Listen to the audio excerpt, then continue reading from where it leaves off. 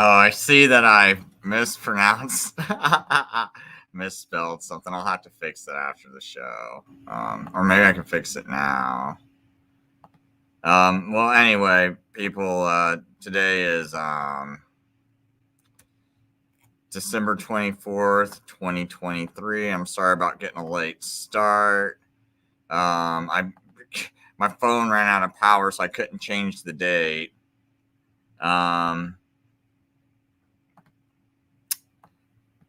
But anyway, I'll have to fix the live stream name anyway later. But so anyway, I had this debate on Daniel 9, so I'm gonna cover a little bit of the craziness going on.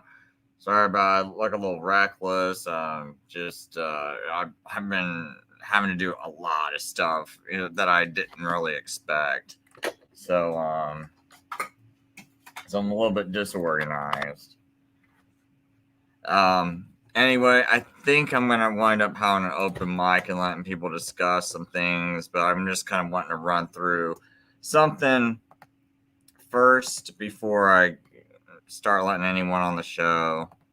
Because I just think there were some things that were said yesterday that were just crazy. Kind of. He said, was not Daniel 9 speaking of Messiah to come and put an end to sacrifice? Yeah.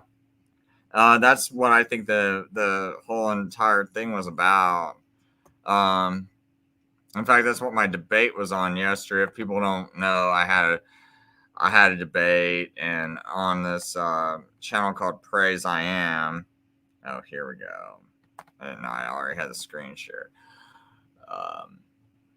But the thing is, there's two key parts of this, and it's the way they're reacting to me just saying the word after.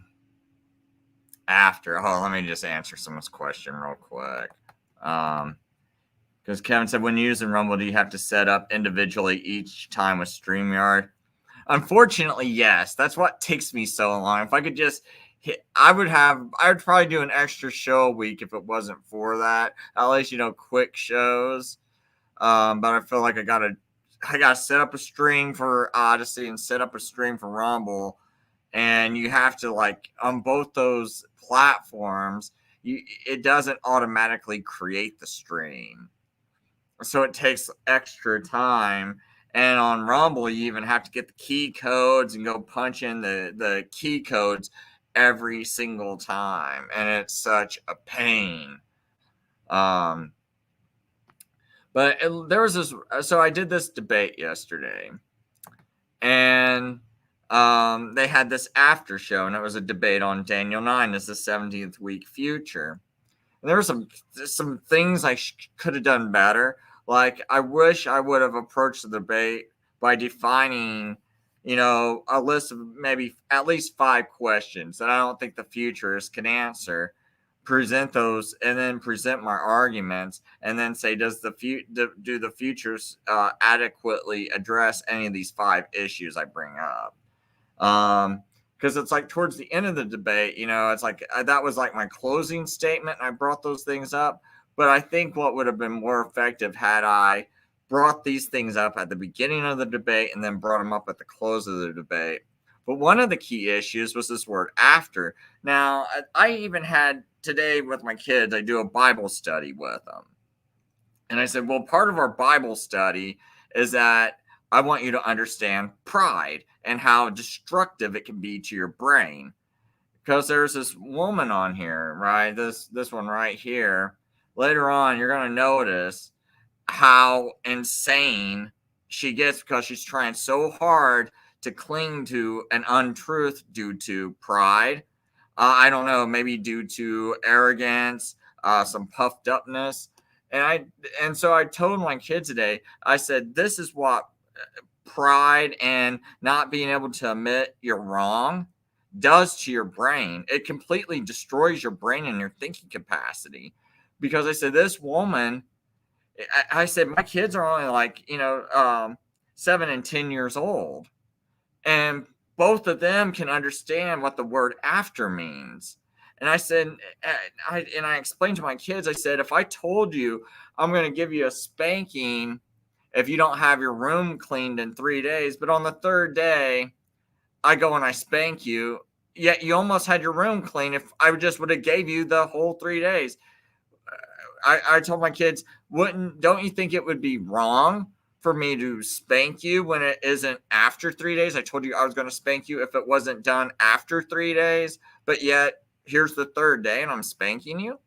I said, here, let me put it a different way, kids. Suppose I loan money out to you, borrow some money from someone, and they go, hey man, you better pay me back after, you better pay me back before Sunday. And if it's after Sunday, I'm gonna give you a beating. But what if they pop up over now? You're gonna have the money almost right at the end of Sunday, but these people show up at your house at midday Sunday. You still got 12 extra hours, right? Because they said after Sunday, and they start beating you up. Hey, you thief! You rotten thief! Where's my money?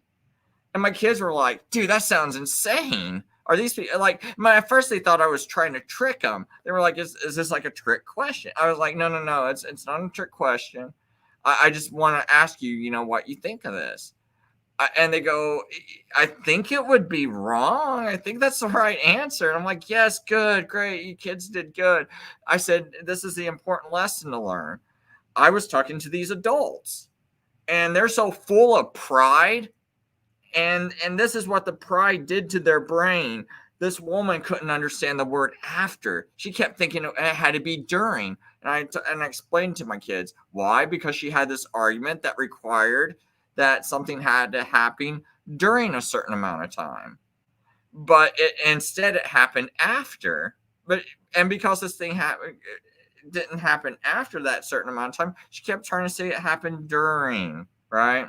So I'm just going to kind of play this because I think this is insane.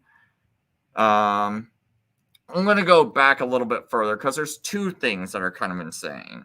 Oh, yeah, Kevin, she is prideful. How can you say someone that's trying to change the words of the Bible just to make an argument is not prideful? In fact, here, before I even go into that, I'll go ahead and bring this up. Oh, she's definitely prideful and arrogant. You're gonna see that clearly in this. Let's see here. I think I should have this already up on the screen somewhere. I discussed it enough, but as you can see, I'm actually looking at other parts of the Bible. I just don't have time to talk about them because for some reason, I get dragged down this rabbit hole that I don't need to be because someone can't understand simple things like the word after. I mean, this is just really ridiculous. Because I'm going to go ahead and run by this argument. That way it would probably be easier for people to follow. So we're looking at Daniel's prophecy. We know it takes 77. So 77s are determined, and it says the word weeks, but in Hebrew it's sevens. And, it's 7 years, right? And it's because it has to do with Jubilee sabbatical cycles, all right? And they always start in the fall. And in Leviticus, and you can find that you're supposed to start these in the fall, as you start your jubilees in the fall, and it takes 7 7-year cycles to turn into a jubilee, which is your 50th year, and it tells you, you always start these in the fall, right? So it says 70 weeks are determined upon thy people and upon thy holy city to finish the wickedness, to seal up the sins, to reconcile the iniquity, to bring in everlasting righteousness, and to seal up the vision and prophecy, and to anoint the most holy. So we see that we got 490 years. 70 times 7 is 490, and this is years, so it's 490 years. So you got 490 years to get all this accomplished.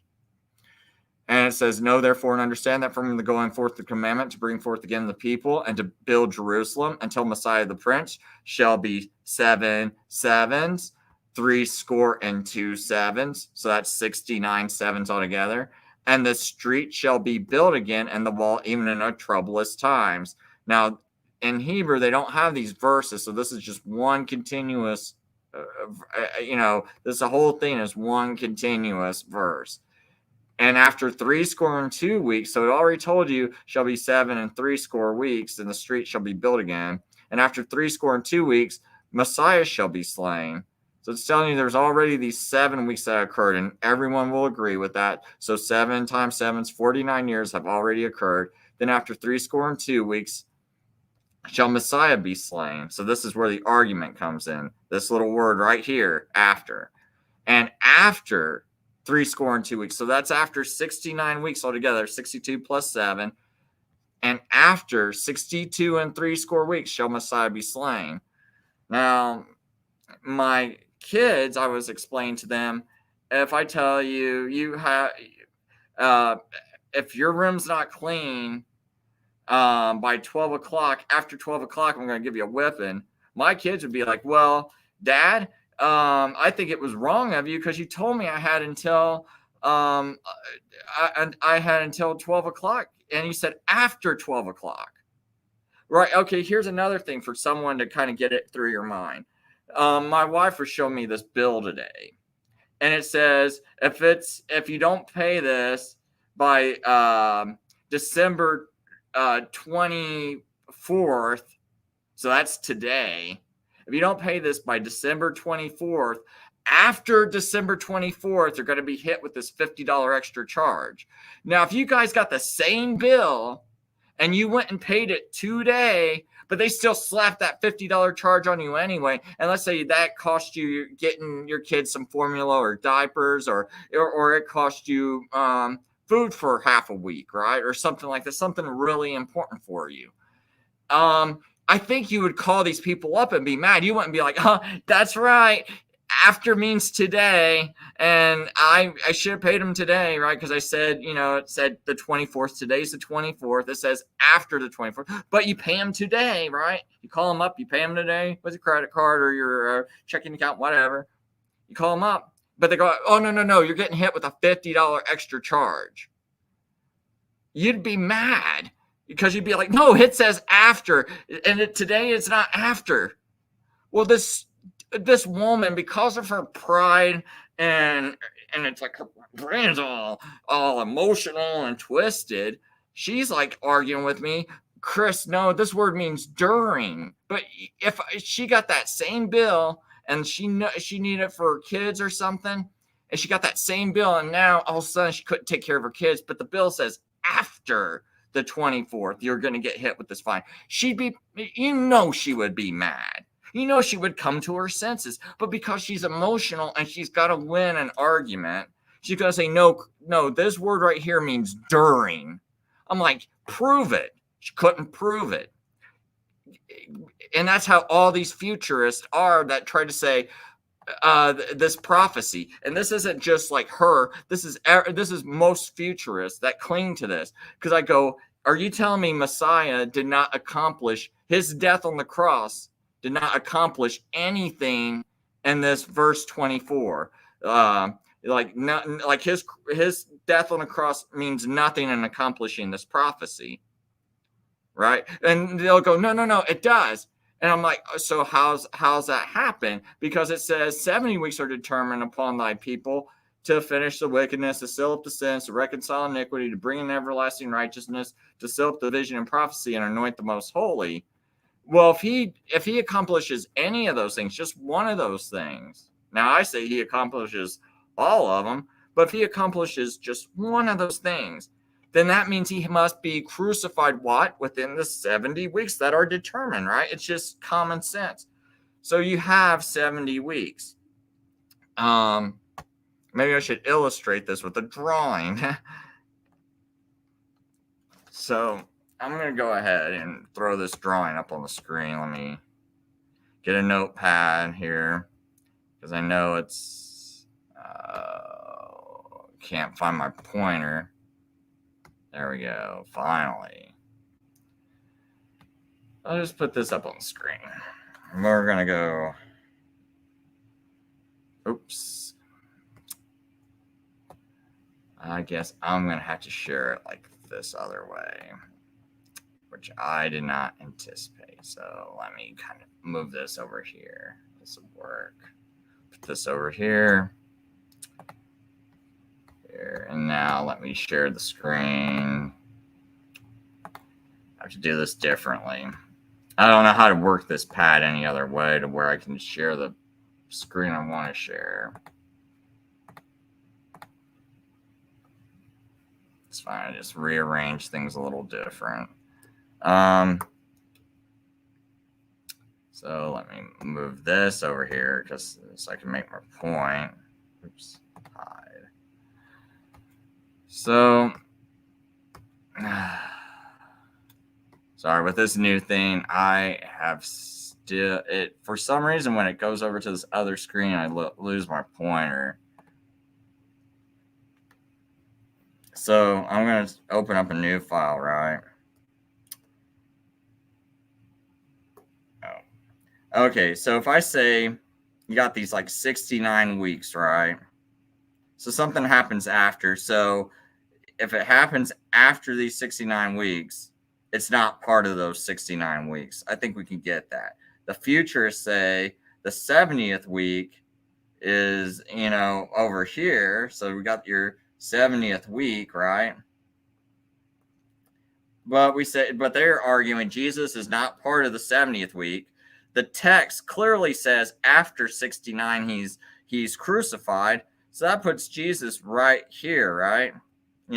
So he's not part of this, and he's not part of this over here, and he's not part of this over here, right?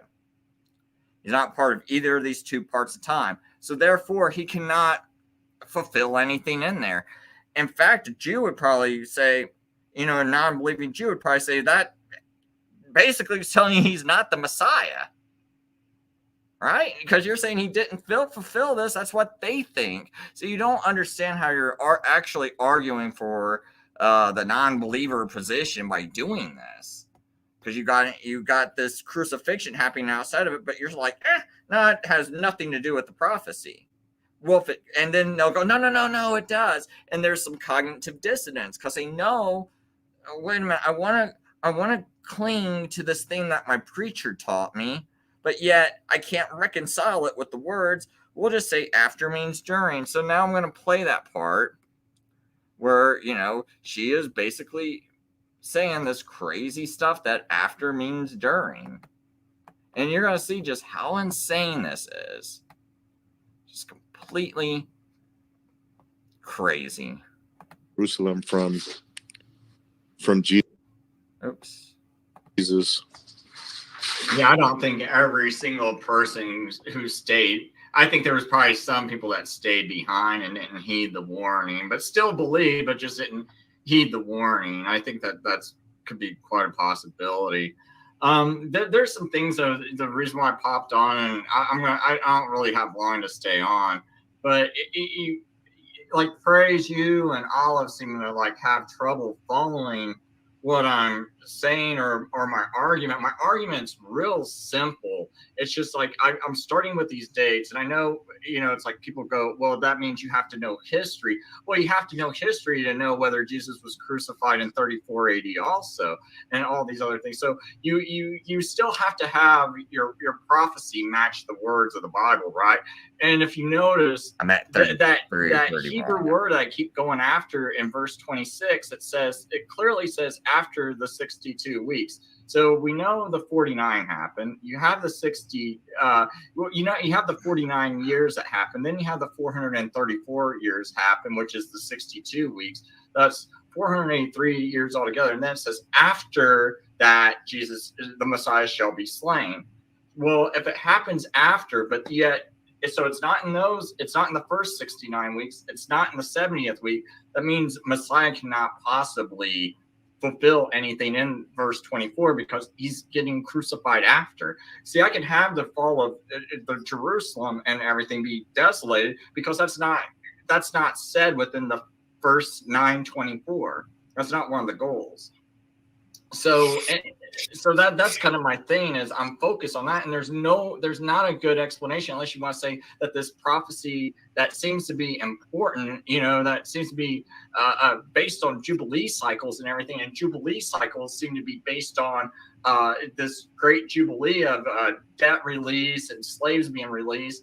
It looks like that whole thing that Jews used to do just for debts and slaves was sort of a hidden prophecy about Christ being filled fuller in Christ. And so it's like it seems like Christ should be center of this prophecy. It looks like in verse 9:24, those things can only be accomplished by Christ, but yet you're having Christ being crucified outside the prophecy. That's one of my. But it's not though, because it takes place in the 69th week, right? No, the word says after. Akar means after. ACHAR means after. So you got 69. What comes akar after 69? 70. That means it's in that week though. That is the decree for that. It says right after. There though. No, but that's after. the decree. No. What does verse 26 say? Does it say end? Does it say end of the week? A decree. It's not an interpretation of a decree. That's an actual decree. Does verse and secondly, Christ, he did not make the covenant for only 1 week. Then that means the covenant ends after a week. No, but then we're going to go back to language. A decree, it was given, and then we can even go to Hosea, where it says, not my people. And then you want to pull the strings with Daniel 8, but then there's still Daniel 11 and Daniel 12 when the sacrifices cease. And then you say that only Christ can make the sacrifice cease, but then we're going to go to Daniel 11. Is that, and it's specifically now remember my presentation. I in the presentation, I talked about that. I said, verse 30, that's why I made that point about Antiochus and the Romans, because in verse 30, so what I'm talking about is Daniel 11, verse 30. There's this verse about Antiochus Epiphanes, but she's trying to say all these verses previous to that is relating to some event that's transpiring in the future. And the thing I'm getting ready to point out to, and I'll bring it up in about 2 minutes in this video, is that almost all the early church fathers were in agreement on how I'm interpreting Daniel 8 and Daniel 11, all the way up to verse 35 of Daniel 11. Okay, almost all the early church fathers and even non-believing Jews pretty much agreed with how Daniel 8, how I interpret Daniel 8 and Daniel 11 and all the way up to verse 35. And we're talking about even her favorite, which she's going to bring up later, is Hippolytus. Yes, even Hippolytus agrees with me. But for some reason, when I try to, stress that, my basic point was when I start bringing up church fathers I don't think these guys were perfect, but the thing is, when I bring them up, I'm basically saying I'm not teaching something new. It's not like, oh, this is just Chris's wacky belief that he made up a few years ago. No. This is like a belief that's been around. Her belief has not been around. When did this pop up? When did people start teaching that verses 21 through 30 had to do with a future Antichrist? When did that belief pop around? Because I'm looking at these guys like Irenaeus and Hippolytus and St. Jerome and all these other people. They're not teaching that. In Daniel 11:30, I know what you're doing. You're using verses before 11:30. That was my point. This is about Antiochus. All the early church fathers, even atheists, say this. That's why the atheists, you got to remember, why do the atheists argue that Daniel was written in the 2nd century BC? Can you explain that for me? Well, because they want to prove that it's false. Well, what it is the prophecies in Daniel 8 and Daniel 11, all the way up to verse 35, look like they can all be fulfilled by that event.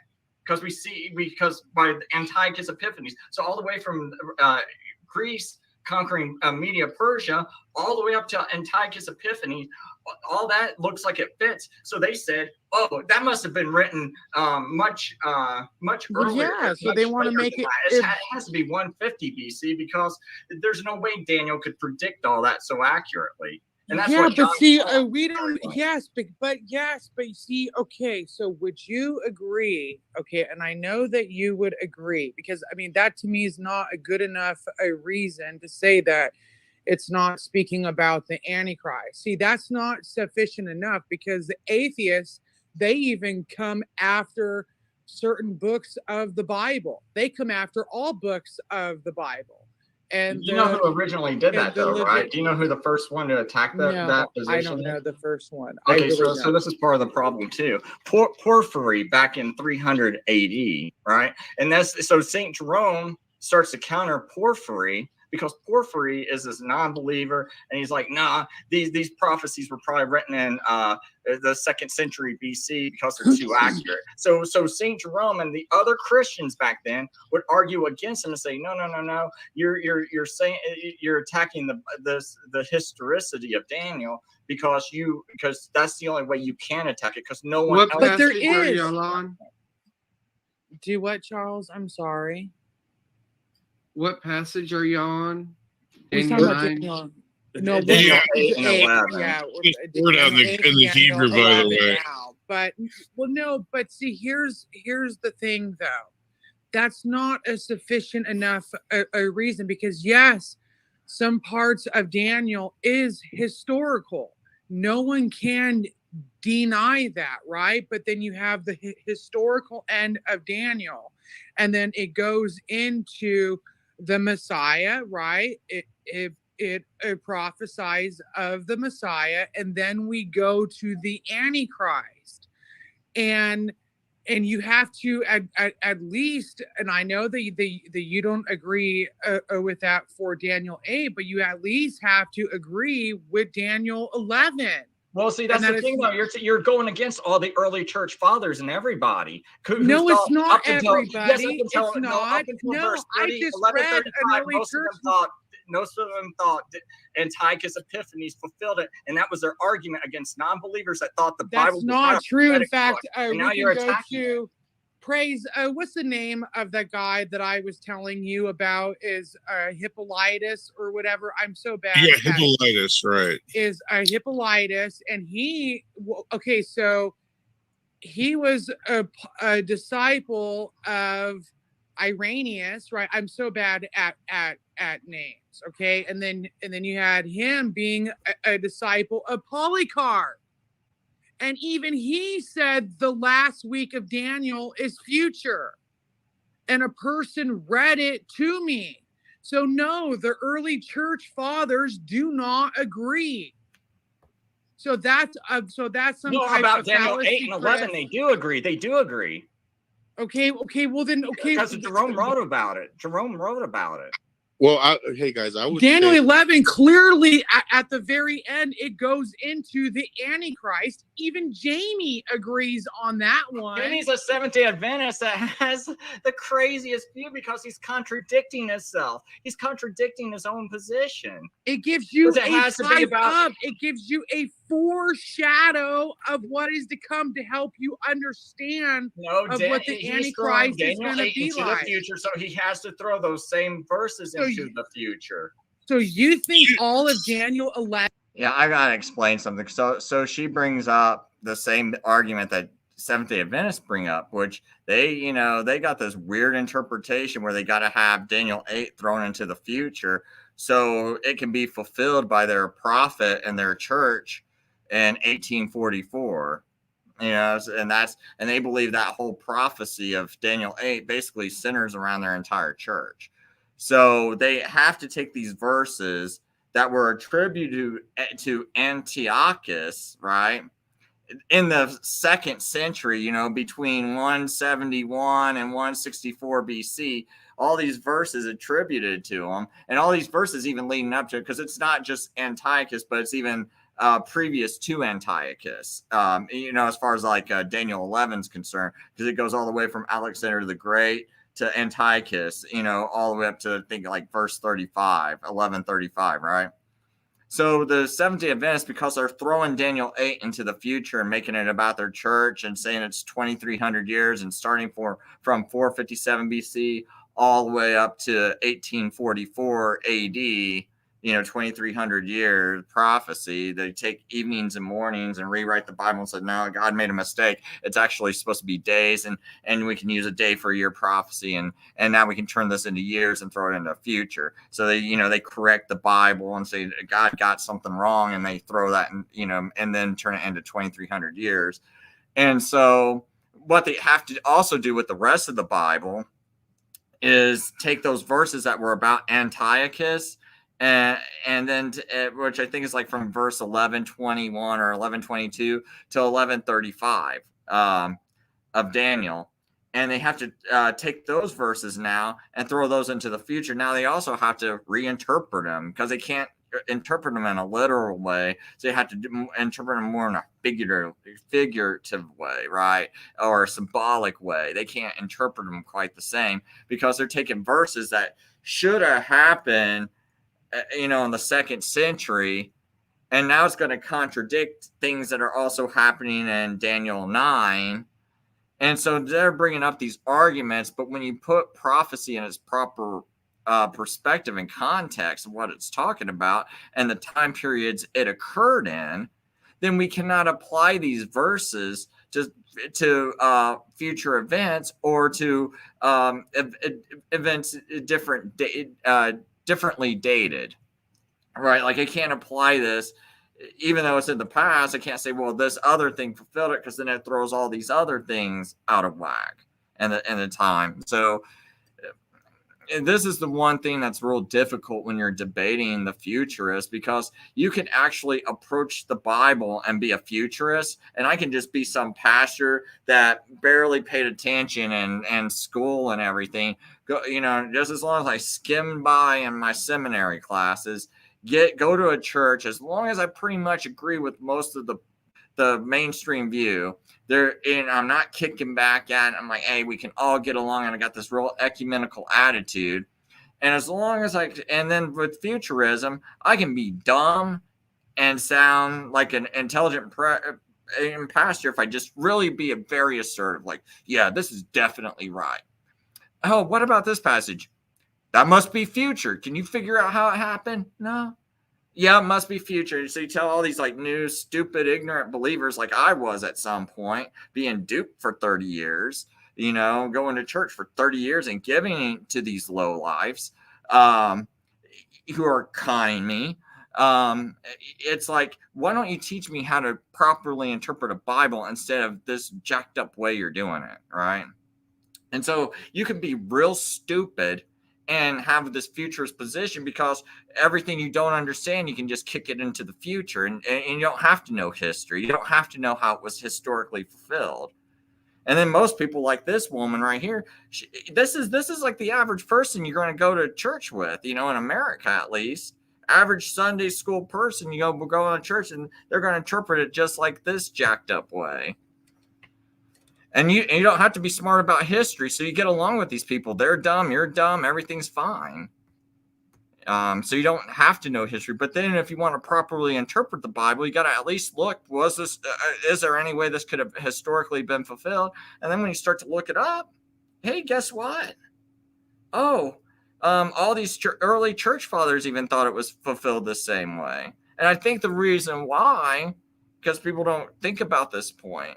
Why would there be such a strong agreement on this and not on other parts? Why didn't they all agree? Okay, they all agreed on Daniel 8. Why didn't they all agree on Daniel 9? And does anyone got a good explanation for that? I mean, I think I got one that's pretty decent. And that's the simple fact that you're a church under heavy persecution. They don't have internet. Not a lot of people are very well read. You got to copy these manuscripts by hand under persecution, with the threat of, you could face serious penalties for having scripture, right? It's not like you were doing this in an environment that loved Christians and let Christians have freedom of religion. You're being oppressed by Jews. You're being oppressed by Romans. You're being oppressed by other governments. You're not just freely allowed to believe. So maybe some of your more learned people that are more passionate, maybe they step up, to some things going on. They're real stand-up people, but they get martyred. Maybe they're the ones that get martyred, because they're the ones that know this stuff. And when you really know something, and you're probably passionate, and that's why you learned it in the first place. But you're also the type that's going to probably get martyred. You might be more prone to be put in a position to get martyred. And so I think maybe, it's quite possible your more learned people that might have understood things better could have got martyred. Look at Polycarp. I mean, he was a disciple. What happened? He didn't get to just go keep freely teaching and preaching to people. He got martyred. You don't think that has some kind of effect on teaching people when those types of people are taken out, right? So my thing is, you can start to understand how they're not exactly able to pass down perfect interpretations after all. So you could have a consensus on something like Daniel 8 and Daniel 11, because guess what? Most of the Jews, why were they celebrating Hanukkah? Because they thought it was a fulfillment of this. They that's why they wrote the book of Maccabees. And they looked at the book of Maccabees as relating to Daniel 8 and 11. That's why they had Hanukkah. So they thought this. So if you're a new Christian, you might actually talk to a non-believing Jew, and they might even actually agree with you on this, right? Like they might be like, yeah, this is how Daniel 8 is fulfilled. But maybe when you ask them about Daniel 9, this same Jew that told you this great information about Daniel 8, maybe they're telling you something kind of jacked up about Daniel 9 because of the way they're perceiving who the Messiah should have been, right? So I think some of this was going on, and that's why sometimes you don't have an accurate interpretation. That's why sometimes you might have someone that might be saying, well, maybe this is about a future Antichrist, because maybe some Jews were saying, well, this part must be future because we don't think this guy's Messiah. So I think maybe something like that could be happening, right? And maybe someone's like, well, no, we know Jesus was Messiah. So this other person, if the Jews are thinking this is about a future Messiah, but we know the Messiah has come, maybe this Messiah in verse 27 must be a future Antichrist, because that would be the false Messiah, because we know Messiah has already come, but these Jews think verse 27 might be referring to a future Messiah. Right, so you might have these kinds of interpretations going around. So that's why you might have these various differences. And that's why you didn't have history books, you didn't have schools.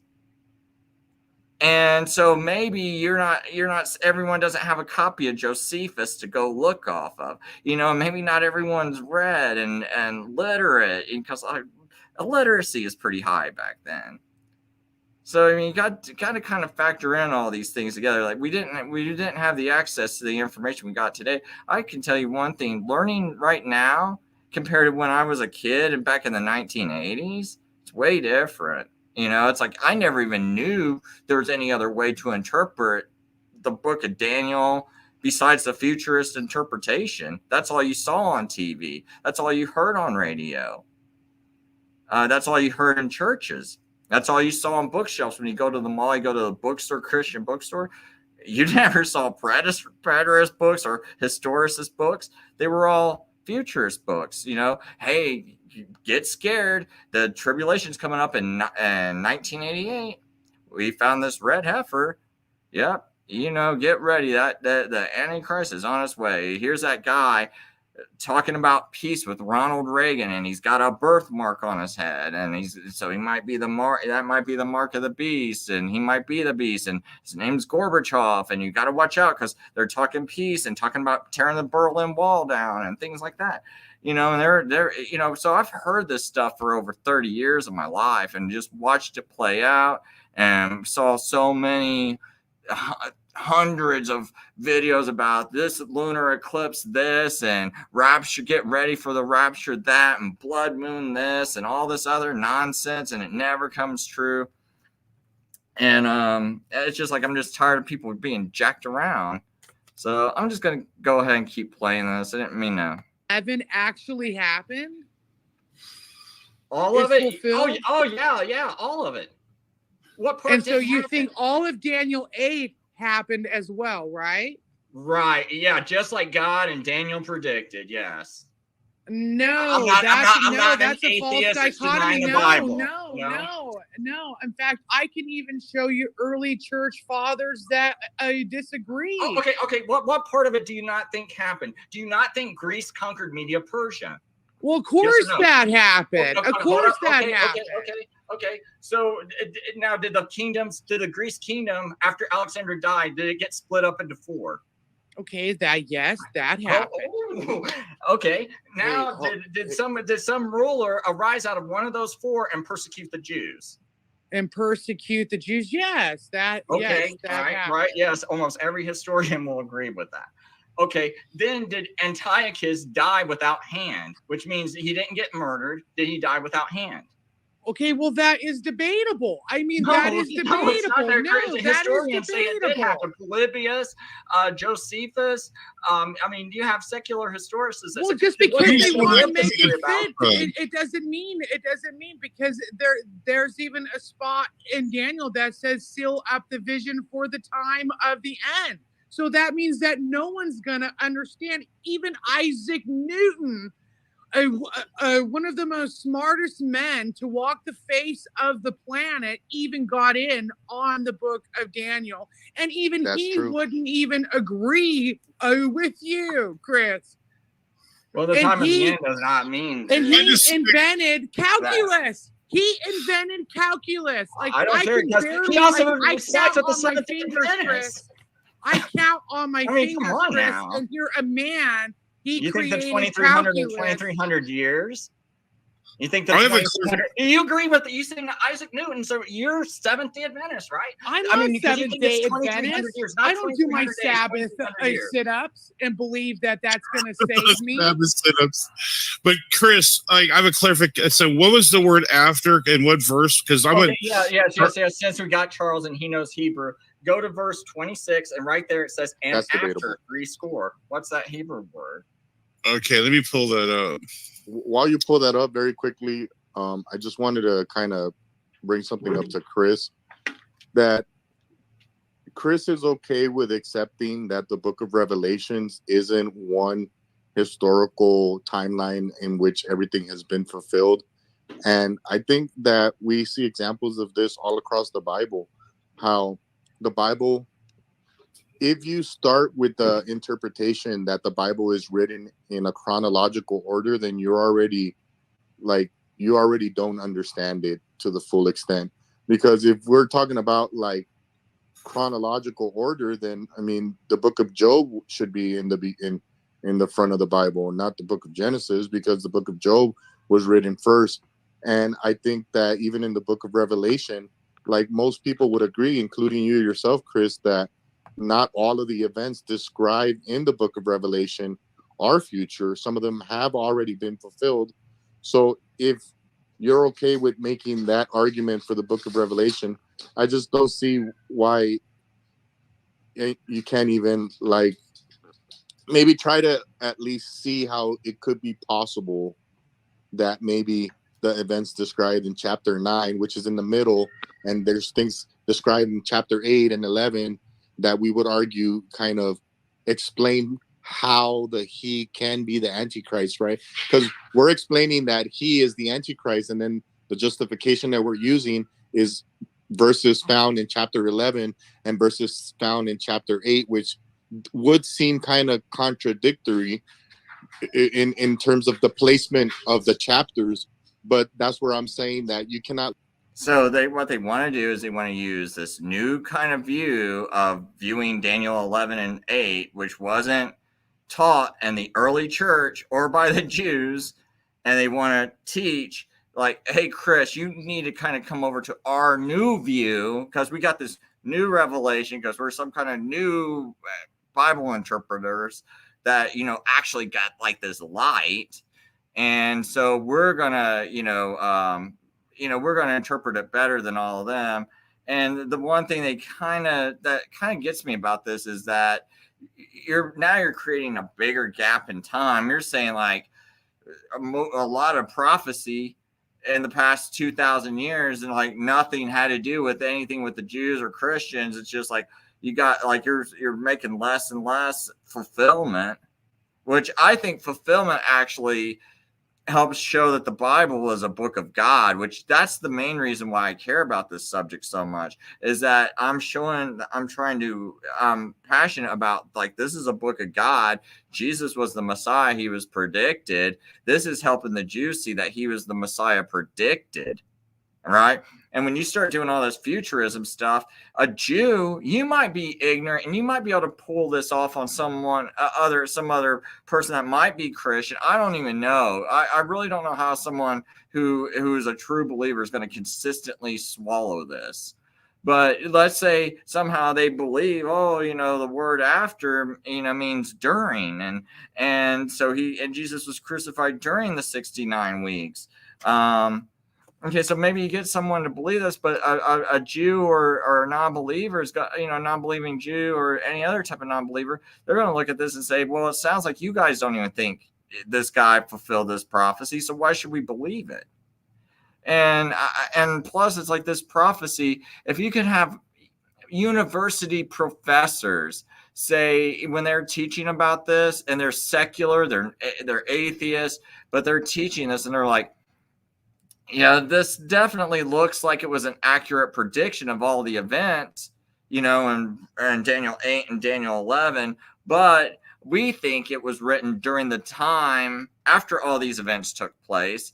And so they're just making it appear like it's a prophecy, or maybe they might even be just misconstruing this guy recording historical events as being a prophet when he was actually just, recording historical events. But if you can show these same people that already agreed, it looks like he perfectly if it was a prophecy, it would have perfectly predicted it to the point that you think he's just describing history. Well, now all I got to do is just prove it was written in 5 BC or 6 BC, and you would say it was but now you're arguing that even their interpretation's wrong. So now you're giving them excuse to be like, well, okay, you proved the book was written in 5 BC, 6 BC, somewhere around there. But, I'm still not going to accept it. I know I taught it that it was this, but even you guys think that these verses don't mean this. So I was probably wrong. So it's still probably a bunch of junk. So you're still like helping to create non-believers, and you're even pushing non-believers. That's the problem I really see in this at the core of it. And it's like, if you don't know what you're talking about, don't talk about it. Don't talk about it like but you can actually hear the passion in their voice. Like, no, we know this is certain. It's almost like they know it's certain how they're interpreting it. And it's like, it's not. Go. Why don't you first, before you tell me I'm wrong, go read some history books, go study and actually be like, but see, if I told an atheist and I brought this prophecy to him, I brought like all these historical documents to him, and I was like, come on, man. How can, and now this atheist is also agreeing with me that this was written in 6 BC. So I'm walking them through this prophecy. Yeah, Greece conquers Media Persia. Yeah, 4 kingdoms rise up from Alexander, and he did die without a family member that inherited his kingdom. And so it was left to his 4 generals. Yeah, that part of the prophecy is true too. Yeah, this one guy did come out of one of those 4 kingdoms and persecuted the Jews. Yes, he did die without hand. Yeah, there was even this part right before he persecuted the Jews where the Romans turned him back, just like it says, the ships of Chittim will come against him or something like that in verse 11:30. And then so he turns back, and that's recorded in Josephus and I think one other historian's work, where Antiochus meets this Roman envoy. And he's getting ready to go conquer Egypt. And this envoy, this one old man, he draws a circle around him. And he says, I tell you what, you can either turn back, or if you leave this circle, you're going to be at war with Rome. And he had to agree before he left that circle what he was going to do. And if he just left it without saying something, that was going to be war declared. He's going to be at war with Rome. So we see all this stuff. And then if I show this atheist like everything, I'm saying, look, it even says this guy that persecutes the Jews is going to die without hand. And here's 3 documents that's saying that he died of some mysterious disease, right? Or he went crazy or something like that. It's like, so there's three different accounts that are pretty similar. If that atheist told me, nah, I don't believe it, I don't know what more I could say. I showed you all this proof, but so it kind of bothers me that these same people are just like they're like, and you'd be like, wow, man, that guy, he just doesn't want to believe. And that's what I would think about these same people that call themselves Christians. They just don't want to believe. And now it looks like they want to make unbelievers out of people. Look at the Bible, or the way that the Bible is written, as being written in a chronological order. There is certain instances where you can do that, but I think when it comes to prophecy, that's not always like the only approach to take. So it's just a lot that you can kind of I understand it's not written in chronological order, but we still have this thing where if you have the 69 weeks and they get stopped and it says after the 69 weeks Messiah is cut off. Okay, I don't care if it's 1 second after 69 weeks. 1 second after 69, you're going into the 70th week. So if Messiah gets cut off, and that's part of the 70th week, unless you say nope, it's completely outside, which means the 69 are passed. Messiah gets cut off somewhere in the middle, and then on the other side, you have somewhere the 7 years of tribulation starts. So, but Christ is outside the prophecy, so he cannot. He's not part of the 69 weeks. Yeah, no, but that was a decree that was given, though, right there. But you keep saying it happens inside of 69, and it cannot. That Hebrew word right there says it cannot. That's after. It's that word is after, and it. But has Daniel happened after. 8, it tells you who the Prince of the Covenant is. It literally tells you who the Prince of the Covenant is. If you misinterpret it that way, and you're attributing this to no, it's not. No, like there are many top. No, there are many top Bible scholars that totally disagree. I would like to know what top Bible scholars, except for Seventh-day Adventists, would disagree. But anyway, well, I completely disagree with them, and so would Saint Jerome, who argued against Porphyry, who tried that. Saint Jerome. Okay. I'm just gonna quote Hippolytus then and look into it. So then my church father kicks your church father's ass. Agreed with Jerome. So that just means Hippolytus outdates Jerome, and he kicks Jerome's ass.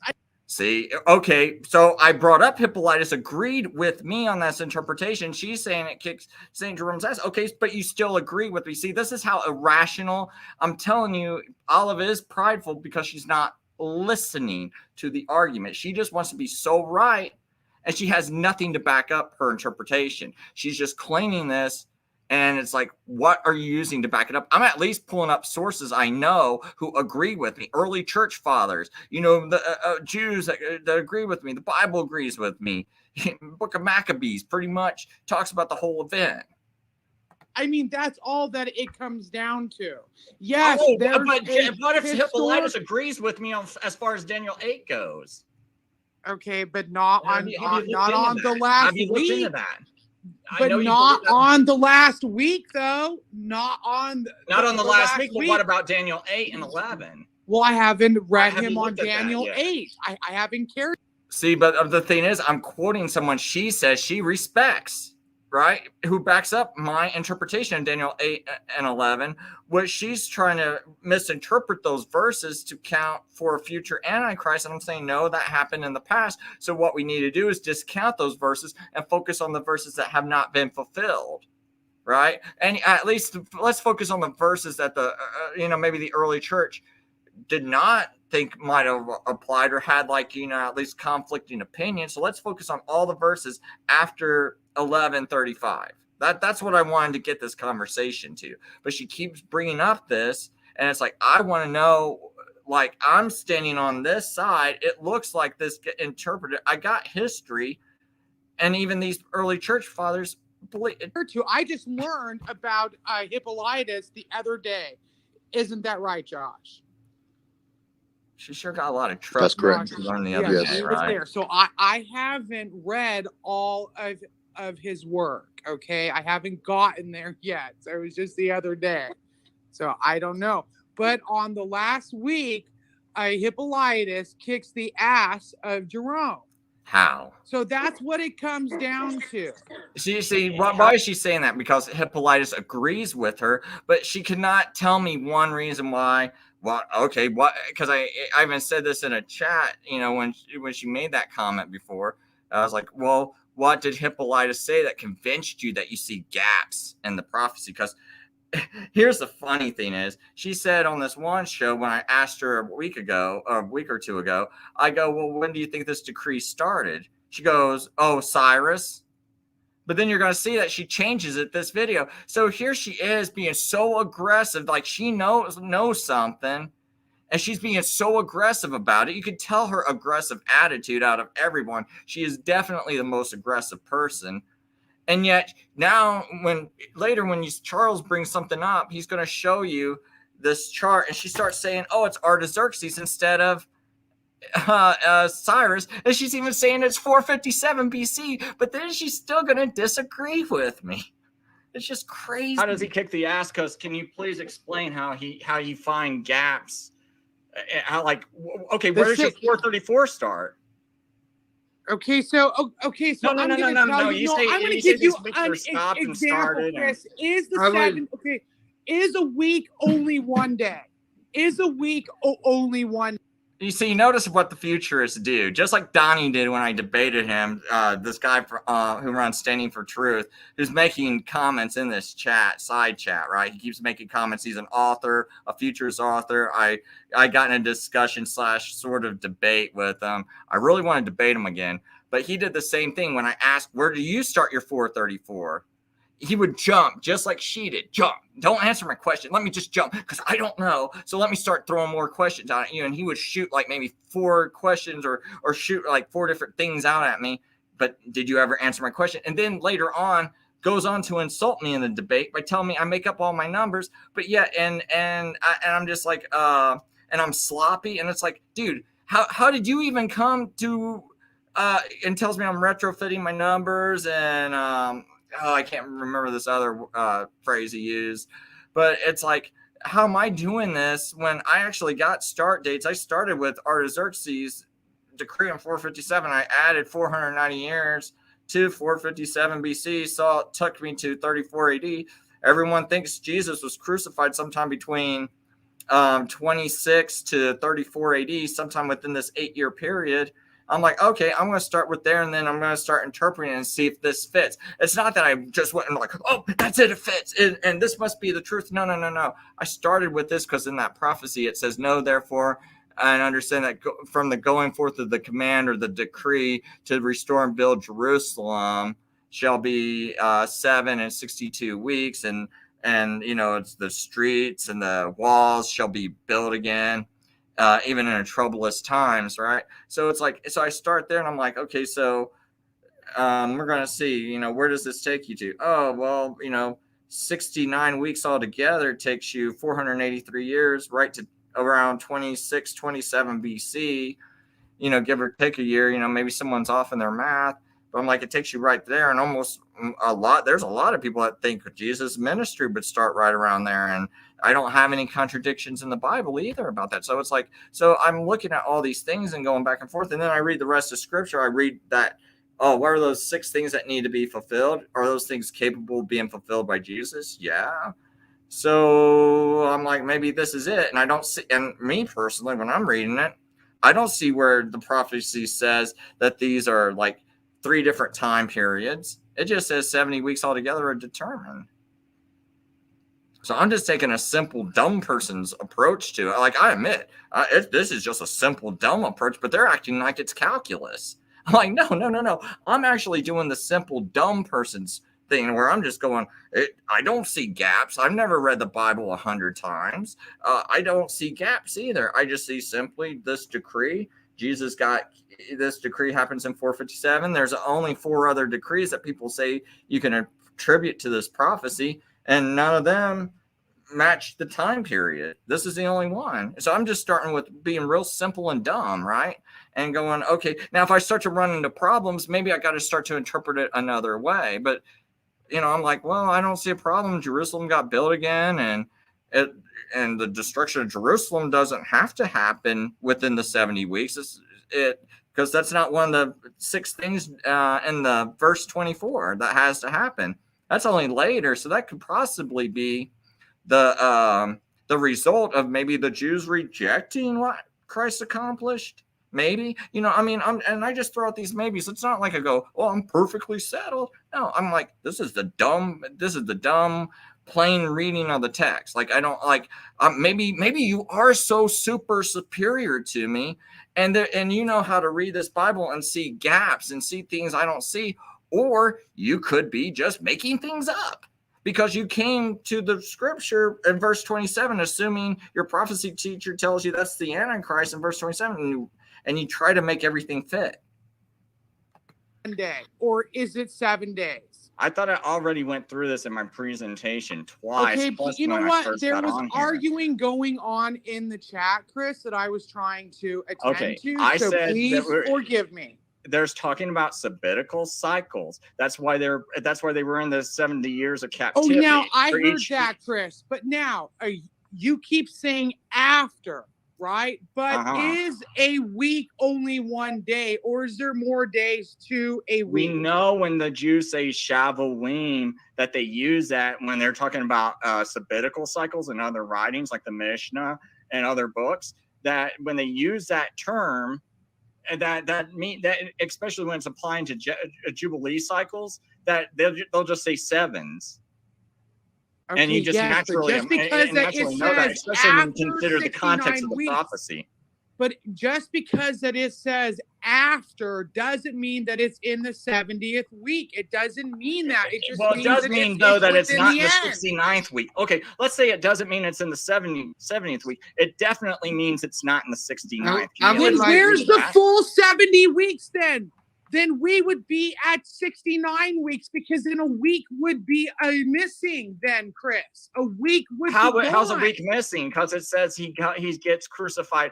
He dies after the 69. After. It says that 70 weeks are determined. No. It says no, therefore that let's let Charles jump in here too. So I just want to finish my point. I just want to finish it. Is that okay there, Charles? Is that okay? Yeah. Thank you so much. Okay, it says, know, therefore, and understand that the going forth of the commandment to restore and build Jerusalem unto the Messiah, the Prince, shall be 7 weeks and 62 weeks.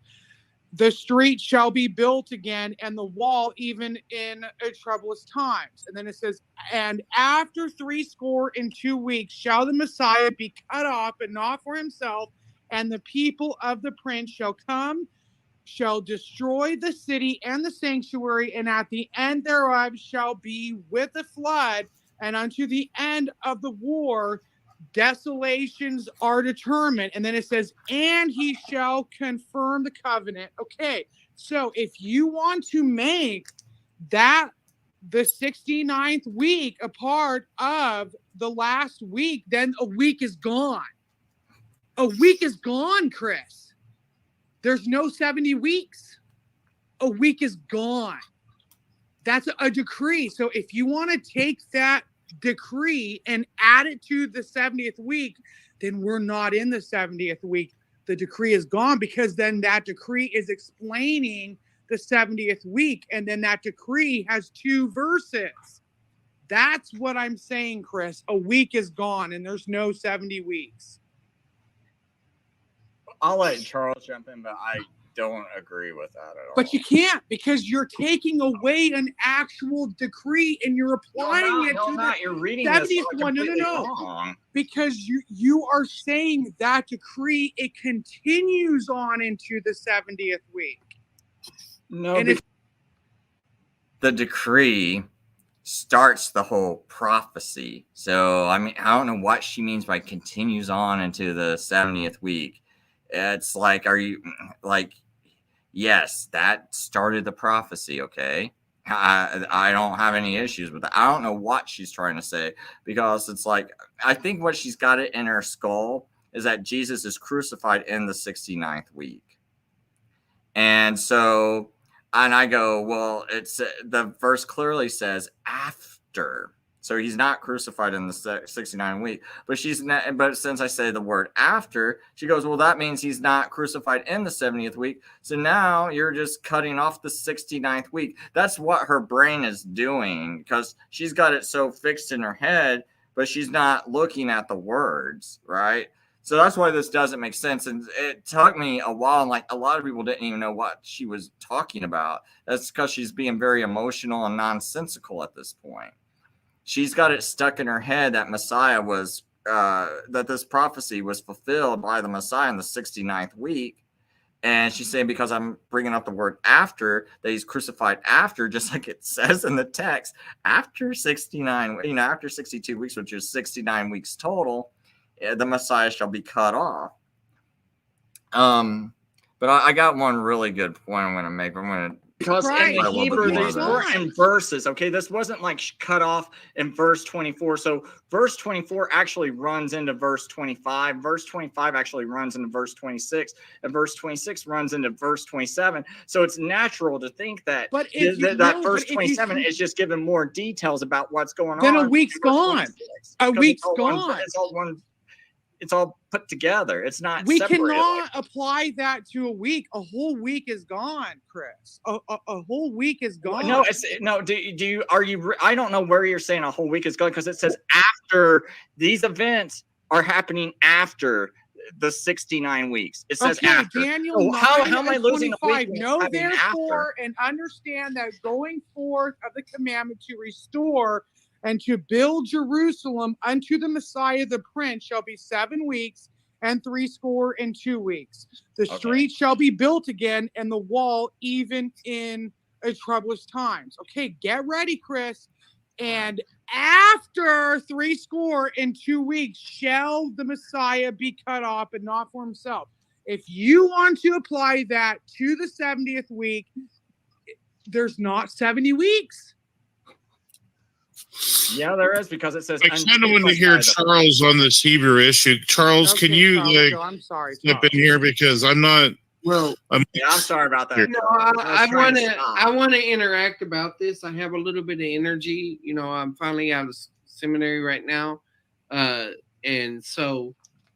like I said, I'm not very sharp in this area, but I can answer the Hebrew question. But then I got a chart I want to run by Chris to see which view on this chart he holds to, and then we can talk about the nuances of that, because I need a frame of reference.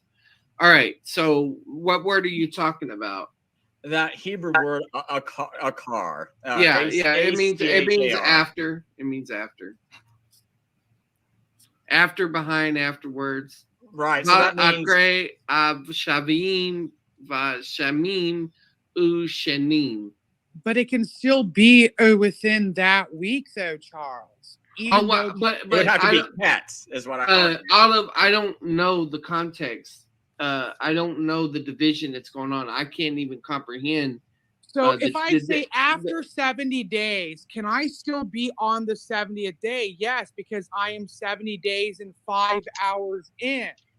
So the 70th day hit, but I'm still 5 hours in, because the 70th day has to end. That's what I'm trying to say. Like it just means a full 70 days has to hit.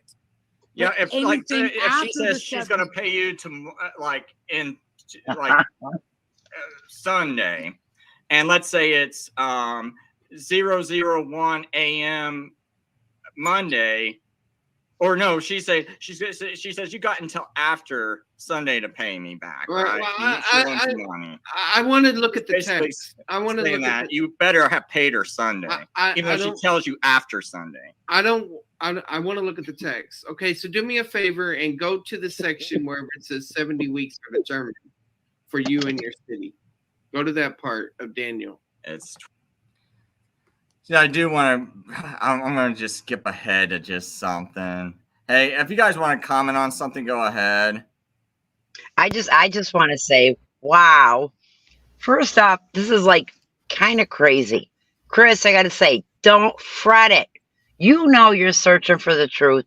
You're looking for biblical scripture truth. Don't let anybody throw you. Nobody. I don't care if they call themselves a seminarian scholar or whatever. Don't let it throw you. You know, God gives us basic common sense and Holy Spirit guidance. Yeah. Yeah, all I really have to say is gone. Gone. It's gone. Chris, that's 60. That week is gone, and you don't have 70 weeks. You only got 69. Now, I mean, I don't know, how does that get rid of, like, I still haven't comprehended how, if I say, like, hey Sola, you got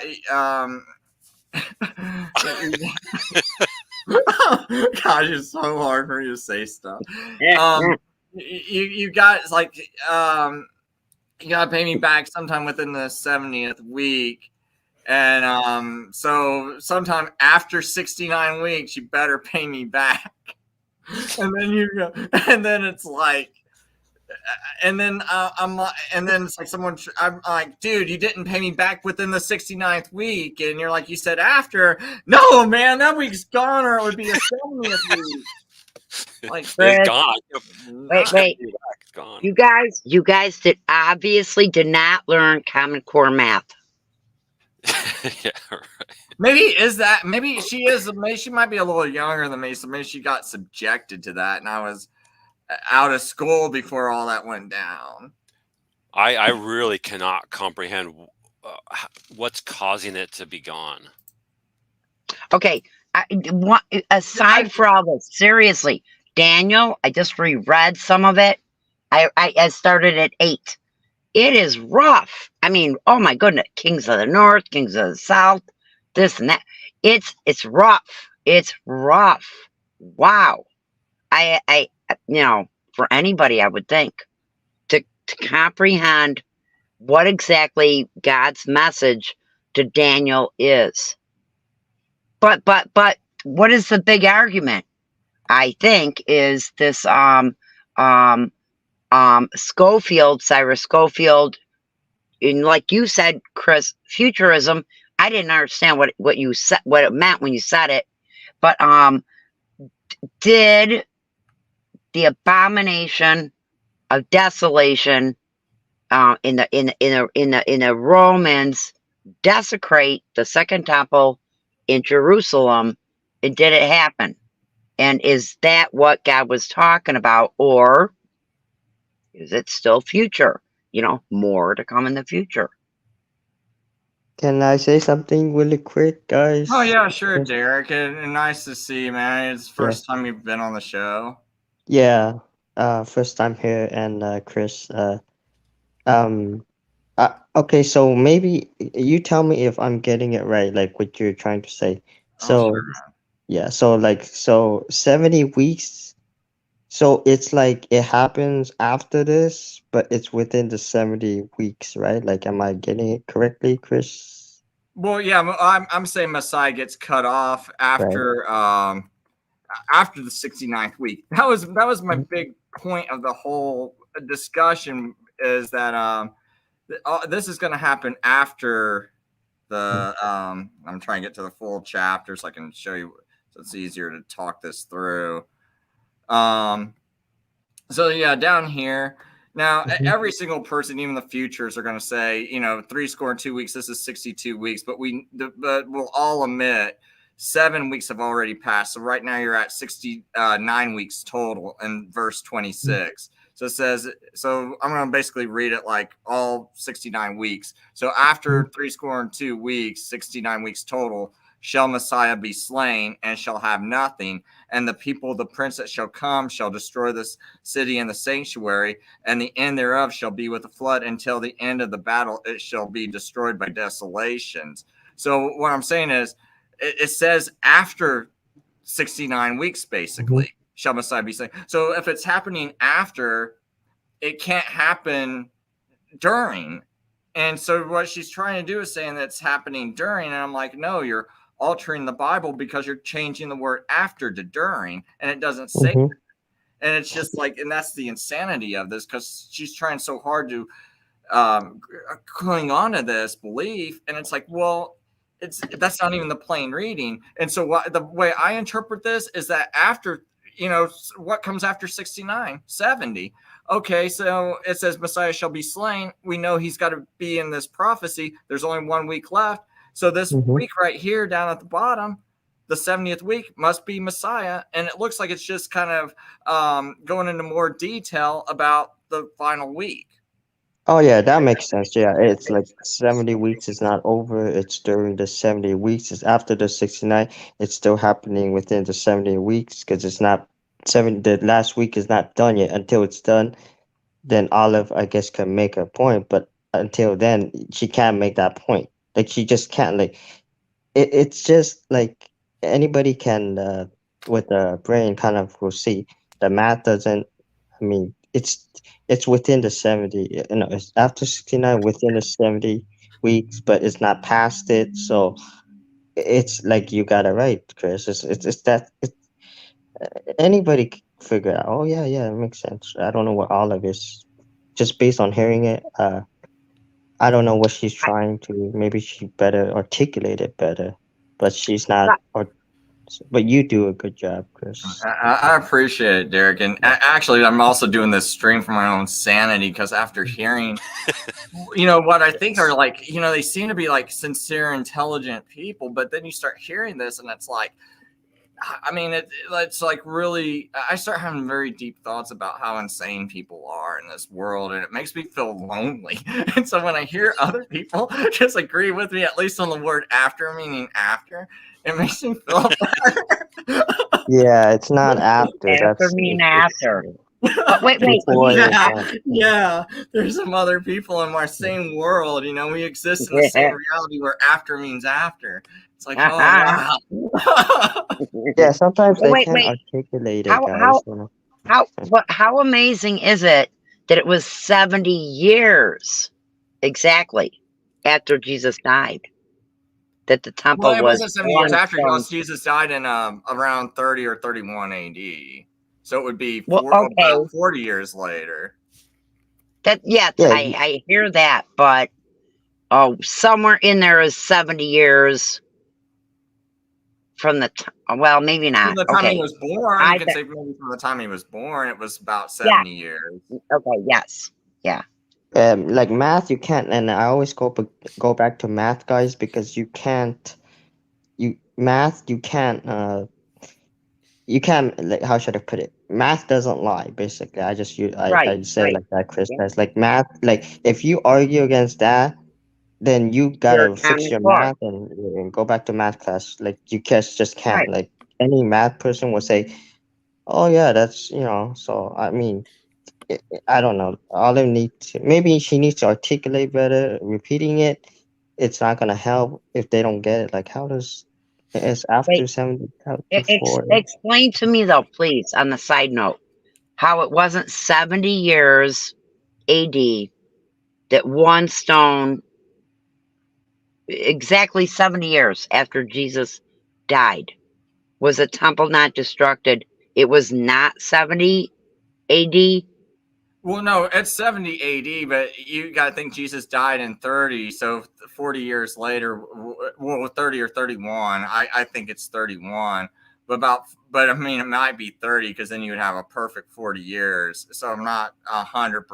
I'm not going to totally discount 30 AD either, but if you'd have a perfect 40 years till the time Jerusalem's destroyed. But from the time of his birth, if you can make an argument for him being born around 1 BC, you could say, hey, 70 years after his birth, Jerusalem's destroyed, but not after his death. What's really crazy to me is she kept talking about this last week, or this whatever is gone, something's gone. But if we take her teaching on this, what's actually gone is justification by faith, sanctification by Christ. eternal security, all these truths of the 70 weeks, which are accomplished within the 70 weeks, are gone because you don't have Messiah dying in the 70 weeks. You have him in this like nebulous bubble between the 69 and 70 week. Or if you say 69 weeks, you're not following the text at all. I want to add something to what he said. He brought a good point. If Olive's gonna make that case, you take out that last week. How can you do anything within that last week? It's gone. So how can you do like during that 70 week that's not finished? And like if she takes that out, like how can do anything within the 70 weeks? Heck, you don't have to say within the 70 weeks. You just wipe that stuff out. You see? So I mean, if you could ask her that question, be kind and say, so tell me, how does that work? Explain to me. And I hope sometimes they get it, because sometimes they might not get it at that point, but they'll be like, oh yeah, that doesn't make sense. But I just hope people get it, kind of like, you I gotta remind tried them. a couple of different times, man. Later, I don't know how much more that I'm gonna play, but I tried, man. I tried. I said, hey, even if I'm wrong and that 70th week is future, it still says after 69. So let's say I'm totally wrong. So the 70th week really is future. The Messiah is definitely being slain outside according to the text. Yeah. So we have, like Sola Scriptura said, we have Jesus now being crucified in some kind of nebulous bubble, but she will still argue that, no, he got crucified within the 69, but it's just like the text just doesn't say that. And I don't even know how much more I can articulate it. But at one point I missed, though, when I was talking to her, because there's just so many people on the panel, there's just so much being said.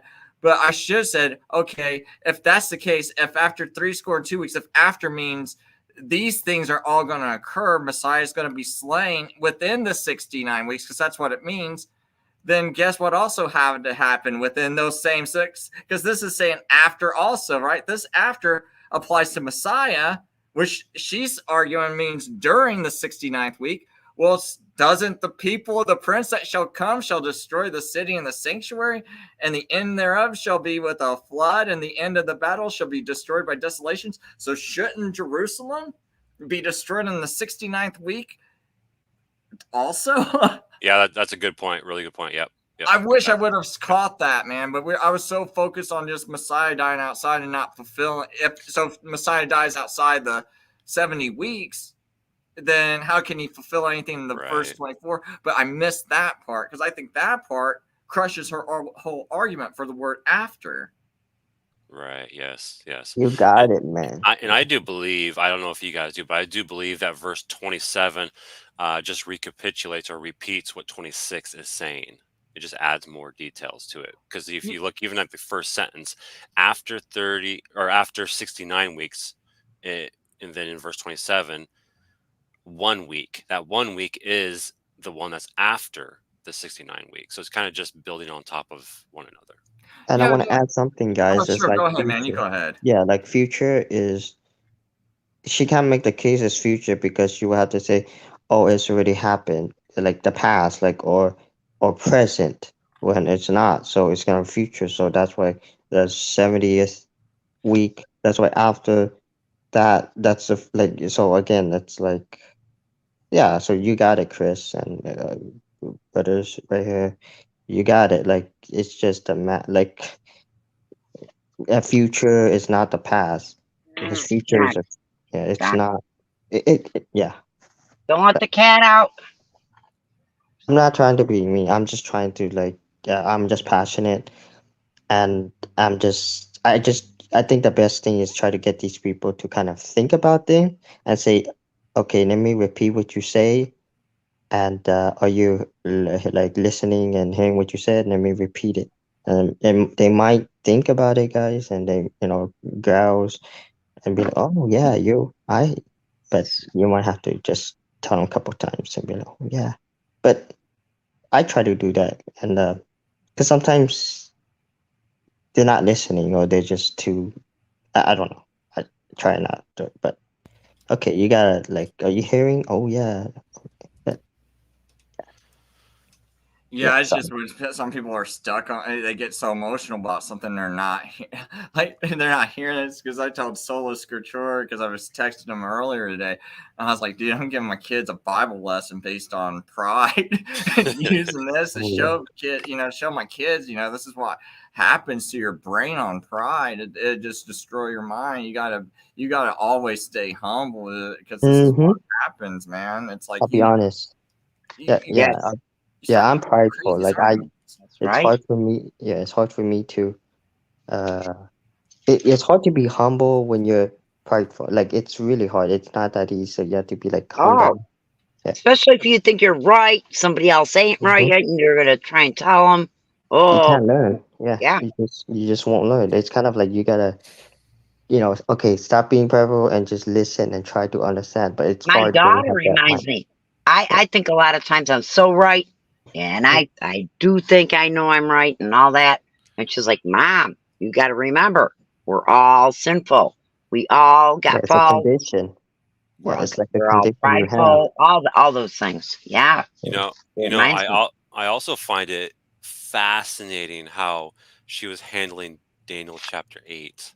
That was blowing me away. I'm like, if you walk through, it sounded just like your church, didn't it? Your former church, I mean. Yeah, no, exactly. Church. Yeah, but they just, instead of extending the time, they just say, well, yeah, it was fulfilled in some sense in the past, and it'll be repeated in the future.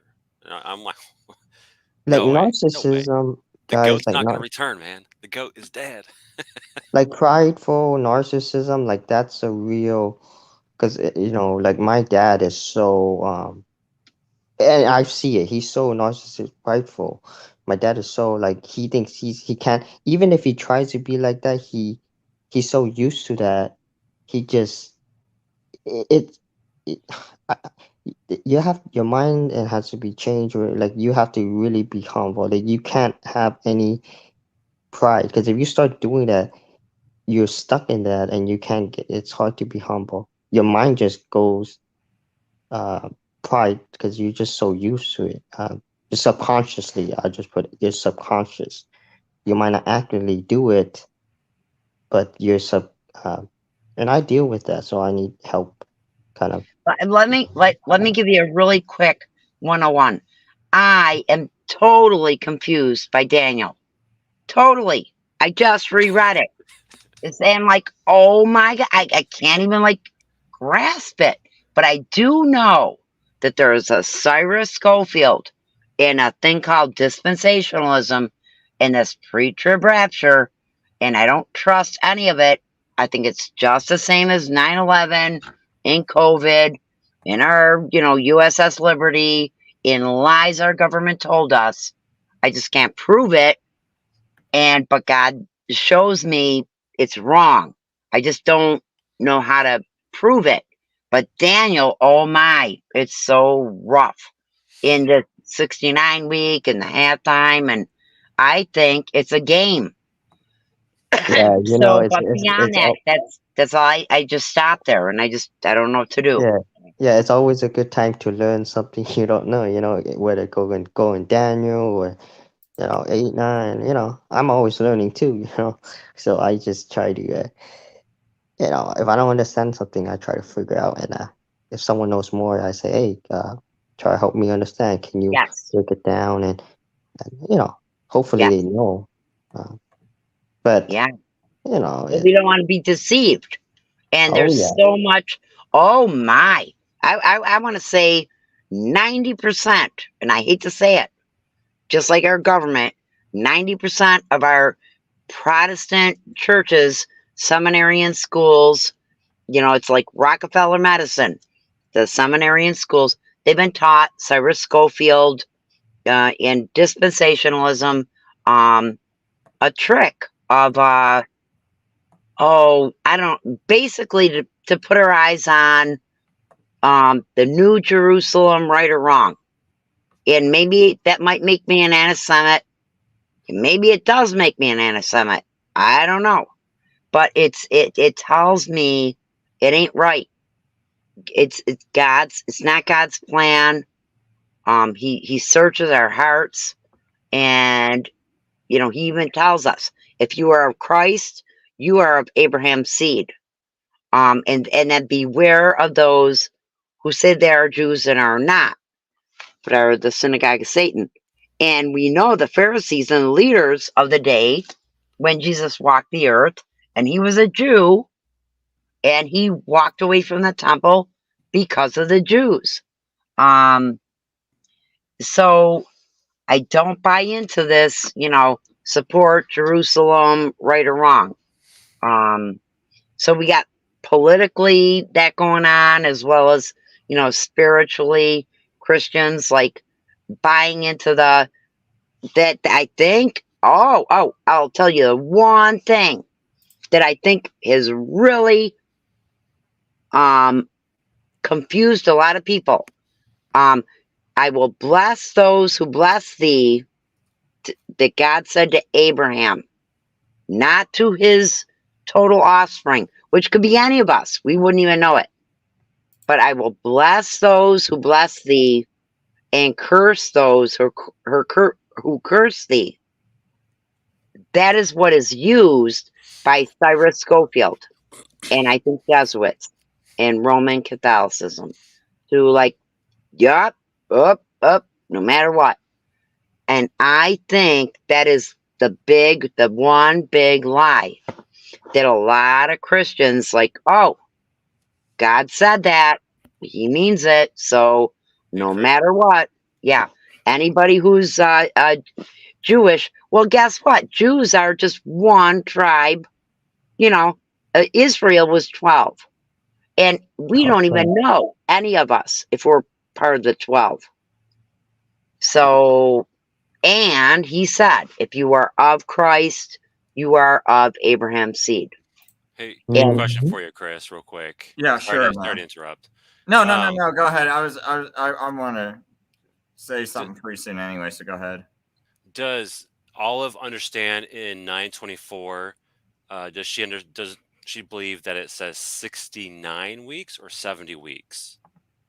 Because her interpretation seems to be that it's 69 weeks are what are decreed to accomplish these things, because we know that. Yeah, she did seem to like she made that comment, like that's the decree, and I couldn't even understand, to be honest. Like I'm like trying to even see where her mind is getting tripped up at, because I'm pretty sure when she was like saying you're getting rid of the 69th week, that her mind's set on Jesus got crucified in the 69th week, and she never carefully read the text, and actually thought about what she's doing. She's just kind of, I'm about 100% positive someone told her verse 27 is about the Antichrist, and she's been trying to fit everything else into it. Yeah. Just by the you can tell by the way these people read, because oh gosh, I gotta play this part later, man. That just shows you what a mess. But I just want to make a quick point though. Yeah, go ahead. Okay, cuz when Truth Freeze brought up about the temple being rebuilt, and then they use if you bless the Jew, you got to bless Israel, and they use that to try to trap people into feeling like we got to go to war for Israel and things like that, and so they're kind of always using this to motivate people to get behind certain things they want to do, as long as they can throw Israel's name into it somehow. But the thing is, this Roman emperor named Julian, who lived between 331 and 363, I think it was 361, he tried to have the third temple rebuilt, because he didn't like Christianity. He was trying to gain more favor with the Jews. So he decides to start trying to rebuild the temple, and there was like some supernatural things happen. I was trying to find the article, and I don't know where it is because some things got lost on my computer. But he was getting ready to rebuild this temple. And as he started it, it was the Christians' reactions to it that kind of was interesting to me, because now maybe this exists around that time period. I don't know. But I mean, it's like, so far I haven't found anything where they were like, oh my gosh, the 70th week of tribulation's about ready to happen and Jesus is coming soon. Like, I can't find any writings like that in this time period, because you would think if they're seeing this Roman emperor rebuilding it, and if this is like something real that's being taught, the 70th week of Daniel, just like all these people teach it today, you'd be thinking there'd be Christians around that time. It was like, oh my gosh. But instead they were like, they had like sort of a different attitude about it. It was more like, you're just trying to rebuild this temple as, because you're just showing, like a rejection towards God. And it wasn't viewed in this way that you would think, if we saw this happening today, the way it would be talked about versus, the way it was talked about then. It just kind of seemed like it was just viewed as a very negative thing. There looked to be some supernatural things that are said to have happened. I wish I could have, had the article for that, but there was also like some supernatural things that looked like it kept it from being built. Can I ask something really quick? Yeah, sure. Did Olive gone over what she meant by decree? Like I was thinking, did she go over what she meant by decree, or she just kept saying, "Well, decree"? Like, did she go? Yeah, that's all she kept doing, man. Oh, okay, you can't get nothing from that. I was. Yeah, it was the same way with the 69. It's like, yeah, I was. If someone asked me that question, Chris, I would say, decree, what's gonna happen, like within the 70 weeks. And then you could go into, okay, what happened, and after this, like, if she did that more, I think it would be more like a productive and more fruitful. It would just be more fruitful, I think. Like, I'm not talking, like, maybe if you can't understand, like, you got some, how should I put it? At least you're giving understanding, and if you have a psychological, you can't, but you're giving uh, you're giving the understanding. Now, you may process slower, you may process okay, but you're giving the details, you're giving understanding, and yeah, I try to do that when I just don't say, decree what? They decree, like, I think people need to do more uh details, articulations, than just say, "Oh, decree." Oh, I know, what I mean. It's like, no. But yeah, sorry. But you did a good job, Chris. Like, based on what I'm hearing, I learned I learned more because you give me more details than all of that. Just being honest. Just not trying to hate it. That's like anybody that sees. Oh yeah, you give me more detailed understanding. All of this. She just what I'm hearing is just decree. She doesn't go into like ju- really details. She take out uh, the last week of of the 70 weeks, and yeah, so you go more in details, you give more uh, understanding, that's just the truth, that's just honesty. So I appreciate that, Chris, and I could learn more from you. I learn more from you right now than I heard from Olive, and I think this is what Olive needs to better articulate and understand. And if she's gonna start teaching or do something like that, then she needs to be more articulate and more understanding. Yeah. Yeah, she doesn't do a good job of really engaging in the questions but the thing is, it's such a tough question because they know they don't want to admit that they want to say Jesus accomplished something in this prophecy, but yet they want to put them outside the 69 weeks so they can have their 70th week in the future. They can't put them in the 70th week because that means that the 70th week's no longer future, and it definitely can't be about the future Antichrist if they do that. So they're stuck in this bad position, and they just don't want to admit it is what it really boils down to. Chris, what you just said to me, that confused me. Wait, Chris. Okay, hold on. I'm gonna get over his confusion. Hold on. Why did that confuse you? Well, because okay, so basically, if we're talking about 70 weeks, why are we going out to 70 weeks? Why are we talking about some Antichrist that doesn't deal with the seven? Like that. That confuses, because I thought we talked about within the 70 weeks. Oh, let's go details about it. Why are we going outside? That confuses. See? Right. Well, you're saying she confuses, right? Yeah, she confused. Okay. Not Okay. you. I was making sure I didn't say something that was confusing. No, no. You You just cool. clarify. You know, the confusion, what she's doing, like, and I'm not gonna go into personally or whatever, but that's what happened. And, yeah. So. Okay. What, So. what? Okay. Go ahead. Go ahead, Sola. Oh, I was gonna make a quick comment on the debate. So what I found fascinating was when you gave a positive case for the 6 stipulations in verse 24 being fulfilled in the New Testament. You had verses showing that clearly show that, and the only rebuttal that I heard from your opponent was, "I don't believe they were."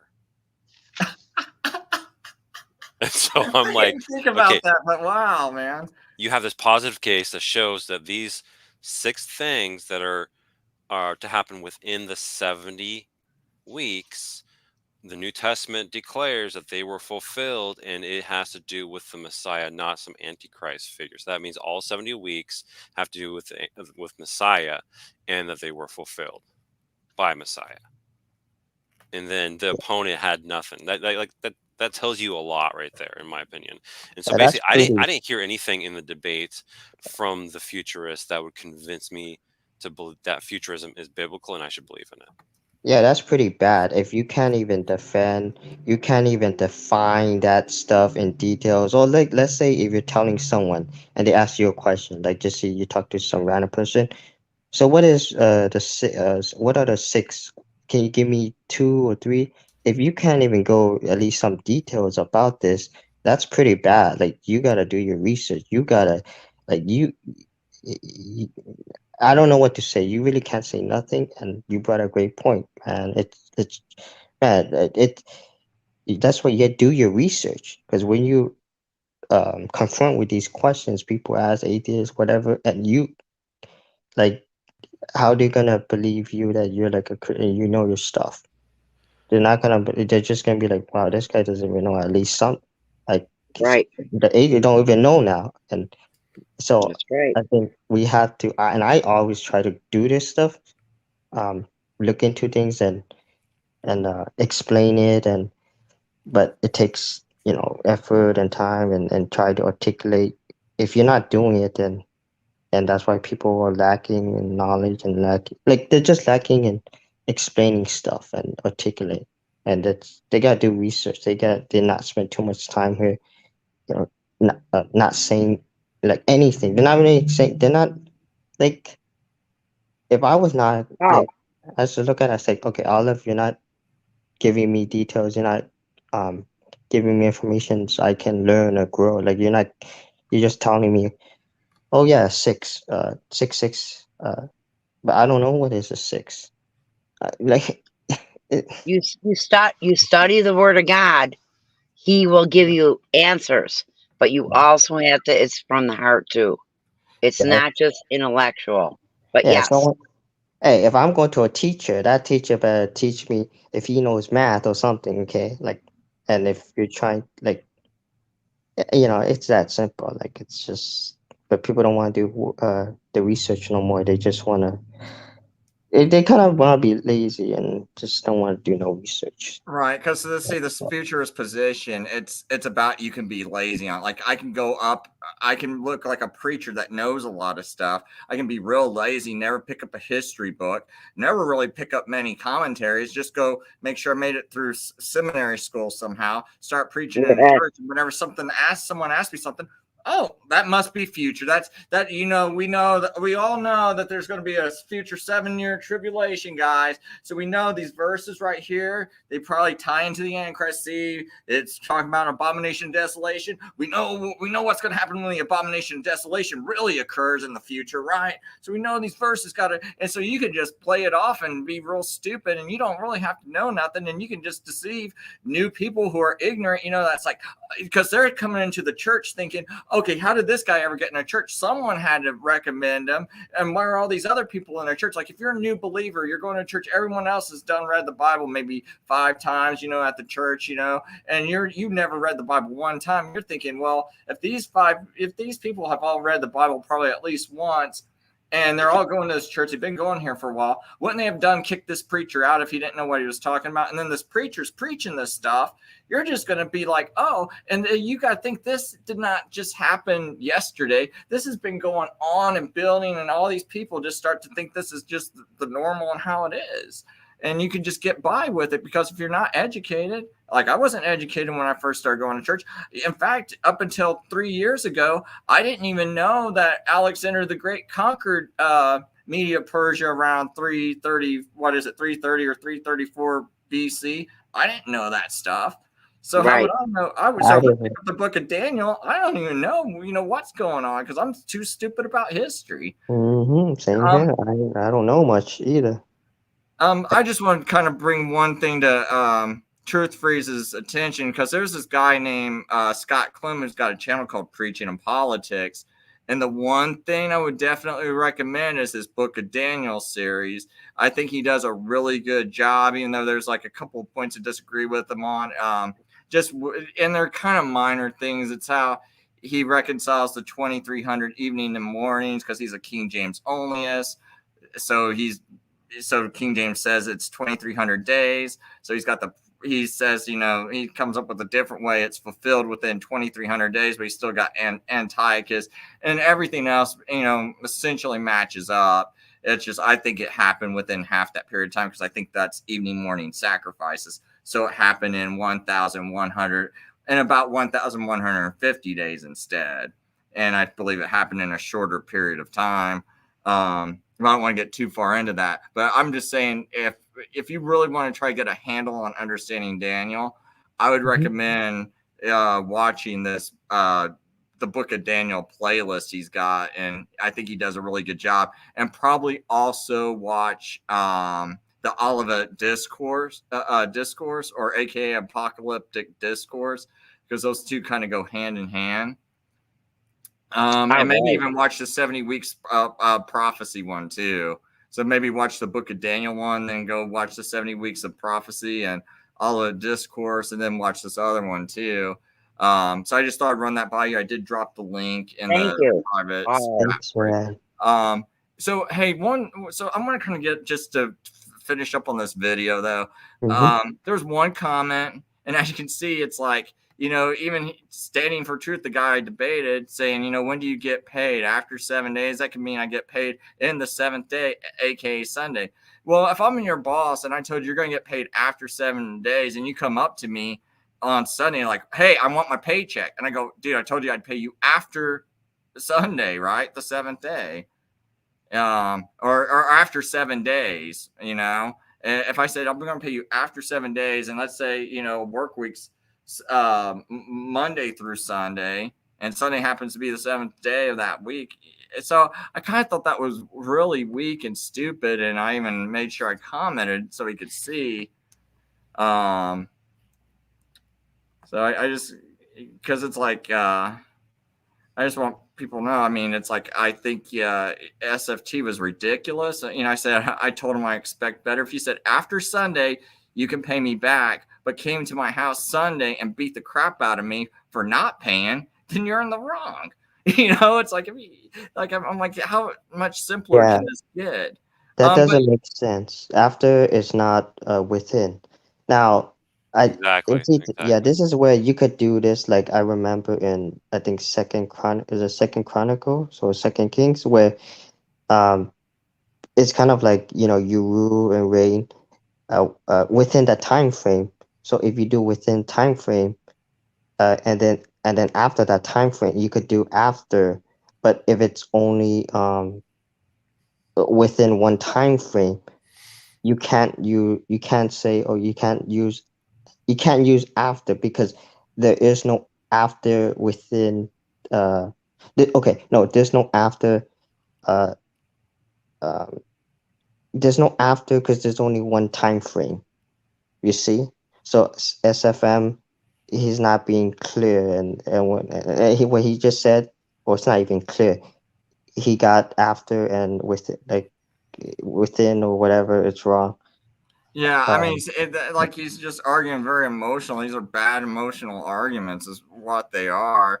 I'm going to play this one part. I'm not. There's not 2 weeks that Christ is crucified and makes a covenant. There's not 2 weeks. So the first advent of Christ. And this one says at the first coming. This says 409 to 8 to the time of Christ's baptism, and so on here. So when do you think the 62 weeks occurred? Most definitely, yes. Okay, so you think they've occurred. All right, so now the 70 week. It's not just 70 AD. Oh, right? let me go back. Right, This exactly. is a little crazy. It's going to be in the tribulation also, right? Right. And maybe you can help me out here, Charles, because... Do you agree with Chris on that, or I got a question for you? A difference. Oh, okay, because what Charles is he's got this chart, right?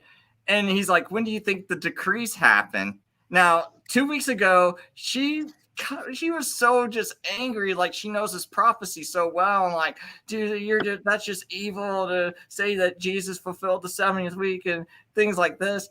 And so she goes, Cyrus started the decree. I'm like, you had to guess at who started the decree, and you're this hyped up and upset at me for explaining prophecy, but you act like you know it better, but you don't even know what decree it started. I mean, that proved right there she's just starting with verse 27 and trying to make it fit instead of letting the Bible interpret itself. Mm-hmm. Make it fit. If it doesn't, if I don't know what I'm talking about, just I mean, this is a problem. If you don't know much, then you just say whatever. That I see this. Chris, yeah. Well, hold on. So Scripture want to say something. So let. Oh, I was. What'd you think about her argument at the covenant in verse 20? Is it 26, 27? The 1 week covenant is only for 1 week. Verse 27. What is that, man? You guys going on the Okay, thank you. So whoever that was. That was the weirdest noise. It was so clear too. Well, we covenant is that within the 70 weeks? Well, one of her arguments is that the covenant here in verse 27 only lasts for 1 week, for 7 years. Do you recall her making that argument? Oh yeah. Well, she's okay. So she's saying that from my position, right? When I say okay, so she goes. So you're saying, so she goes, so Chris, you're saying that this covenant's only going to last for 1 week. So you're saying it's only good for 1 week. That's the argument you're saying that she was throwing at me against my position. Yeah, because her position is that this covenant only lasts for 1 week, is from what I understand from the little I've heard from her. And then she's trying to apply that to me to show me that this can't be Jesus because his covenant lasts forever.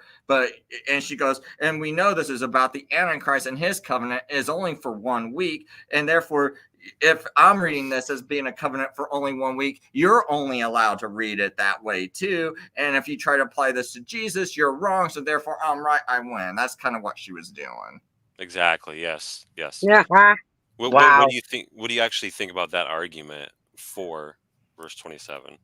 Okay, so the way I responded to it was I said when it says he shall confirm a covenant with many for 1 week, and I'm saying that it only takes that amount of time for him to confirm the covenant. That doesn't mean that if he confirms it with his blood, that covenant can last forever. He just confirms it that week. So just because he confirms the covenant, it doesn't mean that it has to stop. It just says he confirms a covenant with many for 1 week. It only takes him a week to confirm it. Exactly. Yeah. Because when I heard her, she said, well, no, the covenant only lasts for 1 week. And in my head, I'm thinking, where does it say that? Where in the text does it tell us that this covenant here in verse 27 only lasts for 1 week? It doesn't. Is this Daniel 7, guys? Daniel 9. No, Daniel. Yeah. Okay, Daniel 9. I'll look into it because confirm is, just on that word, confirm is strengthen or it's kind of like it doesn't end, or it doesn't. How should I put it? It's already okay. Is she trying to say that we have a like you have a relationship with Jesus, and then, or she's trying to say like kind of like, okay, there is a relationship, but then I'm gonna, I'll just put it like, okay, it's official. You're in the covenant with with me, basically. Like, we have to see how the word is used too, because if we don't see how it's used and the context of it, then it's not gonna make sense. So I always try to look at the context and how it's used in Greek, and the definition, the usage, the part of speech. So I don't know. Yeah. So does anyone else got anything else they want to add to it before I play just a little bit more of this video? I'm not going to torture people. I don't know how hard it is for people. I just want to say, can we just admit that there are nefarious people that are not of God, that try to trip us up and try to make life hard, and they do their level best and to create chaos, and we got to fight it. Yeah. Yeah, so that's what I think this is doing, is it's creating more chaos, because see, if we're not uniform in the way we interpret these scriptures, then like an atheist can be like, well, you guys can't even agree how this is, and you guys just make this Bible mean anything you want it to mean. Why should I believe it? So it starts getting confusing to outside believers when we're not unified on this too. And I feel like this is a more sensical way. If I approach an atheist and I start saying, well, the word after actually means during, and doing all these things, they're going to think these people are just insane. It's like, you got to at least approach them with some kind of sensibility. And it's like, so that's another thing, you're starting to create more of a battle, because now, everyone else's time is being wasted with things like, this kind of nonsense. Right. And then I have to fight someone else, that's been taught this, and then they're rejecting it, but they've been so embedded with this, and they see everyone else, and they got this cognitive dissonance now, because it's like, well, wait a minute, how come you know it and my pastor doesn't know it? And you're some guy that works 70 hours a week, and you're not even a full-time pastor. How do you got this? How can you see this? But my pastor that's been at my church for 40 years is telling me the same thing that, my TV's telling me, the radio's telling me. Right, so it creates more of a battle. It's a battle for truth. It is, and sensibility. Yeah, you're right. I talk to atheists, and I try to help them understand, because sometimes they'll go to Corinthians. They'll go to I think Leviticus, and they'll talk about slavery. They'll talk about Paul is when he's telling women, like, he's like, again, he's teaching. He's not like, it's not saying you can't speak, but when he's teaching, then it's you gotta listen. Like, you don't interrupt. You don't. But again, it's in Leviticus. It's not being slave. It's kind of like they want to how should I put it? They want to serve, and then at a certain time they let go. You can't keep them forever. You can't keep them forever, and then it's they want to serve. It's not like, that's why it's called indenture or whatever, the servitude. So I try to teach the atheists the understanding, because they have bad understanding. They think it's just slavery. It's like taking advantage. It's like, no, that's not the context. Stephanie here has a really good point with the word after. Do a study with the word after sometime, achar, and see how it's used in the Old Testament. I bet you anything it'll support your position way more than it could support her position, that after means after, so 69 and then 70, as opposed to 69 and then 69 again, or 69 and a gap. That's a good point right there. Yeah. So so Adam begat Seth after he was. And well, how does it go? It's something like Adam begat Seth, and then after he was 800, after was 800 years or something like that. But now if you say, but during was 800 years, you suddenly took 130 years off of the genealogy. Yeah. You start making all these kinds of errors in the Bible, and it's using the same exact word that's used in Daniel 9, as in that Genesis. I can't remember, what is it, like Genesis 3 or 4, somewhere around there, where he has Seth, or maybe it's 2. I can't remember right off the top of my head. But you start having all these. You start just making a wreck of the Bible. That's why I say after, because, and it goes back to what I said. It's kind of like if there's only within, okay, not within, but there's one time frame, then there is no after. Now, there's no after. Now, if there's two time frames, because the Bible and would tell you, like I gave example, Chronicles and Kings, how is it after? Well, the reason how it could be after, because there's a timetable, and then after that timetable there's another timetable. There's another timetable. That's how you could make it's after. Now if there's only one timetable, it doesn't make sense. If there's two, it's kind of like I reigned for this, I forgot how many years, and then I reigned after again, because there's two time frames. So that's how you can do it. But if there's no two, then it doesn't make sense. So right. So, were you gonna play the video? I'm gonna play just this tiny bit more, and then it's like I'll let you guys like just talk about whatever you want. So no, with the 70 weeks, yes. Well, the first 7. So the first option is the first exile until 538. There's a couple others. Literal 5. Okay, right here she's trying to pick the decree off of Charles's chart. So just letting you understand. So like I said, a couple of weeks ago, she said Cyrus in 538, and now watch what she's going to do. 38, 37, until the completion by Ezra and Nehemiah. Where's 444 on this? Well, I think 444 would fit into here. That's the number I memorized.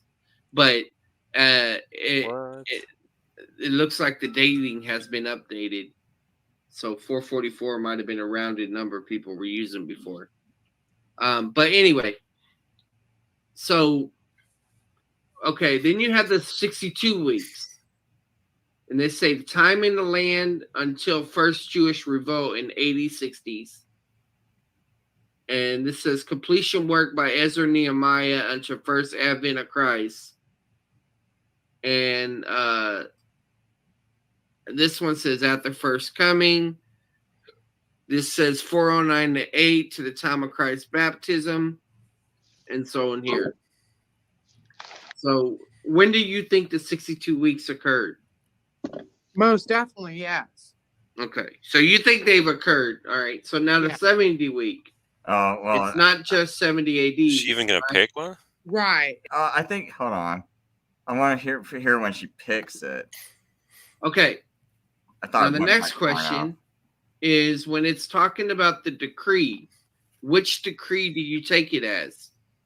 Do you agree with Chris that it's Artaxerxes' decree or no?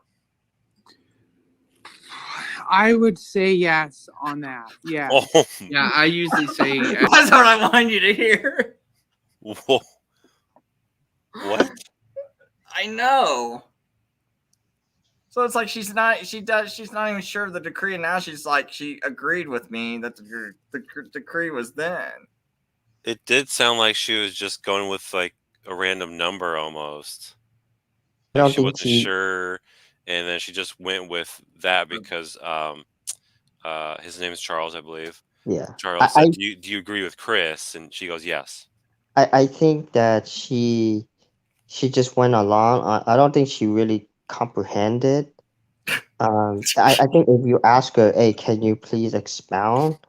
And that's where you have to ask those, because anybody can just agree, oh yeah, but they can't expound. They just, oh, I don't know. So I try to expound it. If they say, okay, decree what again, what it all happened within 70 weeks, or it happened the first week, and then okay, so some happened in the first, and then all the rest of it happened within the 70 weeks. Like, it has to be clear. It can't be maybe you fit in details and that, but you got to do some work. You can't just oh yeah, like that's easy to do. It doesn't require really much thinking or effort. You just, oh yeah, I agree. So, yeah. But yeah, the whole thing is, how do you fit it? If you're going to start it the same place I started it, you got to end it the same place I end it, or else there's no other way to make it add up. And then it's like Charles's position. It's like, I'd like you to show me how the Jews ever had a 360-day year. But please show me that somehow. So Charles was saying 444, and it's like, it's been updated. It's been updated because the Jews never had a 440. So everyone's going back to the Cyrus decree, because you can't defend this stupid interpretation any other way but by trying to say Cyrus just because other people said Cyrus. Yeah, I think she heard that from SF. I've heard SFT say Cyrus, like in passing, but I'd be curious. So in 457 BC, the first 7 sevens starts. So that means 49 years from 457. So that's what for whatever 409, whatever it is. What happens in 409, if anything happens, and then how long is the gap between that first set of sevens until the next set starts? I wonder if she's even thought about those kind of things. Well, see, I did ask her that. Like I said, I asked her that question about when does that 434 start, right? Yes. And she just started. She did the same thing that SFT did. She blew past that and asked me questions, and that's what I didn't like about SFT, because I think I asked him almost 3 times during that debate about that. Yeah. And it's fine. See, you notice, like Josh, because Josh is now here. That's the guy I debated. You notice Josh, when I asked him that question, he at least, the reason why Josh didn't make me mad was because Josh at least didn't blow by that question and then later insult me, Right. Because that's what I felt like he did. And I thought that was oh my gosh. Hey, Chris. Oh, hey, Josh. How you doing, man? Good. Hey, just wanted to hop in here and mute you, truth freeze. Okay, sorry about that. Just want to hop in. Yelling at her dog. You gotta mute the mic when you do that. Yeah, I just want to hop in here and just encourage everyone to have a little bit of charity. Bob tagged me in something, and I don't know if this whole stream was set up just to kind of bash Olive or me or anyone. Oh, no, it wasn't to bash you. It was to hit SFT a little bit, but I didn't appreciate Olive dropping an F-bomb on my kid, is like hearing the TV, because he happened to be up, right? And Olive drops an F-bomb, and my kid can hear that, and that's why I got mad, right? I was furious, because I'm like, I'm on a Christian show. My kid thinks this is a Christian show. My kid doesn't need to know this is how Christians behave. I tell my kid, no, Christians don't behave this way. You don't represent God this way. That's why I have to be like, no, this woman is crazy. Okay, that's why I have to, because I'm raising my kids a certain way. She's not the standard of how I'm wanting my kids to step Chris, you're not. Yeah. If you want me Chris, to call what's so Christian, crazy, be nice Chris? to you, you got to act like one. Yeah, Chris, you know what's so crazy, guys? I did my best to be as polite as I could with everyone, even when I felt that Charles was trying to kind of poke bones at me. Even with your friend Stephanie, like, it seems like she has an issue with me. But I just want to say that, just because someone behaved in a certain way, whether it was right or wrong, doesn't give us the right to, behave the same way or worse or in any kind of way. Bible Yeah, does say. you wouldn't be any different than an atheist. That the thing is, I try to help brothers and sisters in Christ to be more like Christians and not we have to be better. We can't, oh, he cursed, oh, I'm gonna get back at him and try. No, you got kid and everything, then they're looking up to you as role models. Like it is gonna affect, and kids nowadays are disrespectful to older people, yelling at. It's like, and the parents don't even teach them right because the parents are doing the same thing, and it makes sense. And And I just want to say also that kind of upset that because I'm not doing this to get back at anyone, right? yeah. I'm just saying, I understand that emotions were high, things were heated.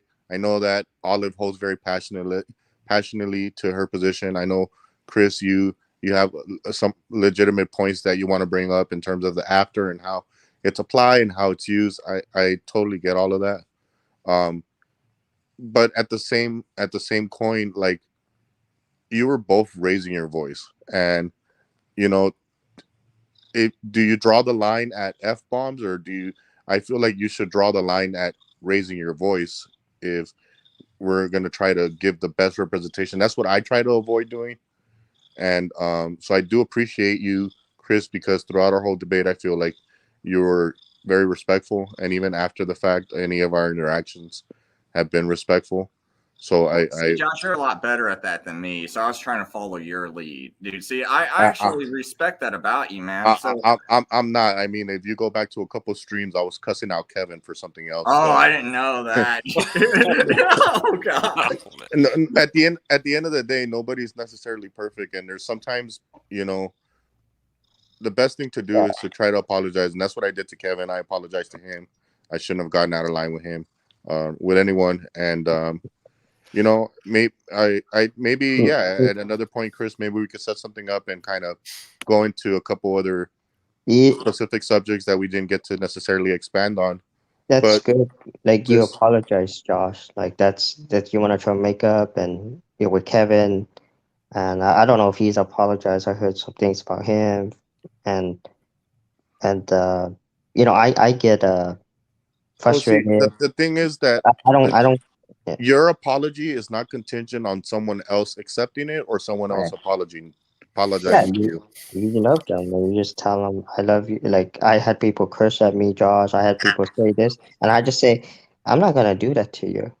I know what you've been going through, Derek, and God bless you, Derek, and I wish you the best. And Sola and Truth. I'm just trying to help Christians be more like Christians, help atheists.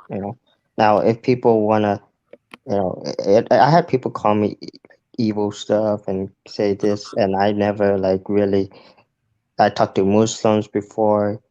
I mean, they're kind of like filthy and everything, and I never said anything. I wasn't even mean. Like, I don't want to say mean, but like, I wasn't like foul mouth or something. I just said, hey, you can't be speaking like that in a Christian. You can't be using that type, but I get like frustrated, and I guess my voice raised, tone, but I don't, name call. I don't like evil. I don't do that stuff. But you have to have Jesus in your mind. You can't go in your flesh. You can't start, oh, it's me. You think, where's Jesus? Oh, if you do that, and it's easier. I'd agree with what Josh said. He brings some wisdom to this. So it I can see his point. I just I like I said, Chris, I appreciate you. You're very cordial with me, and I would just ask that don't try to take anything that Olive said or did like too personal. Sometimes we all get caught up in the heat of the moment, and I think it's better to just kind of like try to stick to the topic at hand, like identifying the distinctions and kind of like the misunderstandings, and not try to focus on the things, because for the most part, I even you and Olive, I did hear you guys for the most part trying to kind of apologize to yourself, and it did feel like at one point it did get carried away, and I think that we all fall short in that part, and even me, like I said, like I'm not perfect, and just because I was able to behave cordially with you doesn't mean that I've done it across the board. Like, I've definitely cussed some people out and dropped F-bombs and said mean, unnecessary things. And I'll admit that, like, sometimes that behavior gets the best of me. And when it does, I try to apologize and kind of ask for forgiveness before somebody has to bring it up to me. So the thing is, the thing is, you have to know at a certain point to cut off with certain people. If they're not helping you, they're not helping you grow. You have to, because it's an issue they have, and if you get more involved, then you're around toxic, and that's not going to help you. That's why the Bible tells you bad company corrupts. The Bible tells you certain things, and if we don't follow this, we get ourselves in our situations, and we're not growing. We're stagnant, or we're getting worse. You see, this is, people don't listen, take that advice. They think, I can just do that. Oh, see what happens. And I've seen it. People see. I've seen people. I've been around Christians, quote Christians, that will mock, falsely accuse, and say, "Oh, they say some uh, falsely accusing with no proof, everything." And then you know what? The next day, they're the same person. They did the same thing. They haven't. See, you. I don't know. Look, I don't know what's it, but whatever their heart, and it needs to be dealt with, and they need to around people, because if they don't around people that helps them grow, they're just gonna get worse. They're not gonna get better. So yeah, we have to take this serious as and Christians. you know what? You know, I do a Yeah. good job at it. I don't really like curse. I don't really do that stuff. I just really get frustrated. I can't deal with you no more. You don't seem to get it, and I just move on, and tell them, hey, don't do this again, because if you do this again, I'm not gonna, like, I don't have time for that no more. Like, I really don't. So I just move on, and they respect my rules. Sorry. No, I was just gonna say, I saw Stephanie pop in a couple of times. Stephanie, if you pop in again and you want to say something, if you don't have much time, you just want to say something, like the next time you pop in, I'll let you just kind of cut into the conversation. So I don't want to like ignore you, but anyway, go ahead, whoever wants. Yeah, no, love you guys. Chris, I'm gonna go ahead and hop out here. God bless you, Josh. Yeah, no, you guys. I'm just trying to help you. Keep doing the work of the Lord, and remember, that's why I try to stress in the beginning of the debate that it's Christ that saves us, not our misunderstandings in scriptures or things that we don't see eye to eye.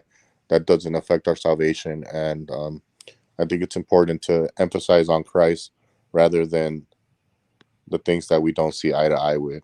And I think we'll be all right if we try to take that approach.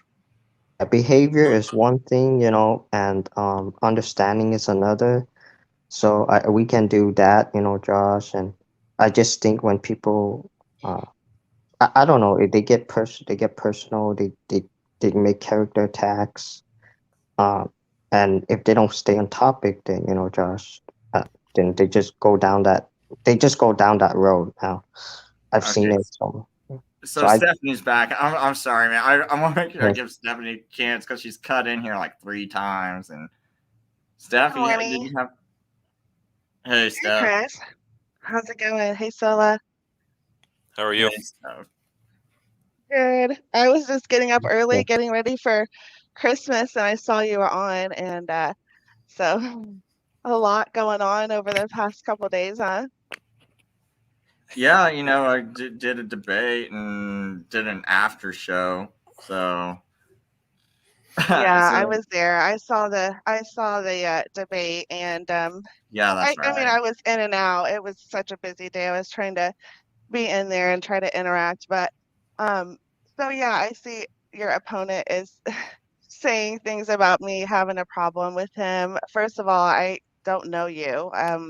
I've seen you in, the chats and on panels. So don't get, I just want you to make sure that I have nothing against you, but you as a debater, you really need to make sure to understand that you should be open to feedback as well. So there's other things that people are seeing, and understanding and your teaching. So, you really have to be open to that too. I have nothing against you. And I'm not sure if he's still here, but I heard him saying something about me having something against him, and that's absolutely not true. Yeah, I figured you probably want to clear up. That's why I want to make sure I give you a chance to say something. Thank you. If you popped back on. Yeah. I mean, if Josh knew me, if you knew me, I mean, if you would come and hang out with us, I mean, you'll see how extremely passionate I am about Daniel, and it's not something that you can just watch YouTube videos for study. It's not something that you can just, really say, what's going on in Daniel over, a month's time of study. So I would say, just be respectful to others that have been studying this for years, and have the academy behind the reasons why we're passionate about it, and explaining that how important it is to have the understanding of history. So just wanted to let you know that I have nothing against you. If you knew me, you would know how passionate I am to study and share studies with study groups on Daniel. This is something that I've been studying for multiple years, and there's a lot that goes into it. And actually, I used to be a futurist myself, so I know both sides very well. So just wanted to make sure you understood that, Josh. All right, thank you, Stephanie. Appreciate But the anyway, feedback. you did great. Like I said in the chat, you and Chris did great. I thought the decorum, the presentation was very cordial, very professional, very positive, and that's the type of discussions we should be having with each other when it comes to scripture. Because first of all, we don't know it all, but second of all, God made us different, so each of us have our own particular skills and particular gifts. We can learn something from each other, especially when it comes to scripture and the Bible. Not coming together and sharing our knowledge with each other and our studies with each other. That's what it's all about. So and Chris knows, and Sola knows, like, I love to study. I love breaking down the scripture. I love going through the Old Testament, and am I right all the time? No, but of course I have to be open to feedback. And so just wanted to say that. Thank you, Stephanie. Appreciate you and your feedback. I think the only thing I will say is that I think I tried to emphasize the fact that I agreed to this just to help Chris out, not because I'm trying to prove that I know better or that my 1 month of trying to cram in for it was actually like 2.5 weeks that I had to prepare for this.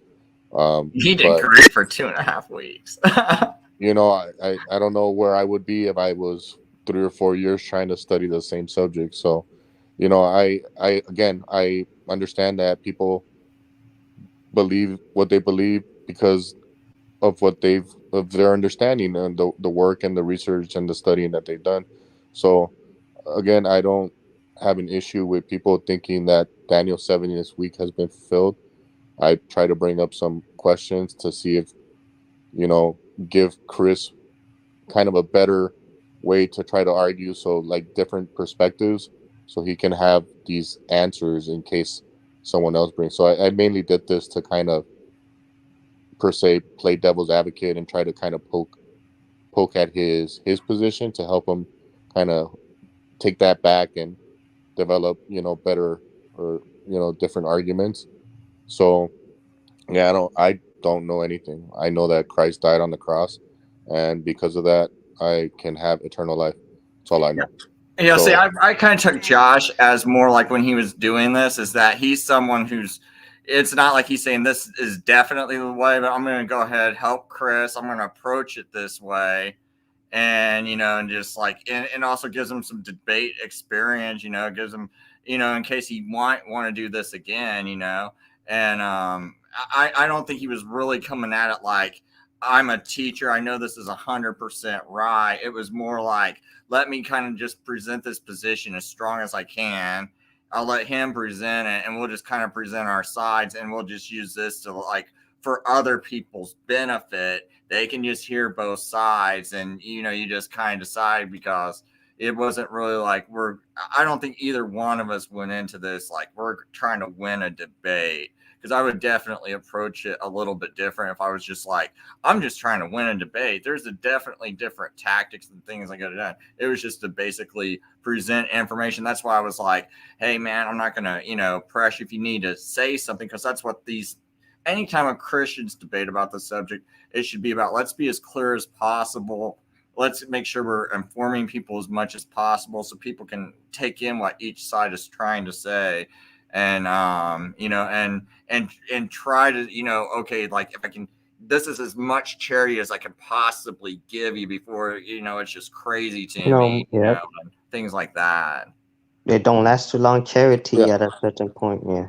But yeah, no, Stephanie, I'm sure you're a great person, great Christian, and I'll try to come around more often. And God bless you guys. I was gonna say you should come by here and see exactly what we're studying. Since we have a lot of we have a lot to share with you, Josh. I mean, if you really truly want to understand, come and join our studies. Sola does Daniel 9 studies as well. So I would say, I just wanted to make sure that you knew that I have nothing against you. I heard you say that in the chat. But I also wanted to address too that, when I was in interacting with the chat during the debate, you made some pretty rude comments. So that's why I, had to address you right now, because I've never met you before, right? And for you to make that rude comment about something that I was trying to simply share with you, when you had no idea about the sabbatical cycles, no idea about the Jubilee, no idea that Daniel's, it's critical to understand what that means and what God is seeing as the timeline for Israel using the sabbatical cycle.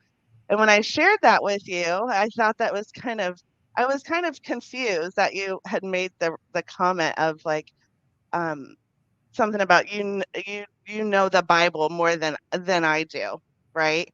So when you said that, I was confused, like have no idea why you would say that, right? Because you don't know me, I don't know you. I said that I'm because sharing. you Wait said. a minute.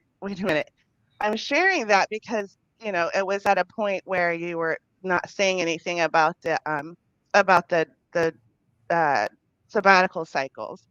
So I made that comment like, hey, you'll want to spend some time in Deuteronomy or Leviticus. I'm sure I said Exodus. I don't remember what books to understand the Jubilee, because you mentioned you have no idea what that was about. And that's what Daniel is about.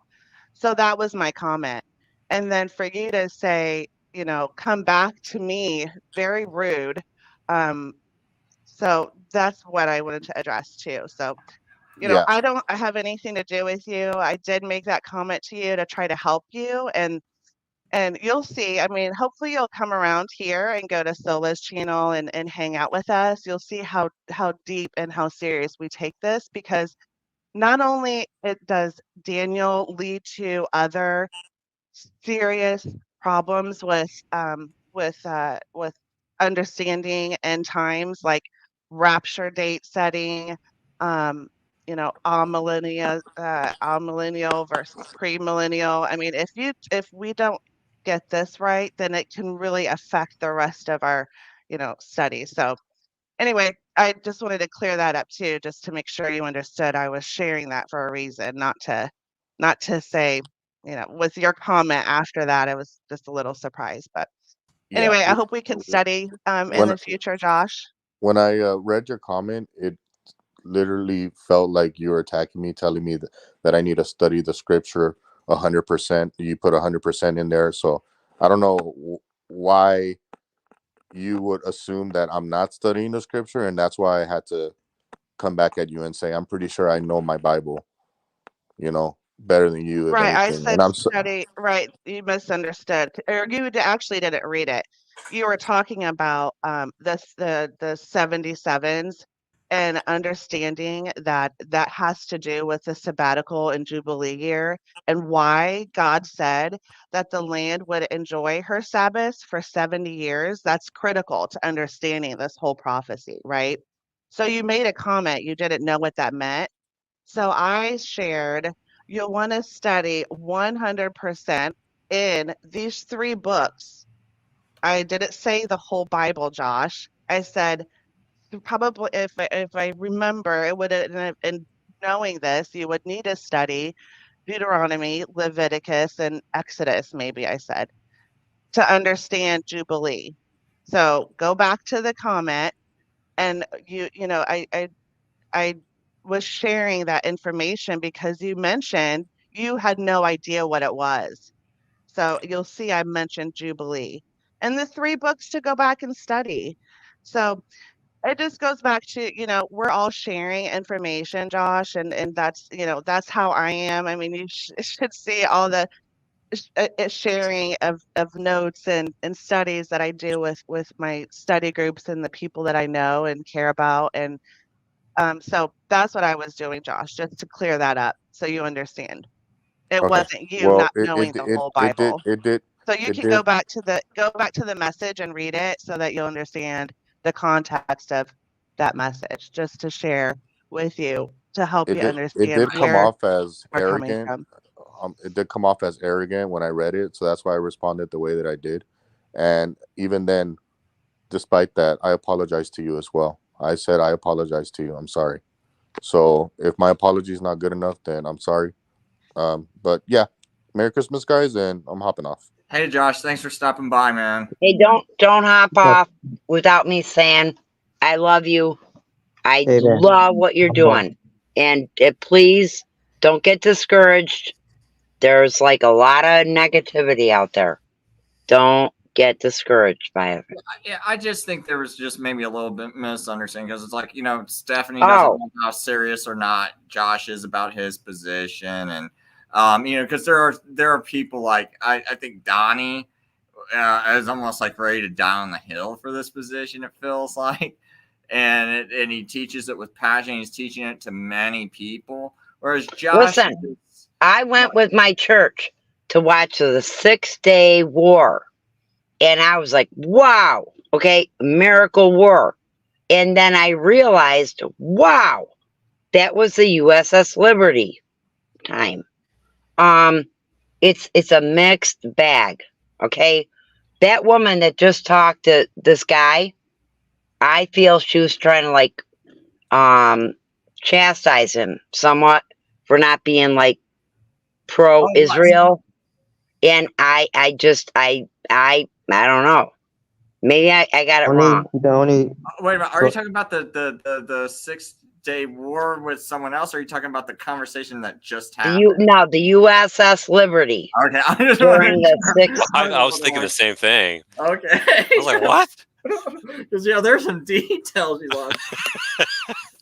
Wait, I didn't know I was tracking with Chris. I was like, oh man. Oh, you guys got me like, and I feel like I'm in a football, like a commercial. Oh my gosh.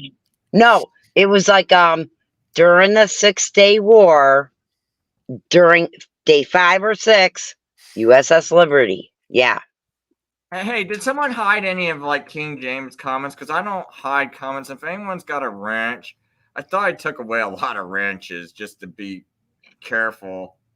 But King James is saying that I hid the comment to Derek Lee, and I didn't hit nothing. If someone's hiding comments, don't do that stuff, man. I give people wrenches. People will do that left and right, Chris. No, just so you know. I didn't do anything, but yeah, I don't even know what the wrench thing I don't really think no one on my panel is, and it just could be sometimes these things don't go through for some weird reason with YouTube, because like if I type in Rumble, Like I go, hey, I got this thing and I posted on Rumble and I type that in the chat. Some chats will let that message go through, but because I put Rumble in it, for some reason, there's other chats where that message will never show up. It's normally like on bigger channels, and or Odyssey, especially Odyssey. I can't say Odyssey and spell it the way the Odyssey is spelled, because if I spell it the way that company spells it with the SEE on the end, it's like they know to block, like YouTube knows to block that. They don't want any outside traffic. So YouTube, forget it. YouTube, I'm surprised, shocked. You're even still allowed on YouTube. I am shocked, but yeah. I'm kind of shocked myself, but I have been careful. Like, I know exactly what to say. It's not, you can say COVID, you can say vaccines, you can say things like that. That's not that, but everyone acts like you can't say those words. No, you can say those words. It's how you attack these subjects that gets you banned. And I know exactly what I'm doing, what I'm doing that can possibly get me banned, and I'm kind of trying to steer away from that and just keep those like Rumble only channels. Listen, real quick, I'm really shocked actually about Daniel 8 and 9. When I reread it, I was like, that is so, oh my gosh, it's confusing. It's not just confusing. It's like, wow, there's more to it. Okay, I'm not saying Chris, it right. Can I? Yeah, sure, Steph, go ahead.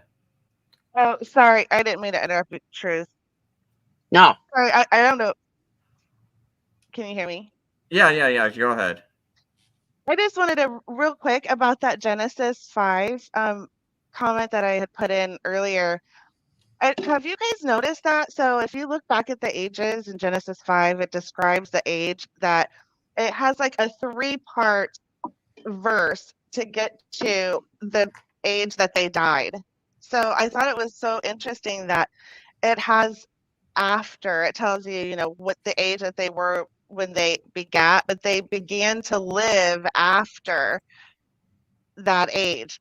And then it includes the year that they died, or the age that they were when they died. So I thought that was so interesting going back to Genesis yesterday, that it has that same pattern of after. I heard you guys talking about after 69 weeks. Yeah, that does mean after. It's after is after in English too. Yep. After is after. And I was also thinking, Stephanie, like the nuances to it. And something, because sometimes there's context and there's nuances to after. It's still after, but it's kind of it like I bring up Second Chronicles, Second Kings, and I think a Muslim asked me this before, and he's like, I don't get it. How is it after? Well, you have to look if there's two how should I put it? There's two time frames when he reigned, right? It's still after. So yeah, right. It's that simple. It's like, okay, why didn't God just say, in the scripture, why didn't God just say, like for example, Genesis 5:6, it says all the days of Seth were 912 years and he died. But before that, it tells us Seth lived 105 years and begat Enos. And Seth lived after he begot Enos 807 years and begot sons and daughters. It's like, why did we need 3 parts to understand after? So I just thought that we could, kind of to help people understand after. That might help us too in our study. Let me see what King James wants to say. Hey, okay, King James, what do you want to say, man? Got echo. Chris. Yeah, hey, man. Hello. I watched part of that debate. I didn't listen to all of it. I heard the bit afterwards, the dumpster fire. You heard what now? The dumpster fire afterwards. Oh, yeah. So it's the after show. Yeah, I was upset, dude, when she dropped an F-bomb. Hey, is there any way you can cancel your background? Like, you sound like you got another video playing. Some echo. I'm doing this on a mobile phone, which I would normally not do, and I'm not sure what to do with it. Oh, I didn't know if you could cut the YouTube off. Maybe like cancel the YouTube video play. I don't know if you got like a YouTube video playing at the same time. Let me just check. I'll be back in a sec. All right. I'm gonna hop off, you guys. I'm gonna go to bed. God bless you, brother. Same to you, Derek. Yeah. Hey, thanks for stopping by, Brandon. Take care. Take care too. Is that Did you guys connect? Okay, let's see. Okay, hey, I think you fixed it. Yeah, I didn't realize that would play through because I wasn't on that particular tab on my phone. Oh, you're good, Bob. Oh no, now it's coming back. But Derek, okay, I've read some of the comments on my channel that you've made. On who? Can I finish speaking? You came around to my channel yesterday saying that you'd come over to check up on me. I don't need you to do. You're not in a position to be checking up on me. In fact, if anything. No, I'm just doing it for me. I understand. If anything, you need to check up on yourself. Given the last conversation, given the last conversation you had with Olive and Praise, you came out of that. You look like dirt, Derek, to be honest with you. Don't come to my channel trying to tell me that you're checking up on me. I'm just checking up as a good. Come on, Bob. You need to get a reality check yourself, Derek. Telling me in my comment on my channel. I'm just checking up, Bob. Don't make it a big deal, man. I see this is what's wrong with Christianity, man. We can't even say, okay. Excuse me. Why are you attacking me, Bob? Bob, why are you attacking me, bro? I never done this. Coming to my channel telling me that Bill needs to forgive Eric, his brother. To forgive, that's what we're supposed to do. Christian, man. Are you serious? That is between Bill and Derek. Are you serious?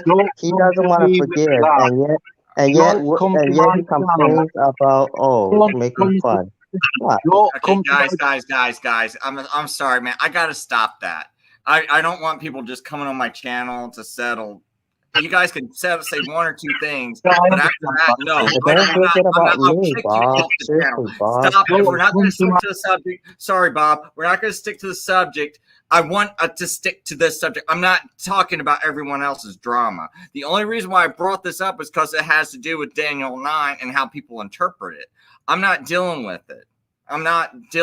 You guys go take it somewhere else. Derek's not starting this stuff. He's staying on subject. If you want to stay on subject and talk about this, that's fine. You want to comment in my chat and talk to him? I don't erase anyone's comments, but man, no one's going to come onto my channel. I mean, this already went on. You know, I let Steph settle some things because Josh brought up some things. But to be honest, I just want this to be an educational channel. I don't want this to be something where we got beef, and I don't mind someone going, well, hey, you're making this thing about Olive, and then let me clear, something like, no, I'm not making this like a personal thing. If I saw Olive, I'd probably the same way always when she comes hard against me and stuff like that. It was just, she did drop an F-bomb that kind of upset me.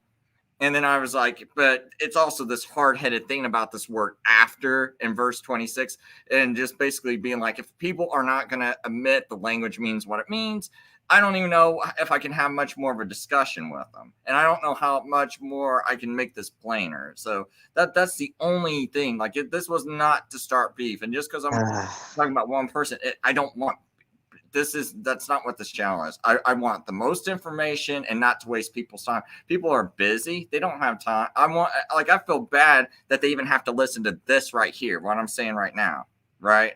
Because you listen to these streams at 2 times speed. and you're trying to fit some of this information in because you don't know where else to go. I'm kind of a pathetic person to go to. There should be preachers. This world is pathetic because these full-time preachers should be doing better than me. They should be teaching this, but teaching it even better. But there's hardly anyone doing it.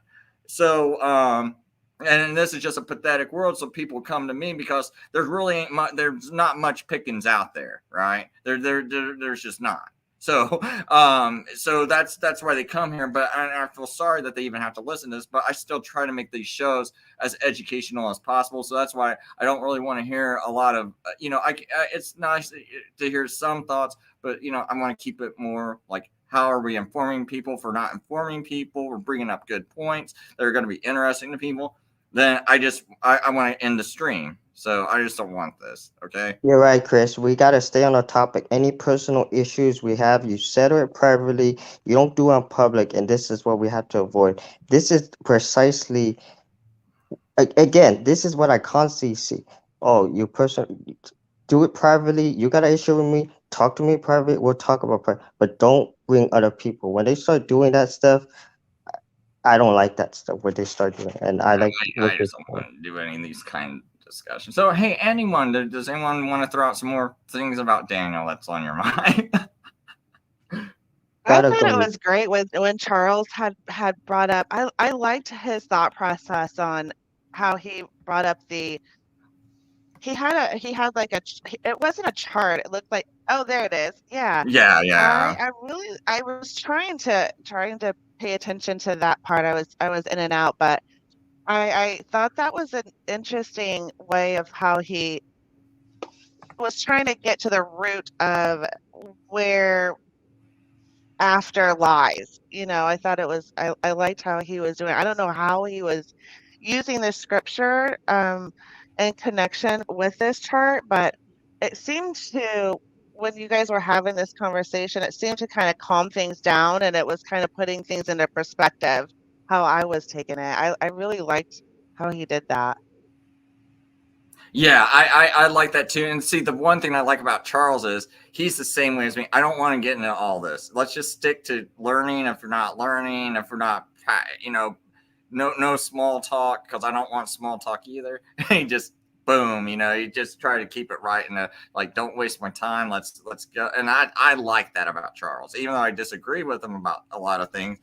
I respect that about him, and I actually wonder if Charles might be more inclined to someday, out of everyone I see on, pushing this futurist position or thinking they believe in it, I actually think there's more hope for Charles out of all of them, man, from leaving that position and coming over to this one. Because he looks like he's thinking more analytical. Yeah. He actually said, he's not, I mean, I follow Charles for his, his teaching on soteriology, and he actually said, he hasn't really studied eschatology much, but from how he explained how his side of thinking, I just thought that was really interesting, because he's putting it into categories like this and breaking it down. Just kind of like how we were breaking down with your friend Mark, Daniel 9:27. I like that, how Charles was just breaking it down like that. Yeah, the one thing I thought that was interesting was when Charles brought up, his kind of like his dispensational outlook of Daniel 9, and was trying to push back at Josh a little bit. But the reason why I like that is because it's really because Charles focused on this one verse, because 70 weeks are determined upon thy people, upon thy holy city. So upon thy people and thine holy city. So what are these 70 weeks determined upon? Thy people and thine holy city. So think about this. If we're going to really, take this verse to be literal, this is about the Jews in Jerusalem. So, actually, to have a pre-trib rapture, that's what it is. Charles holds to a pre-trib rapture view. Now, if you think about this, thy people and thine holy city, that would mean basically you would have a pre-trib rapture, and I don't think you can hold to their the 70th week is future view without a pre-trib rapture, because now it's like, well, these 70 weeks were determined for thy people in thy holy city. So now you can say, well, it got hit on pause when Jesus got crucified, and that 70th week is thrown into the future, and then it gets restarted, and it focuses back on just the Jews because everyone who's not a Jew is raptured up. So I almost think you have to have a pre-trib rapture position. If you have a mid-trib or a post-trib, it doesn't fit with this.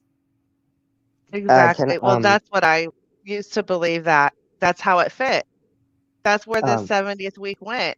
It goes to the future after the rapture. So the rapture happens, and then the 70th week begins. Yes, I think Charles is actually being more consistent out of all the futurists when he's reading this by holding that. I still think it's wrong, but I mean, it's like he's being. I have to at least give him that much to him. When he brought that up, I was like, you know what? I never caught that until he brought that up, and I started thinking about how he thinks about the rapture and everything. I'm like, oh, yeah, on thy holy city, yeah. I'm gonna go, but thank you, Chris, for just staying on topic. Daniel, Stephanie, your Bible studies, and going over what Daniel, and hopefully I check out your channel and see you do Bible study. And Chris, if you do more Daniel, or hopefully I come in and see more Bible studies, and just keep it on topic, man. Like all the other stuff, that's some personal issues between that person and other, and not bring all this stuff here, because it's about teaching and learning right here, what you're doing, Chris, Stephanie. That other stuff, you go work it out, and just that was what happened, was not I don't know. So good job, but I want to thank you guys. Just good. Yeah, good meeting you, Derek, and hopefully you come back, and Lord willing. There's definitely a lot to study. We always have great, exciting studies on Daniel over here. Yeah, Derek, and if you have questions, always feel free, and I can't guarantee I'll answer all the comments, but always feel free to comment, and I try to answer you back. And maybe if there's like some like certain comments, man, it might even spark a video, and I'll have a live video if I feel like something needs to be discussed, and you're always welcome to come up on here if I have an open panel, and if there's questions you want to ask, you're welcome to come up here. Yeah, thanks for being honest. Like I just just be honest. That's like me. I kind of be like, just be honest, and even if I don't agree, like if I'm trying to seek search answers, and I respect someone who's honest, because they're kind of more like, if they're honest, they're like truthful. They're not like it's kind of like an honest liar. It's kind of like, at least they're truthful. They're not trying to not not be true, to at least I'm truthful, so I respect that, Stephanie and Chris. Like I don't respect someone who can't even be honest. They're not even honest about not being honest, right? Like it's kind of like an honest liar. He may be a liar, but he's honest about a liar. So right, if they're not honest, then you can't really really trust, really. But that's all I want to say. I don't want to keep going on. Take care, good, man. Yeah, I appreciate you coming by, man. Have a great Christmas, and make sure it's Jesus. It's Jesus. That's why we have Christmas. Without it, then we just idolize ourselves, and I give glory and thanks to Jesus and what we have, and that's it. Creation, everything. So yeah, take care, and God bless you guys, and take care, and catch you on the next one, if it's the Lord is willing. I don't know when, but I never know when. Yeah, I want to be honest. I don't want to just. Have a good night. God bless you too. I get it, man. Yeah, God bless you. Take care, guys. All right, thanks. Oh, so you know one more point. It's I guess like the thing with this is I just feel like when people are interpreting this in some wild ways, they do, just because you're not taking you're not writing the scripture yourself or marking out words and changing them. If you're doing this mentally, you're still doing the same thing that Revelation says not to do. It's like if you're changing that word after to during the 62 weeks, mentally, the Bible's telling you do not change the words. And some people, I think they can get away with doing that by going, well, it's a mental and I'm just doing it in my mind. And it's like, no, you got to be honest with the scripture and what you're seeing and what God laid out before you. And don't go changing the Bible words, but anyway. Well, it's also, it's hard to unlearn that. It's so hard because, I mean, I was in that too. I was in that thinking. It's so hard to unlearn it. Like your brain, it's almost like your brain is playing tricks on you because you hear one thing, you hear this has to be in the future, but when you read it, you can't unlearn it, and it's was something I did the same thing. You can't unlearn it being in the future and reading it for what it's saying. Right, because if everyone's teaching that, then it's especially if you might have been sitting in church going, after 62 weeks, Messiah shall be slain, and you're like thinking, well, he had to accomplish something in those 70 weeks, and so maybe your mind subconsciously automatically was like, well, preacher's saying this must mean this, and you're not even catching it yourself. See, I never thought about that much. I just was like a kid reading it, and I was just like, hey, I'm looking for the part about the Antichrist, and I done read through this chapter, and someone goes, it's in Daniel 9. I'm like, I read through it, and I'm like, oh, I don't see it. I think I misheard them. Go back to the same person, and I'm a 10-year-old kid. And then they go, oh, I'll show you where the Antichrist is. I'm like, what? I'm like, how did I miss this? And I'm reading it again. I'm like, I don't see it, but everyone in my church is saying it. Everyone on TV is saying it. So, I mean, it's quite a trip to me. But I just quit, reading these passages, to be honest, because I was like, I'm not seeing it, and maybe I'm not smart enough. I mean, people did your job. You got someone to quit reading the Bible so much. What's helpful is that I think you still have my comment stuck on the screen. Oops, I didn't know if you finished your. I think you made your point, right? Yeah, I think I did. What might be helpful too is, I thought you said you had a like a drawing board, like a writing pad. Yes, I do. I do. I was thinking when I was like, when is he gonna whip out that drawing board in your debate? I was like, oh my gosh. I think I did. Didn't I do it while Josh was talking one time, and during one of my cross exams?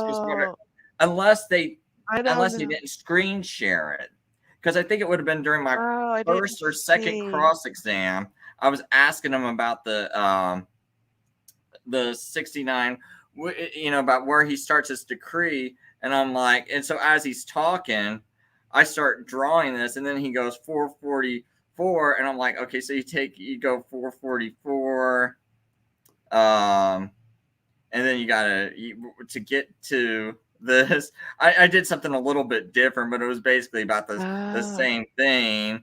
I was like, how do you do it? Oh, you take wait a minute. You take 483 times 360, and that's going to get you 1,880. And then you're going to take that 173,880, divide it by 365.25, and you're going to get 476. 444 BC plus 476. We're going to equal that 30. I think that's 3380. Aha, we did it. We got it. So you took your 483, your 69 weeks. You knew 483 was going to push you to 30. It actually, if you add, let's see here, 4 plus 483, you're going to get 40 AD. So, this ain't going to work down here. That's not going to work. So what you got to do, take the 483 times 360, you're going to get that 173,880 days. Take that, you divide it by 365.25, you get 476. Now done it. You made it. You've converted this to 483 prophetic years. You converted it to 476 solar years. Now the prophecy fits.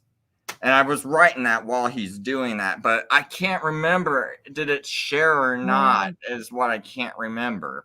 Right.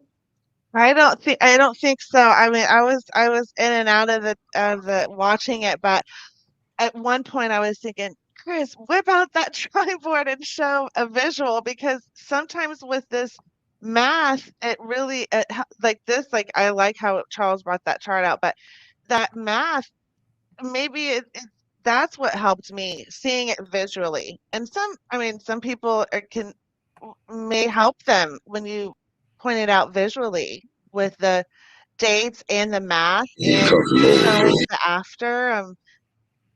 I don't know. I don't remember if you did, but I was thinking you could bring that out and maybe that should help.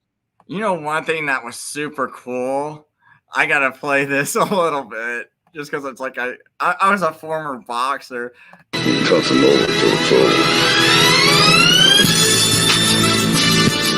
Oh, I love that music though. I was like, dude, that's like the best. I was like, man, I was like getting off high. I was like, man, I wish that was me and SMT. Because I mean, me and him would have went hard at it. Because it's like he's just really pushing this view hard, like it's the thing. And I'm like, nah. I know. I really want to show you it's weak. Yeah. And it's just like the stuff he says, man, it just kind of rubs me the wrong way. Just on this particular thing, I still donate to a show and things like that, but this particular thing, it's like, I don't know. I'm kind of irked because I feel like these people have like destroyed people mentally on the Bible. I mean, you could just see what it did to Olive. It like that's the result of people like this teaching that, because look at her brain. It's like when it was it's trying to do, and it's like it's and I'm not trying to knock her. It's like I see this happening to multiple people, you know, just like the you know, anyone sincerely trying to understand the Bible. It's like when you got most people cannot comprehend that the world is this deceptive. All right. Like that that's true. They're going to church because they're like, oh, this is the one thing that's not supposed to be deceptive. Jesus is the light of the world. And they feel in their heart, they're very convinced the Bible's got the truth. And so they're thinking, how did these people get in this position? Oh, God. And then you're also kind of thinking, well, God's got his hand on everything. God guides everything. And they start thinking, well, I wouldn't be here. And so naturally, if they show up here and this preacher's teaching this, it's real hard to figure out what's, you know, going on, because then it's like, well, isn't God setting everything up? Didn't God guide me? And didn't God guide this person into this position? And I've also learned is that it's similar to the Genesis apologetics. Like it's similar to Genesis. Oh, you did bring it up. I didn't catch that. Okay. Yeah, it's at the probably about the 110 mark. Okay. 113, 110 mark. But yeah, I started drawing it out while he's talking. Because what it is if I'm asking him questions, this way I can allow him to speak more, and I can also write so people can see what I'm thinking as he's speaking. And that way they can go, does this make sense? Does this look biblical? Can you imagine a prophet? Well, hey, Jeremiah, there's 70 years of captivity. Or Jeremiah tells everyone it's 70 years of captivity. So everyone breaks down their calculator. Yeah, guys, 69 years. It's like, we got to take this prophetic year, since Jeremiah said it's a prophecy from Jeremiah. So we take 70 years, times it by 360. We're going to get so many days out of it. We divide it by 365.25. It equals 69 years. Guys, it's 69 years of captivity, or 70 prophetic years.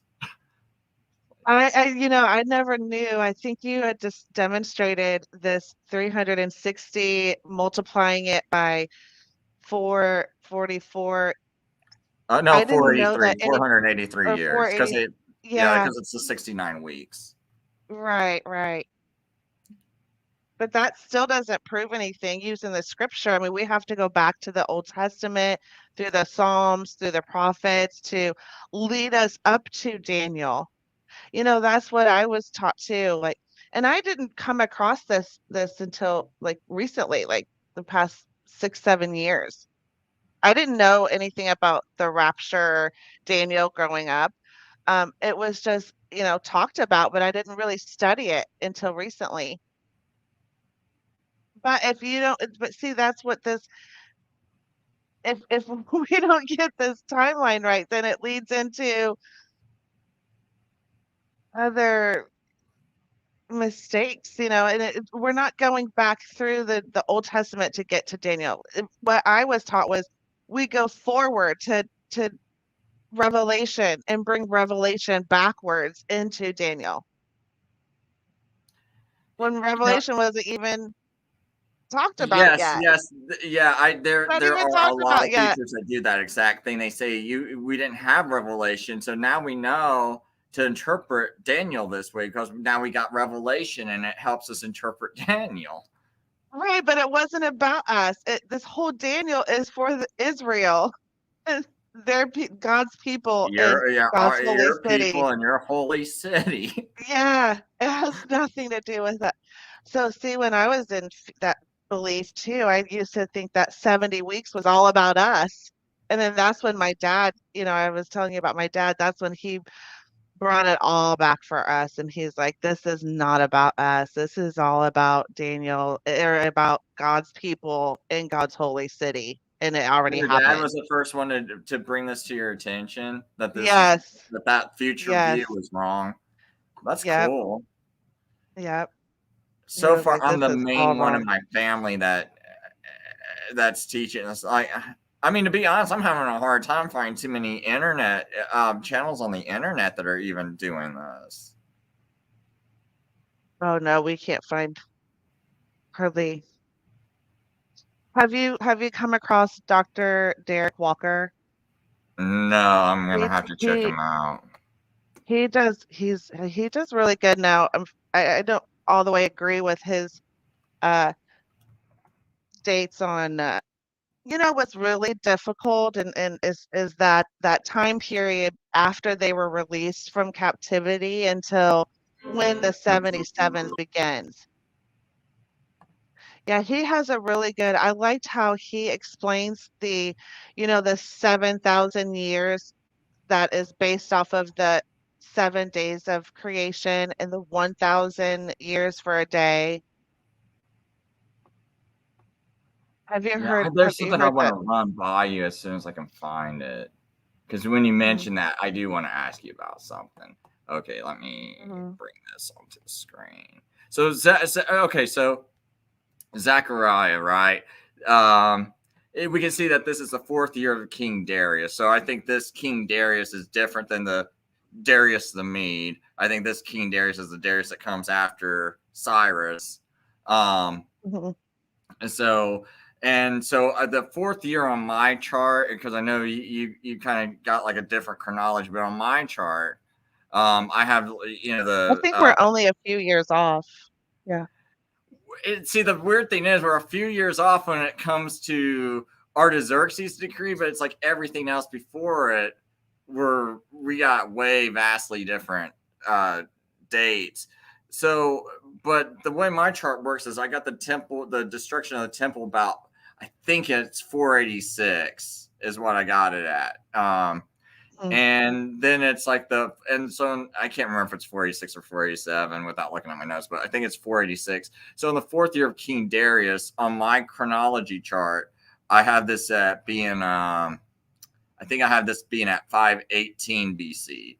So this is only 50, what is it? Something like 68 days. 68 days from that event, right? From the second the destruction. So I would say they got 2 more years to realize that if you want to say the 70 years of desolation starts from then I say they got like 2 more years to build the temple from this point, if you want to say 586 to 516.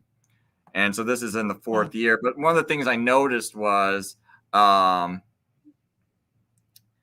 it's talking about, should we not hear the words of the Lord hath cried by. So this is Zechariah 7, verse 6.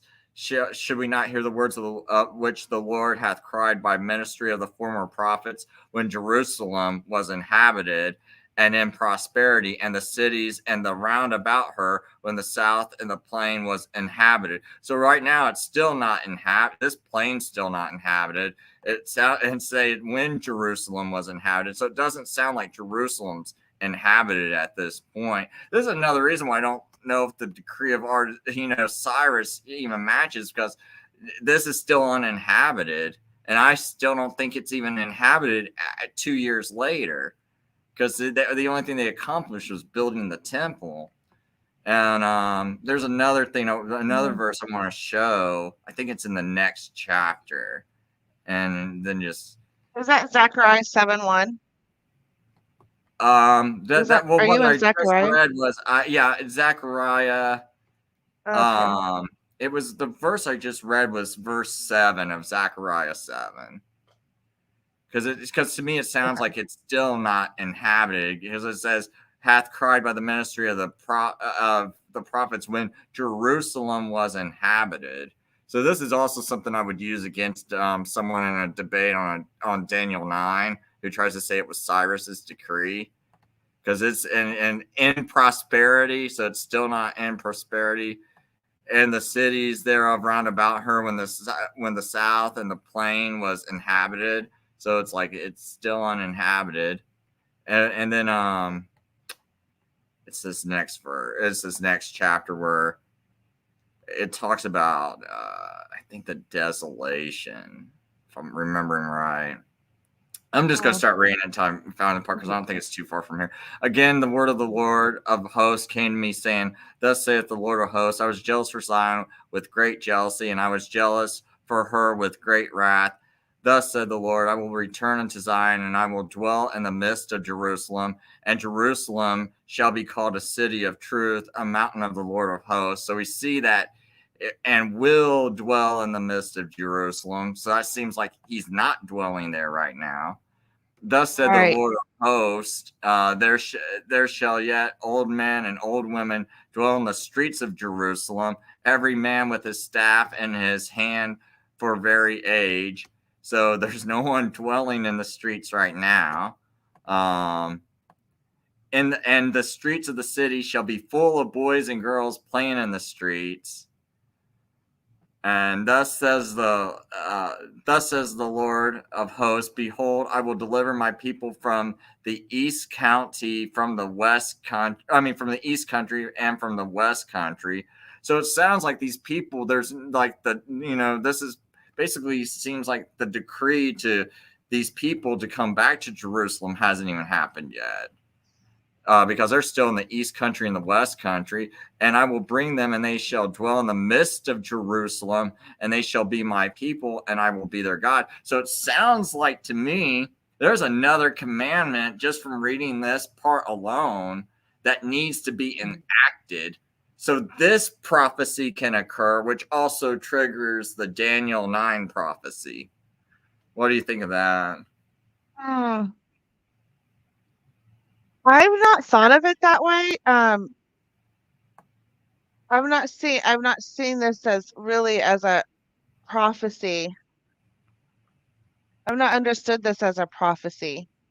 Like that has to be if they haven't been there included in yet, the it has to be timeline. a prophecy, though, because it says, and they shall dwell in the midst. So I will bring them and they shall dwell. So they're not there yet. So it has to be a prophecy, because this is talking about something he's going to do, but he hasn't done yet. Mm-hmm. It's just that we just don't have dates. He just says he will do it. Right. But what I'm saying is, it also implying that these people aren't there right now. This isn't done. His spirit's not even there yet. Right. So are you saying that this is part of, like, this is not after, let me see what I have, 15 years after they were released. I'll have to look at this. Oh yeah, I forgot. You try to still say it was Cyrus's decree. And right, yeah. 460. Okay, I forgot all about that, because I'm thinking of just the way I'm arguing, so I kind of forgot about that. But still, I mean, that still might give you something to think about. That yeah, maybe you should think, maybe this is something to help you think maybe it should be Cyrus's decree. So right, in the or not way Cyrus's that decree, because Artaxerxes, sorry. right, but see, this kind of like what my dad was telling me a couple weeks ago. He's like, Steph, think about it. If it's Cyrus's decree had to be the start of the decrees, because without Cyrus's decree, there is no Darius or Artaxerxes decree, because their decrees were based on searching the House of the Scrolls for the to confirm Cyrus's decree. So we can't just like go in the middle and start putting dates in the middle with Artaxerxes and Darius and Artaxerxes, because their decrees were based on Artaxerxes, first of all, told them to stop, and then they had to search the House of the Scrolls to allow them to restart again.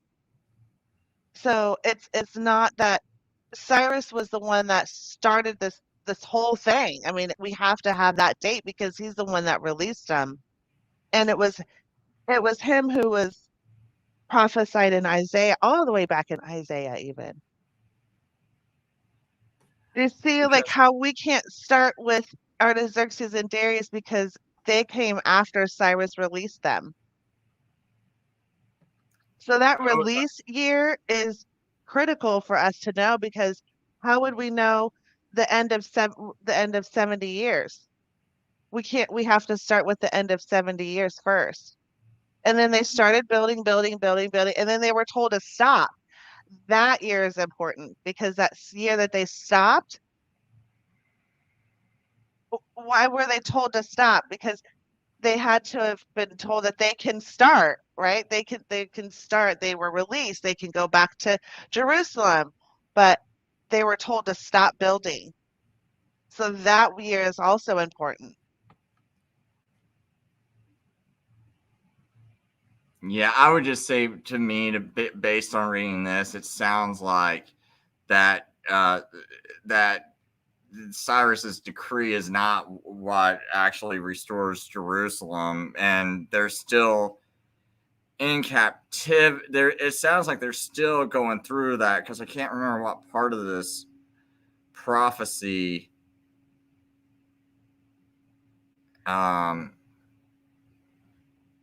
Oh, where is this at?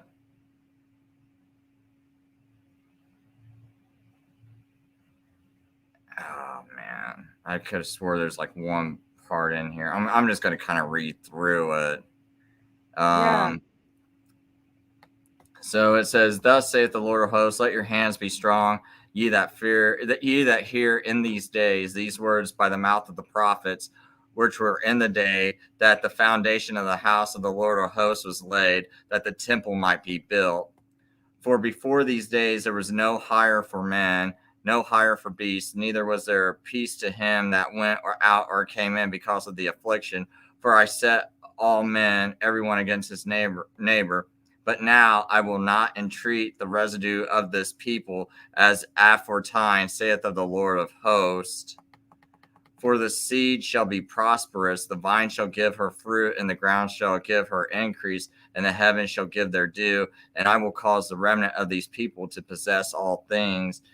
And it shall come to pass that as ye were a curse among the heathen, O house of Judah and the house of Israel, so I will deliver you, and ye shall be a blessing. Fear not, but let your hands be strong. Thus saith the Lord of hosts, I thought to punish you when your fathers provoked me into wrath, said the Lord of hosts, and repented not. So again, I have determined in these days to do well unto Jerusalem and to the house of Judah. Fear ye not. These are the things that ye shall do. Speak ye to every man truth unto his neighbor. Execute judgment truly, upright in your gates, and let none of you imagine evil in your hearts against his neighbor, and let no false oath, for all these things are the things I hate, saith the Lord.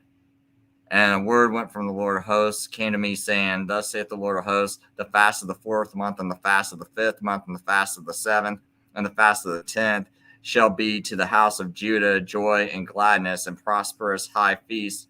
Therefore love the truth and peace. Thus saith the Lord of hosts, that there shall yet come people and the inhabitants of great cities, and that they shall dwell in one city, and shall go to another, saying, Up, let us go up and pray before the Lord, and seek the Lord of hosts. I will go also. Yea, great people and mighty nations shall come to seek the Lord of hosts in Jerusalem to pray before the Lord. Thus saith the Lord of hosts, in those days shall 10 men take hold out of all the languages of the nations, even take hold of the skirt of him that is a Jew, and say, We will go with you, for we have heard God is with you. Oh, man, I thought there was something about the desolation. Maybe I got something wrong, so I'm kind of sorry. Oh, no, you're fine. Maybe it was 9.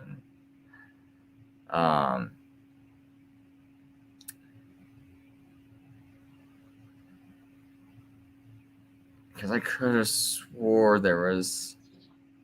So I just remember this about Zechariah. I don't know if you've ever heard this, but in my Bible it says that the first 8 chapters of the book are ascribed to Zechariah in 520 BC. The date of chapters 9 through 14 is widely disputed, and many deny that Zechariah wrote them.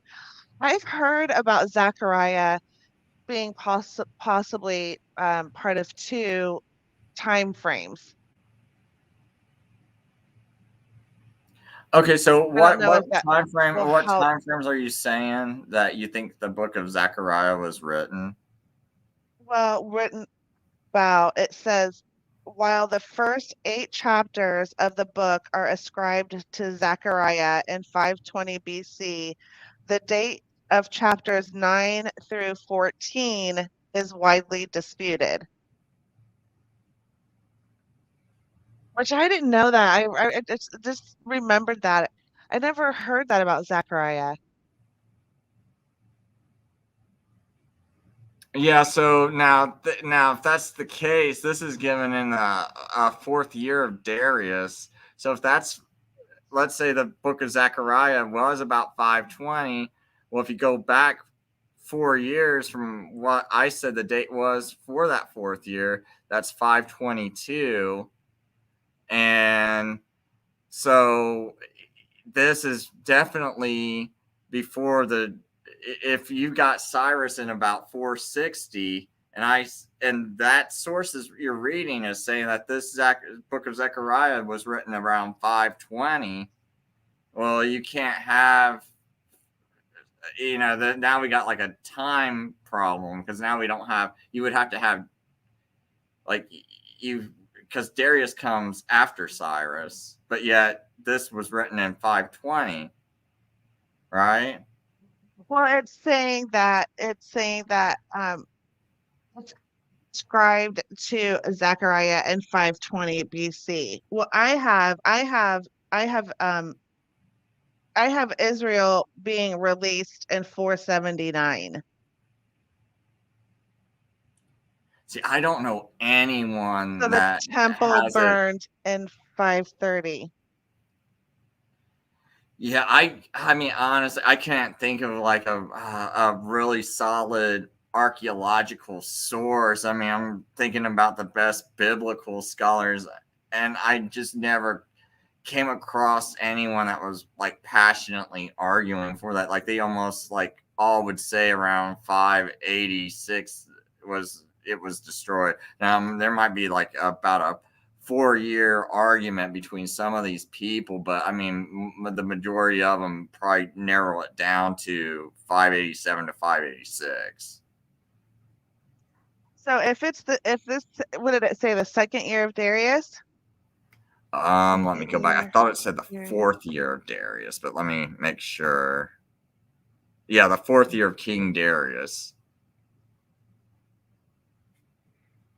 4th year. Oh, you're in 7. Okay, Zechariah 7. Oh, okay. And that's one of the. I remember when you said that thing. That when you gave that quote, you said that they think the first 7 or 8 chapters were written in 520, and right there is one of the chapters that would be written in 520.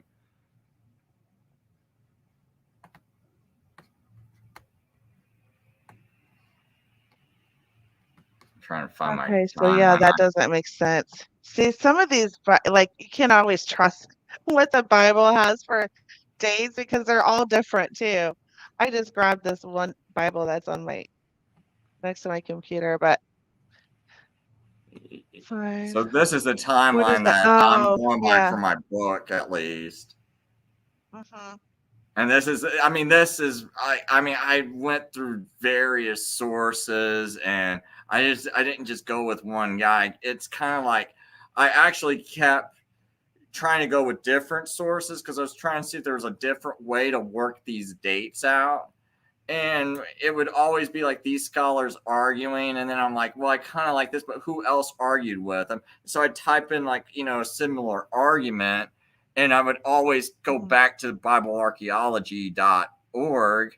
And after like doing this like almost like hundreds of times, where it's like I'm looking at all these different scholarly papers, I'm like, they probably got a pretty accurate timeline because they seem like whenever I come to this conclusion from other scholars and I start searching, I always accidentally run across some papers they wrote.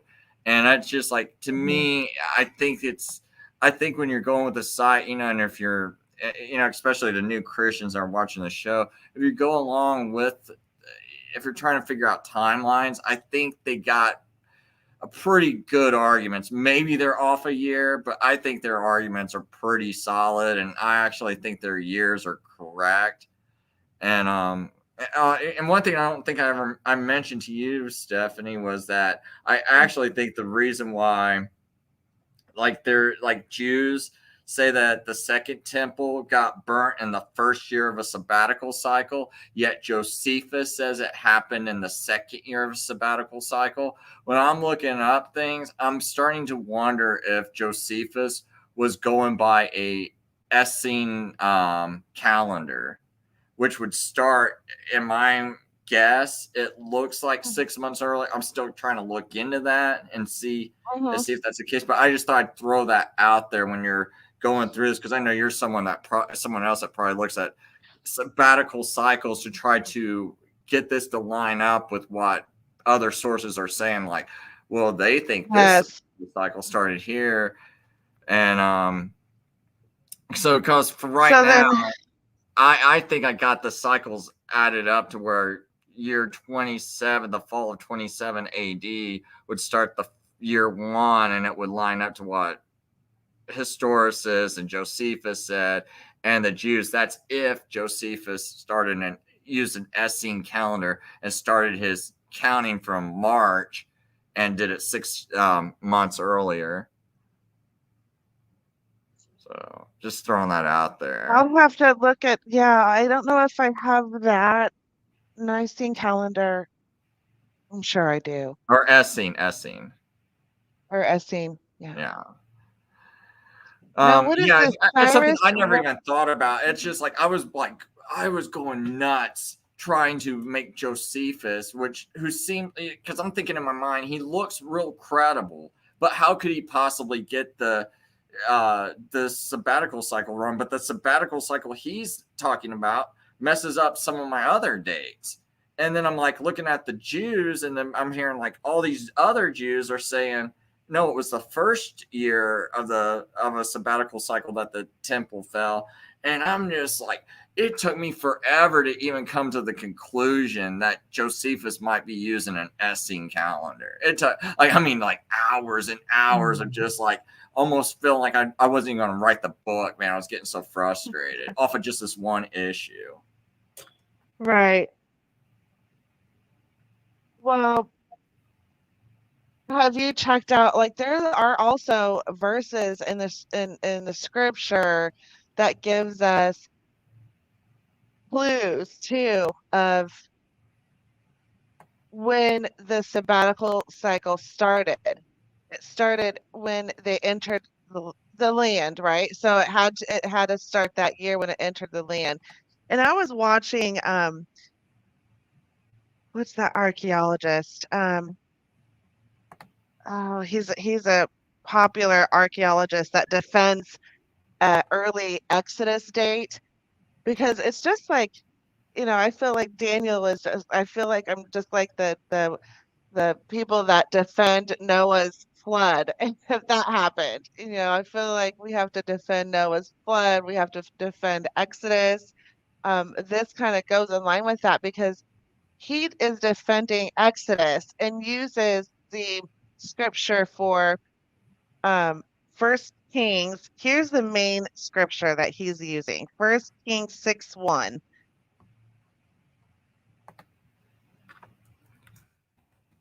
That's the key time marker. So he's an archaeologist who's defending the Exodus in the early year of Exodus, which is accurate according to the Bible and how the numbers and the dates line up in the Bible. But he said this is the key to working forward and backwards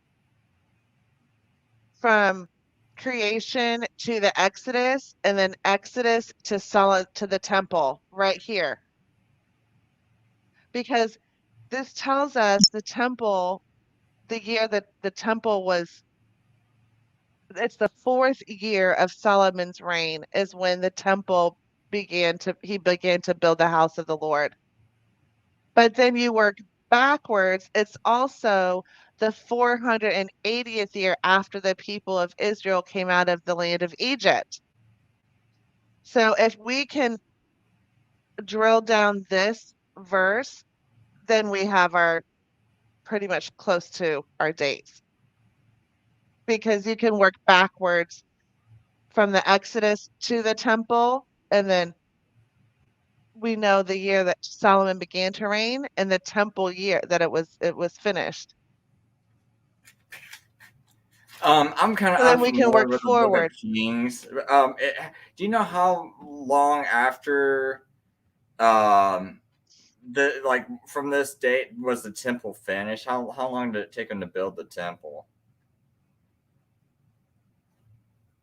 I didn't know if you knew off the top of your head. If you don't, it's fine. I just thought I'd ask, because I just thought it was weird. It said 480th year, and I was just wondering if it was completed in the 490th or anything like that. Probably not. It'd probably take. I have it. I have it.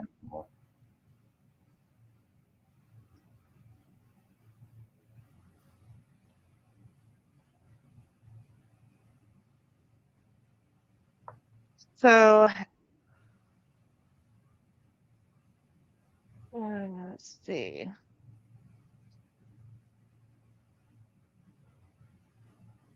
Seven years. Not a coincidence. It's 7 years.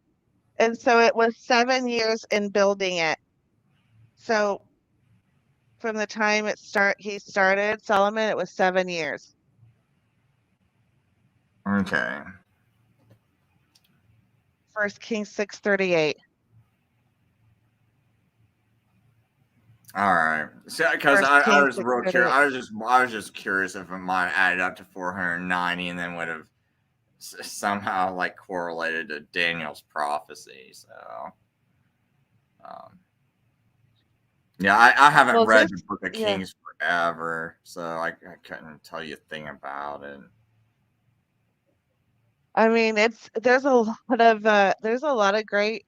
It's neat because it gives us like the ages that the kings were, and then so I mean that's a great debate too of what year did Jeroboam and Rehoboam begin their reign, and adding up the years. It should be easy to add up the years that they were the ages that they began king to become the king, but there's some nuances with the timeline for the kings of Israel and the kings of Judah.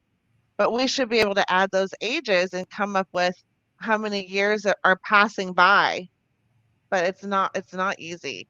Not everybody has the same years. So like for this year right here, what I have for 480 years after they came out of Egypt. So I have the Exodus at 1510. So 1510 minus 480 is 1030. So the year 1030 is when they started building the Solomon's temple.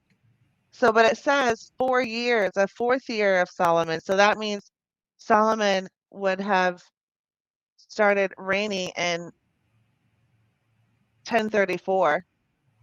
But not all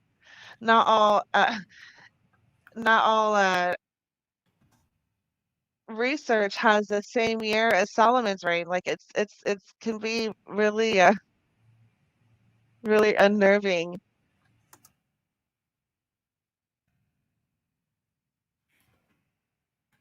I'm wondering what Bible archaeology might say it was when it was built. I'm seeing just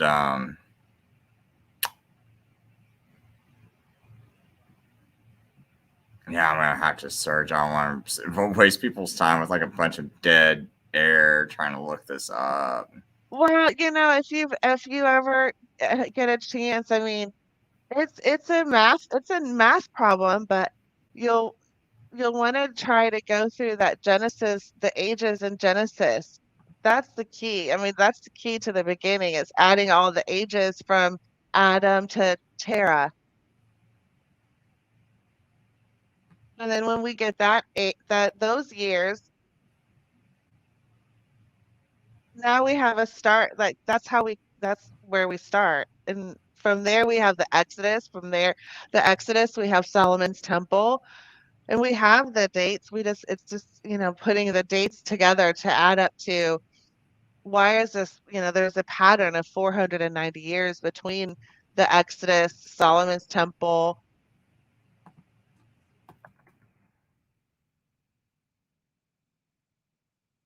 Does it give you the year for this one, Solomon's temple date?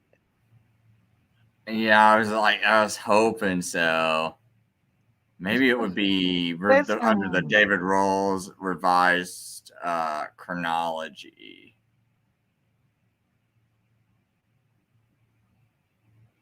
Oh, well, down here it's got some dates too. I'm gonna go. Oh, wait a minute, that's a featured article. I should probably do the featured. That's probably where they got some of the dates. So it says Exodus and wilderness wanderings under Moses is 1446 to 1406 BC was the 40 years in the wilderness. Okay. Well, at least they have an early date because there's two sides of this Exodus debate, an early date and a late date. See, I think what it sounds like to me that you're going by more of what I think they call short form chronology. And and so from my understanding, it's like the long form chronology is what most of the scholars are going by, or at least the better scholars are going by with that's being more detailed and combing this a little bit better and trying harder to match the astronomy up with the artifacts and to date the artifacts properly and actually looking into sabbatical cycles. Like this guy right here who runs this website, he actually does care about the sabbatical cycles and to help date things more accurately. And good. Yeah, that's one thing when you read this. This is why I keep accidentally stumbling across the site, because I'm reading other articles, and whenever I look up certain terms, like, okay, how is this determined in this time period, I accidentally stumble across this site. So, and they start the sabbatical cycles from the fall, which is what it said. I can't remember if it's like Leviticus that's in, where it talks about the Jubilees, and right in that same passage, it's talking about the same verses or passages that's talking about the Jubilees. It tells you that they start the count of the Jubilee in the fall. So they would obviously start the sabbatical cycles in the fall too. So that must be how you are supposed to count these sabbatical cycles. Which is confusing to some people, because I think there's a verse in Genesis that says where they come out after the flood, and God's like, you're to count your days from spring to spring. And so a lot of people get that confused, but or your years from spring to spring. And so a lot of people think, oh, no, you're supposed to start your calendars here. And I think that's why Josephus might do it under the influence of the Essenes. But I think like the Bible, when you're counting those sabbatical cycles, it's got to be fall to fall.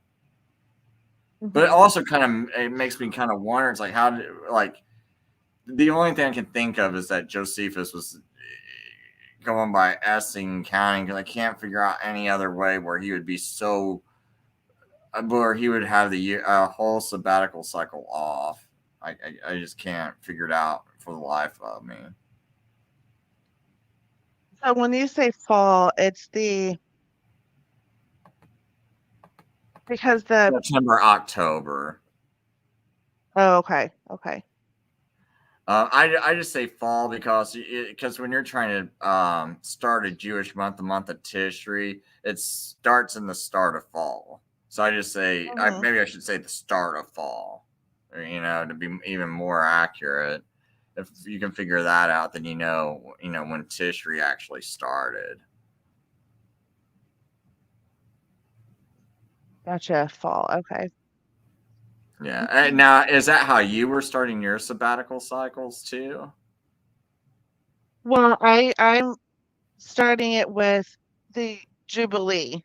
So the Jubilee started in the month of, it started counting the year that they entered, or the year that they exited the Exodus. So that year, but the first Jubilee wasn't until 49 years later, obviously, because God said it would be 7 times 7, 49 years. So the 49th year on the 10th day of the 7th month. So what started the Jubilee was 1510, the year of the Exodus, plus 49 years. And then every 49 years.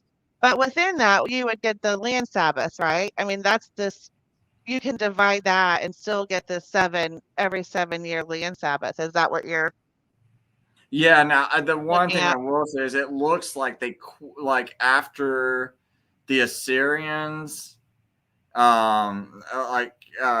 captured some of the tribe, it looked like that's when they stopped celebrating the sabbatical cycles. And I cannot remember the date right off the top of my head that happened.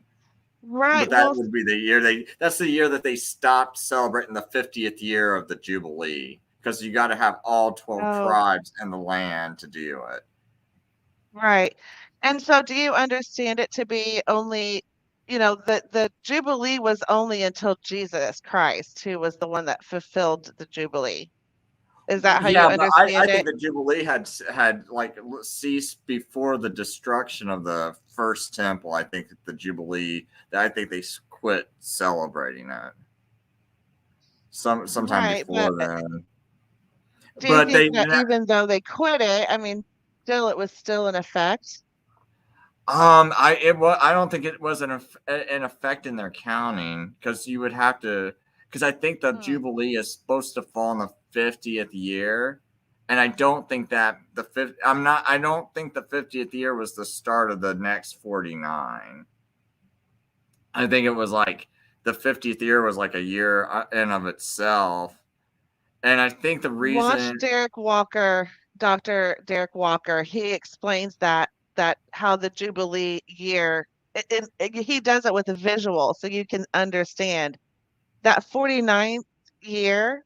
So from the 10th month, that month, the 7th month, Okay, so that 10th sounds right. day, until the next year. So it's like, yeah, it's the 49th year, but that Jubilee doesn't start until the 7th month, until the next year, the 7th month, 10th day. So it's like trying to explain, like, okay, let's say it's my birthday year, but my birthday is in February, but I'm going to celebrate my birthday from February until next February. I'm going to celebrate for a whole year. But even though the year starts in January, but my birthday is in February, February to the next February is in the 49th year to the 50th year. So the Jubilee starts in the 49th year, but it's not until the next year that is I think that's that's when the 50th year is. It's obviously the 50th year, but it doesn't start on like the beginning of the year. It starts later. The 49th year is on the 7th, in the 7th month to the 10th day, to the 7th month, the 10th day, the next year.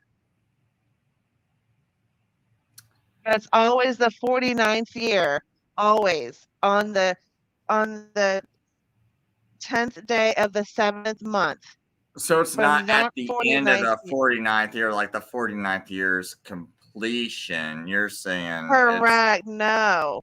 It's the 10th. It says it. It tells you. It's the 7th month, the 10th day of the month. It's like you're celebrating, like.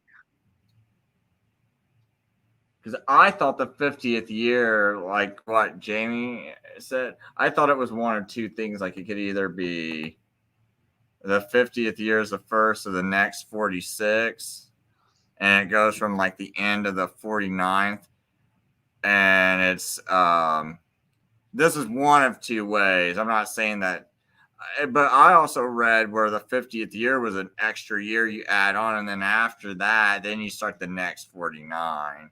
That's what I'm No, that's unsure definitely about. not right. Okay, you know that's okay. Because No, that's what I was trying to look up when I was doing this. That's why. Okay, I got to go back because that's what I didn't know if I had to factor that into my counts because I was not. Oh no, Okay, be 49. Well, Okay, I'm Leviticus definitely tells you gonna that. look up that Derek Walker and listen to what he's got to say because I thought I had. He has a great visual. So, does Jamie want to come in the room? Oh gosh, I really don't want to go too much longer. I'd let him come on. I don't know how long you guys have been on. I got up to get ready for the holiday and I saw you guys were on, so I just jumped on for a little bit. Everybody's probably going to be waking up soon. But see, that's kind of what I thought about the Daniel prophecy is the reason why they had the 49 was because I thought Jamie says he has visual graphics on this. Yeah, well, no, I understand. I mean, I thought the count was I thought it was initially nothing but 7 until I mean, I was like reading a few things, and I thought it was a separate year, and then like the Jews quit celebrating it after the sometime before the destruction of the first temple, because all 12 tribes were no longer together, and so it hadn't been celebrated, since I think it was like their since Syria captured some of them, and hadn't been celebrated since, and that it doesn't get celebrated until all 12 tribes are together again, because at least it's what all these like Jewish websites are telling me. Well, that's not. I mean, some people may have stopped celebrating it, but they were told that they had to do this every 49th year. Okay, well, I mean, you gave me something to go look at later. That's for sure. Yeah, take a look at Dr. Derek Walker's. He has a nice visual on the right there. Yeah, okay, I'll go ahead. Jubilee. Search for his playlist. And a playlist called Jubilee. I think he has a.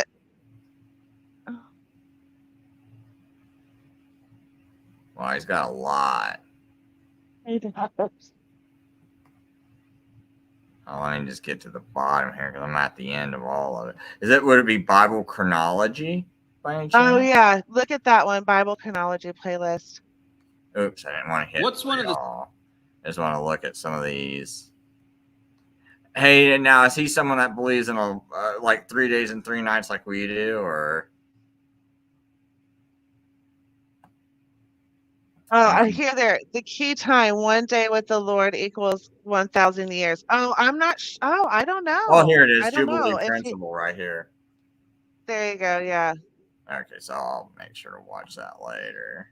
Yeah, take a look at that, and I liked his visual. It really helped understand, because that throws off the timeline too. If you're adding every 50 years, but it's every 49 years. It has to stay within that pattern of sevens, because that's what the timeline pattern is based on, the number 7.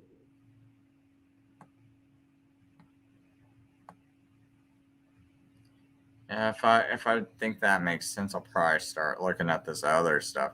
Now, Bible Chronology, the Jubilee principle. I better watch these. And he's got a lot on that. Yeah. This is, he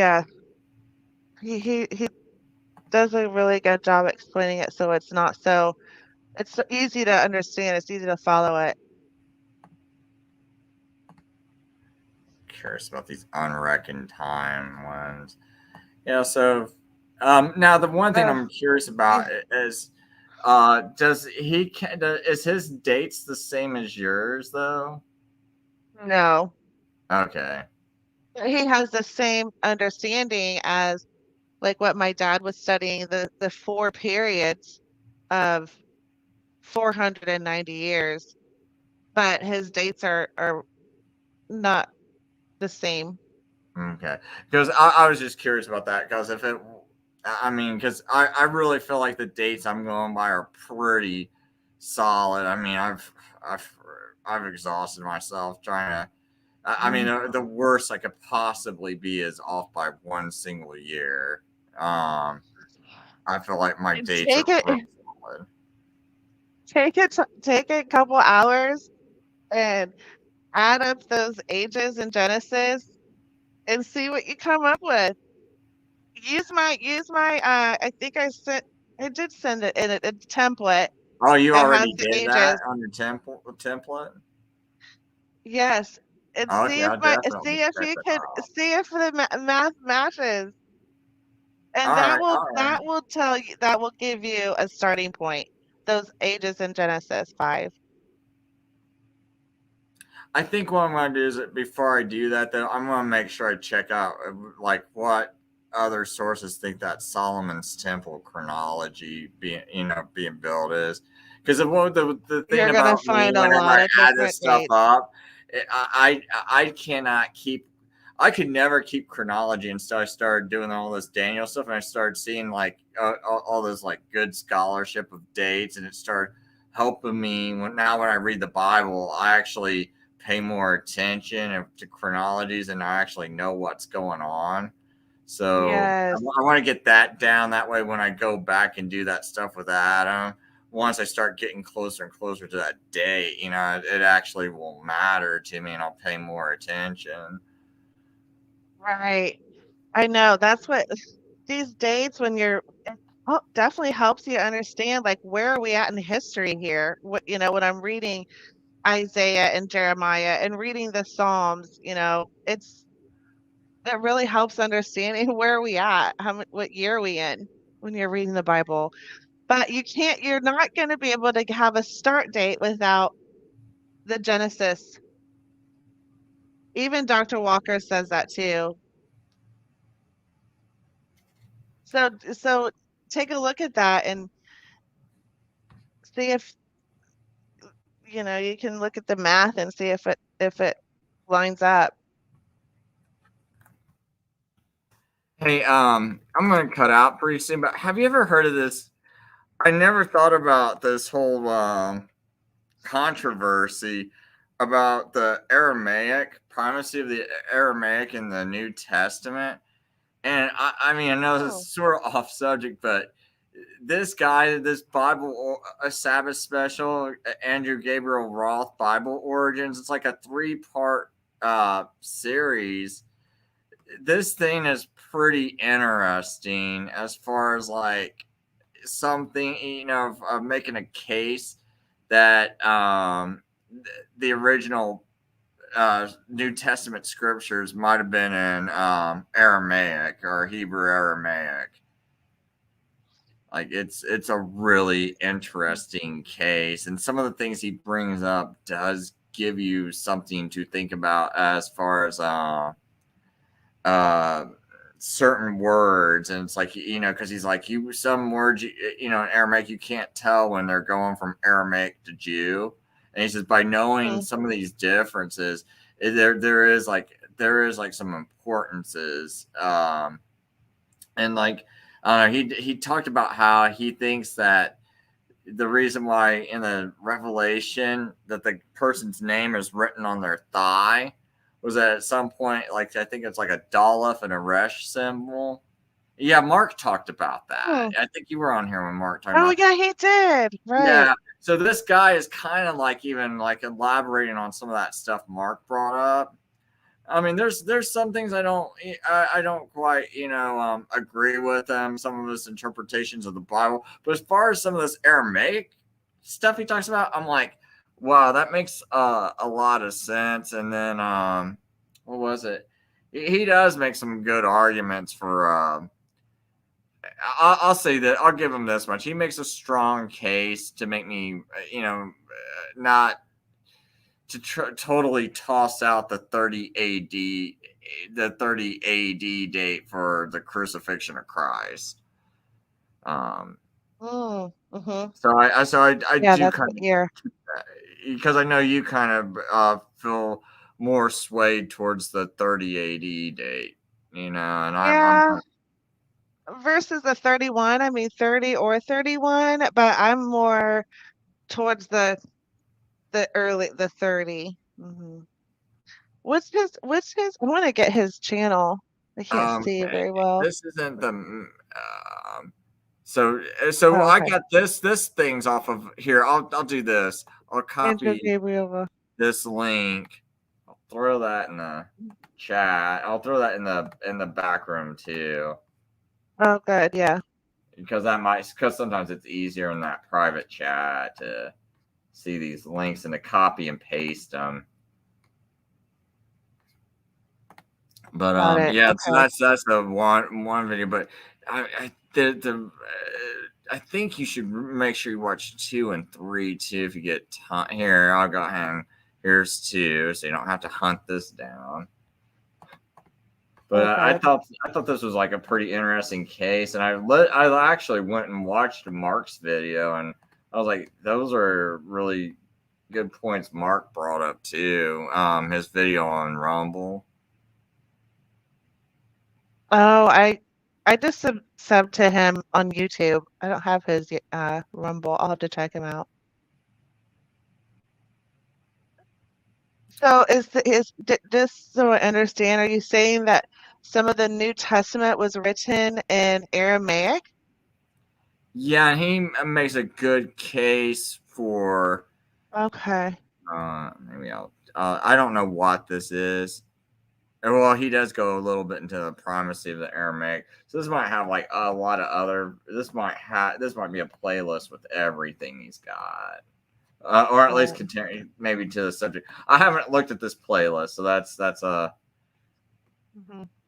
But yeah, I thought he made some interesting points, especially what was that? I think it's like in Luke or something when they're going through the genealogies, and because there's things that he would know from being a Jew who used to attack Christianity, and he actually would go and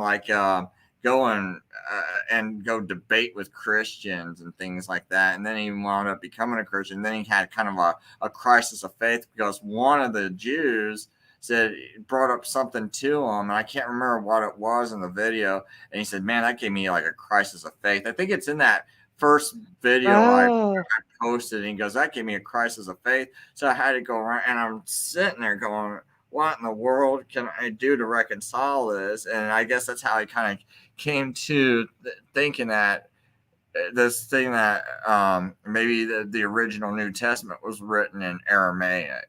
And it would make sense because Jesus was speaking Aramaic, and Hebrew is like close to it.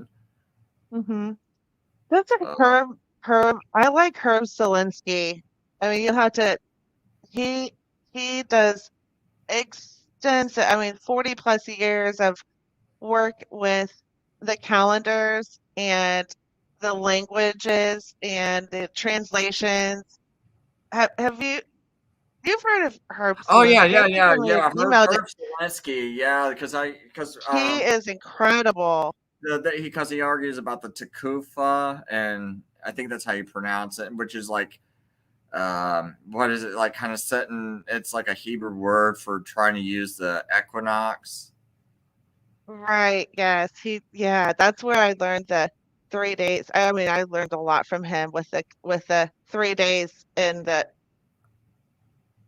I think this guy actually believes the same thing because he brought up that exact same word that Herb Selinsky brought up. Okay. So I was like, that makes more sense. I think that's because in Genesis it's just saying the lights in the sky, so it's not. It didn't say nothing about barley and things got to be a beam and things like that. There's nothing like that. It just says the stars, the lesser light and the greater light, and that's it. So I'm thinking that must be it. I'm gonna check out his videos because I really enjoy Herb Selinsky's he only has a few on YouTube, but they're so impactful. He also studied the languages, and I think he brings up Aramaic and New Testament too. I'm gonna have to go back and. Now this guy's real new to me, so I don't know. I know he did definitely bring up some stuff I disagree with him on, but I will say, man, that case for the stuff he brings up about the Aramaic, and I can't really articulate it well at all. But like if I hear it again, I'm like, man, that makes so much sense. But at least for some of it, you might believe that certain gospels definitely were originally written in Greek. That's fine. But at least some of the stuff he brings up, I'm like, man, maybe for this particular book, that probably might apply, So I'm just throwing it out there. I'm not saying, this is a new subject to me. I just found it pretty interesting. Oh yeah, this thing about the ark too. I thought that was kind of interesting because he was talking about how how it would have ended up in Ethiopia at some point. But I don't remember the end because I kind of fell asleep towards the end. It's something I was listening to while I was trying to sleep. But I mean that when he's talking about in the search of the Ark of the Covenant, I thought he made some really interesting points. But I can't remember where he said the Ark ended up, but that was interesting about his theories about how it might have ended up in at least for a time period with the Ethiopians. Interesting. I've never heard. Yeah, I'm definitely gonna check him out. Yeah, like I said, it's new, but definitely the Hebrew stuff is. I thought it was definitely interesting, that Hebrew, Aramaic, and the origins. Yeah. Oh, here's that third video I was looking forward to. So this is that third video of his. I knew there was like a 3-part to that playlist. So, well, Stephanie, you got anything you want to before I let you go? Yeah, no, I gotta get off of here too and go get ready for the holiday. But thanks for having me on, Chris. I appreciate it. Oh yeah, hey Stephanie, thanks for coming by. I always appreciate more studies on Daniel, and this was good. Thank you. Oh yeah, I appreciate you coming on, and I plan on keeping talking about Daniel. And people are gonna be like, "Oh, you're always." I'm not, but we're not talking about the same chapter, and we're always bringing up new points and talking about how it relates to the rest of the scripture. That's what I find so fascinating, because it's almost like it's like this thing that locks the entire Bible together, glues it together. I was thinking that. I think I was kind of had that in my mind the other day. I was out walking my dog, and I was thinking that same thing. This is the middle of the whole story that goes backwards and forwards, and is the key to this whole plan. It's so incredible though, right? I mean, there's so much that we can study that outside of Daniel that just brings it to life. Yeah, I mean, because I start to find things in Genesis that I need to pay attention to understand Daniel better. And I think it also helps me because you think about the lights, that the Moedim, it was created on the 4th day, but what was that? What was the whole thing about the festivals ultimately pointing to? And here it is, created on the 4th day, and then Jesus is crucified in the midst of the week, and whether you reject the Wednesday crucifixion, you're still crucified in the middle of a sabbatical cycle. Right. So I mean, it's real interesting how all this, ties in together, and how you can link just every single thing with the whole entire Bible. Yeah. One thing I will say before I go is I really want to start looking more into those the 6 elements of Daniel 9:24, because as that's the key. That's what we're talking about, is for Daniel 9, are those 6 or 6 or 7, some people say 7 elements to that verse for thy holy city and thy people. And as a futurist, I used to jump right down to Daniel 9:27, without even paying attention to all the rest of the verses in Daniel 9. It's nope, go right to Daniel 9:27 and let's talk about the Antichrist. Nope, we're not going to break down any of these other verses. Yeah, see, that's another reason. I wasn't picking on Olive. I was using her as an example of that's almost like every single Christian in every single church. And it's even almost every single prophecy teacher, to be honest. I mean, I saw a person with about her understanding making $2,000 per hour teaching Bible prophecy. Oh yeah, I have a friend of mine too. They're on YouTube making that much. And what's dangerous is that they start thinking about the future, and then that gets into rapture date setting, which is a huge phenomenon, right? Rapture date setting. Those channels get hundreds of thousands of views. And it all stems to Daniel's 70th week in the future. But no, I really want to break down and study more Daniel 9:24 to have more. I mean, because I already know how to do the math and how the weeks line up. It's just really, I think Daniel 9:24 and breaking down those 6 elements, like the end of sin, like sin didn't end. It's the sin offering. Jesus was the end to sin offering. And so as a futurist, I would always say that too. What do you mean? How was there an end to sin? But it's not a end of sin, it's end of the sin offering.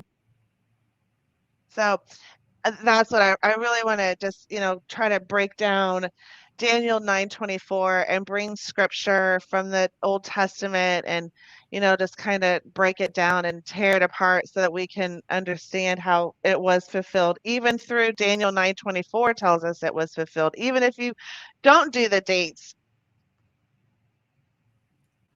Oh yeah, how many views did this one get? Dude. How many views? How many? 45-day blessing. But how many views? He's got 5,000 views. Yeah, yeah, but some of these videos this guy has, he's got like 500,000 views on some of these videos I saw.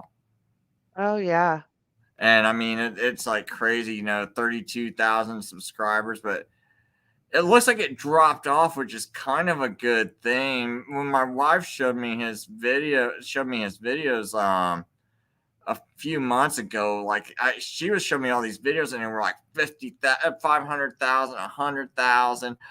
But I'm starting to see that these only had like 394. So I mean, it looks pretty good that he like kind of dropped off. But I did see that he had some videos and I'm just like booming. And plus he's going in 2 different languages, like Spanish and English. And I mean, he's really putting stuff out there, man. It's like, he's not the worst one though, but he looked like he was like on this uptrend where he's gonna get like 100,000 or 1 million subscribers at one point. Wow. Yeah, they do. And they get them quick too, man. It's like, I mean, like people just rush to this because they don't know what's going on. And right. Oh no, that's what I was doing too.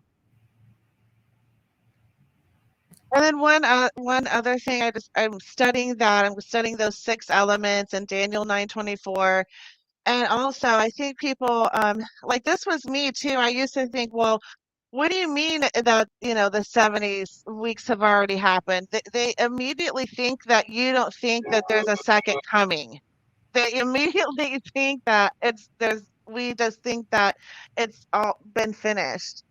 But this is another part of that, unlearning the brainwashing. It's that, no, this is the first coming, not the second coming. There's two separate events.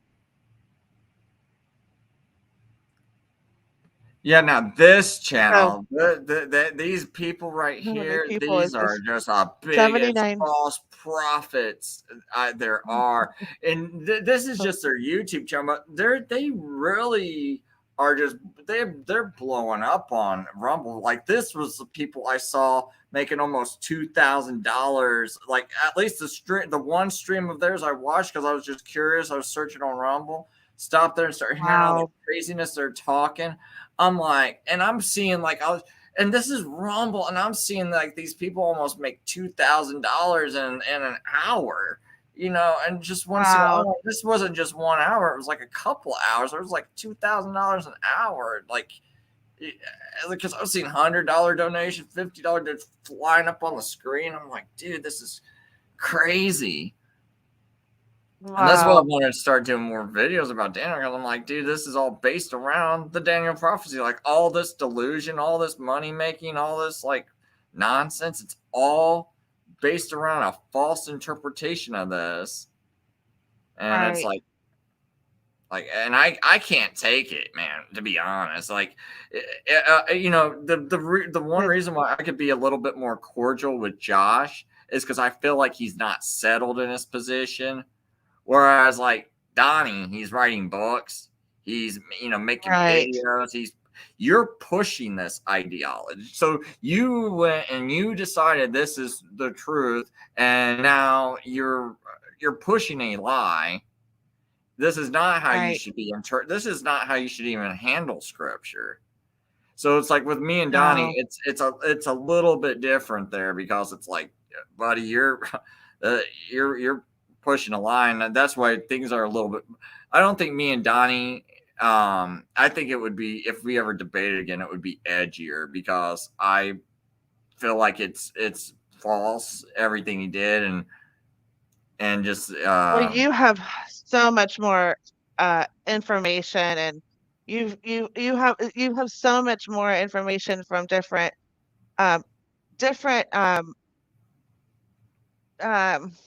like different angles. What the Futurist has is they just want to bring in revelation into Daniel, but with your, you have different angles to bring in that it's already been fulfilled. Now, the one thing that messed me up being a futurist is that everything was a dual prophecy here, dual prophecy there. Like it seemed like eschatology was, oh no, it has to be a dual prophecy, and that's what gets people into thinking that we're thinking it's that Jesus isn't coming back a second time. But when we're trying to explain, no, there's two events. This is all about his first coming, not his second coming. It's because they have that in their mind, that these are dual prophecies, and they just can't let it go. Yeah, I definitely what you like think the way about dual everything's prophecies, a dual prophecy, but the thing is, if it's a dual prophecy, it's like they always do the cut and paste method. So it's like, you say it's a dual prophecy, but yet you say it was shadow fulfilled with ties. That's what Donnie says. So you're basically saying this was everything's already shadow fulfilled. So I mean, so when the Balfour Declaration was given, that started the next, the fuller 490 year truer. I mean, bigger fulfillment, greater fulfillment. But you notice it's like there's a greater he'll say greater fulfillment, but it's almost like you're diminishing Christ being crucified, because, well, you're saying like that's not the grander fulfillment. And then it's like so much focus is on that 70th week, and it's like, but there's going to be this grander fulfillment. And it's like, what's grander? One thing about that whole thing is, I do kind of want to know your point about your thoughts about this. Was when I brought up that whole, they say, well, there's not an end of sin. There's not everlasting righteousness. There's still sin in the world. And if you think about their 7 year, or maybe I already asked you about this now that I think about it, but that whole 7 year, so you're going to have the 7 year tribulation. You say after that 7 years, it's going to happen, but then they still got that 1,000-year millennial reign. And what happens after that 1,000-year millennial reign of theirs? Oh, Satan's let loose again. Does that mean there's sin again? Since there's rebellion. So how can that be everlasting righteousness? It was only a temporary righteousness for 1,000 years. It was only a temporary end of sin. So it's not really end of sin. Right. Well, yeah, we've talked about that too, right? And that's a great point. But my point is as well is that that's not about it's about how I'm understanding it is that it's an end of sin sacrifice for sin, which Hebrews 10 tells us that, right? So it's not like the 77th ends sin, because obviously we still have sin, but it's more the sacrificing for sin.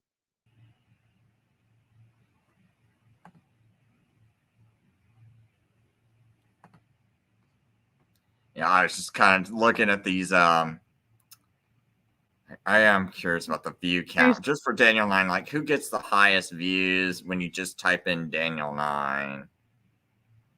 And somehow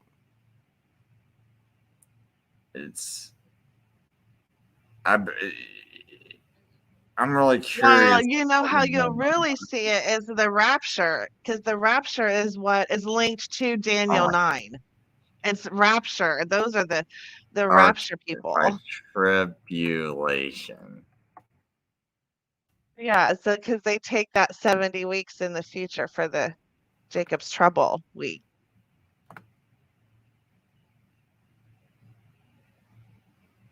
I'm pretty sure this guy's a futurist. Yeah, Amir. Yeah, church area. Yeah, he is. Time of the Gentiles. Yeah, he is. Mm-hmm. Oh, number one, it's that Abraham overcome Babylon. Top person.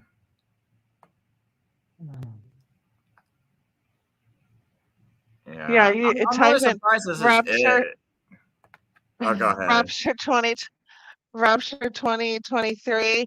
I mean, they were going crazy over this this year.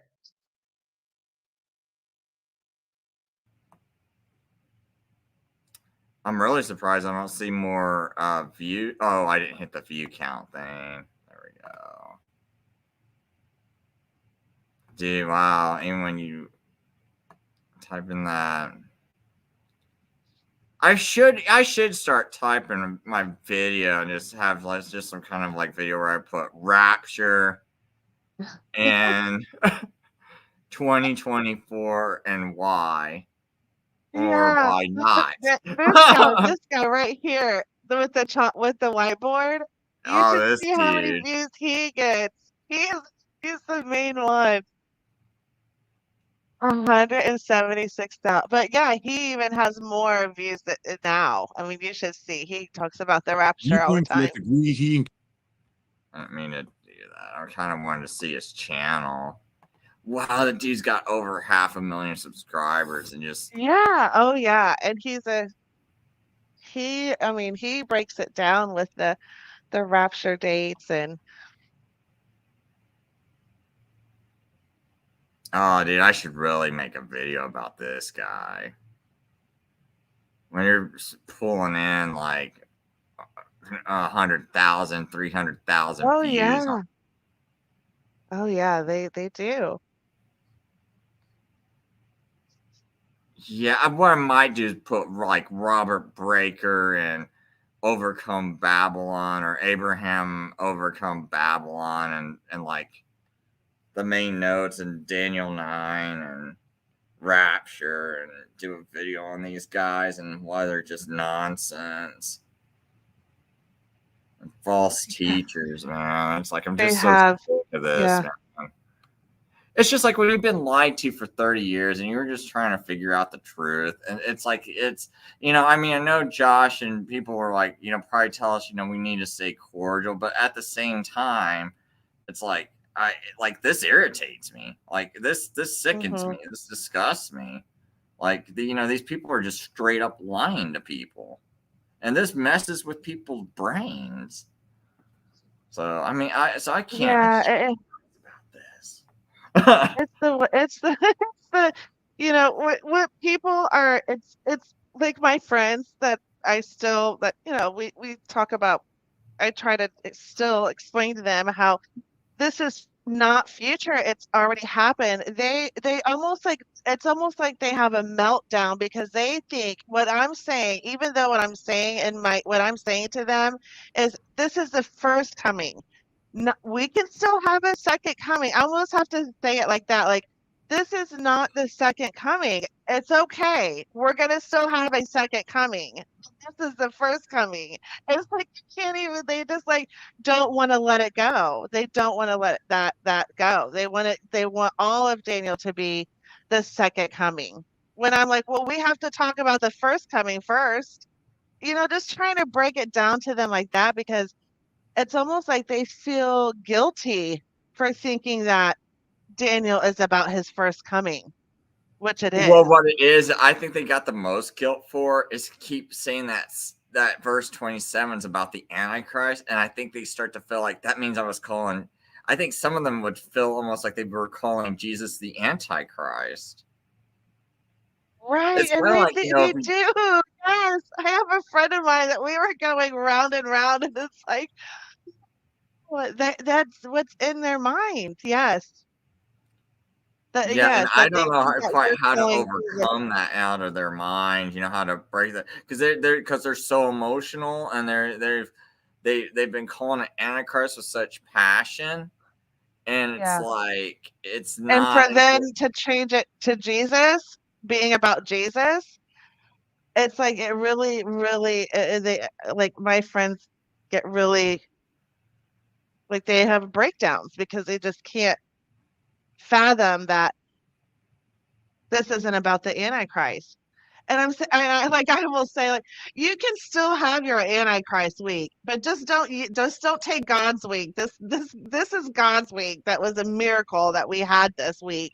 Go and use Thessalonians and Revelation for the Antichrist week, but don't take this one. It's almost like I have to will joke around with them like that, but it's about his first coming first. First coming first. Let's talk about this first, and then we'll talk about the second coming.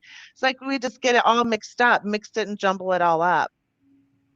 Yeah, and I don't really like how just because I think this was fulfilled by Jesus, that suddenly, they try to put you in the preterist camp. It's like, well, I'm not right. preterist. Yes. And I'm almost like, okay, so my next way to respond back to him is like, oh, so you think none of the prophecy's been fulfilled? It's because you think everything's in the future. So if you want to hyperbole me, I'm going to hyperbole you right back, and just, like, okay, you think everything's the future then. Even Jesus, the Messiah's in the future. Right. Well, that's how my friends are. They've been explaining this future, but I'm like, how can you explain this future when Jesus said nobody's going to know of the day or hour? How can you explain the future? Don't you think if we could explain the future that would have been clearly written in the scripture? Like, that's how I talk to my friends about that. It's like, if we were supposed to know, we would know. I think I lost almost everybody that was my friend over I think I lost a lot of people over this issue. Because if I didn't lose them on Trump, I think I lost the rest of them off of this. Because I was like going against Trump, and like that was a hard one for them, but they're like, well, I did this one, and they don't like, no. You got Trump and then this at the same time. Yep. Oh man. Going hard on both. I'm gonna hop off of here.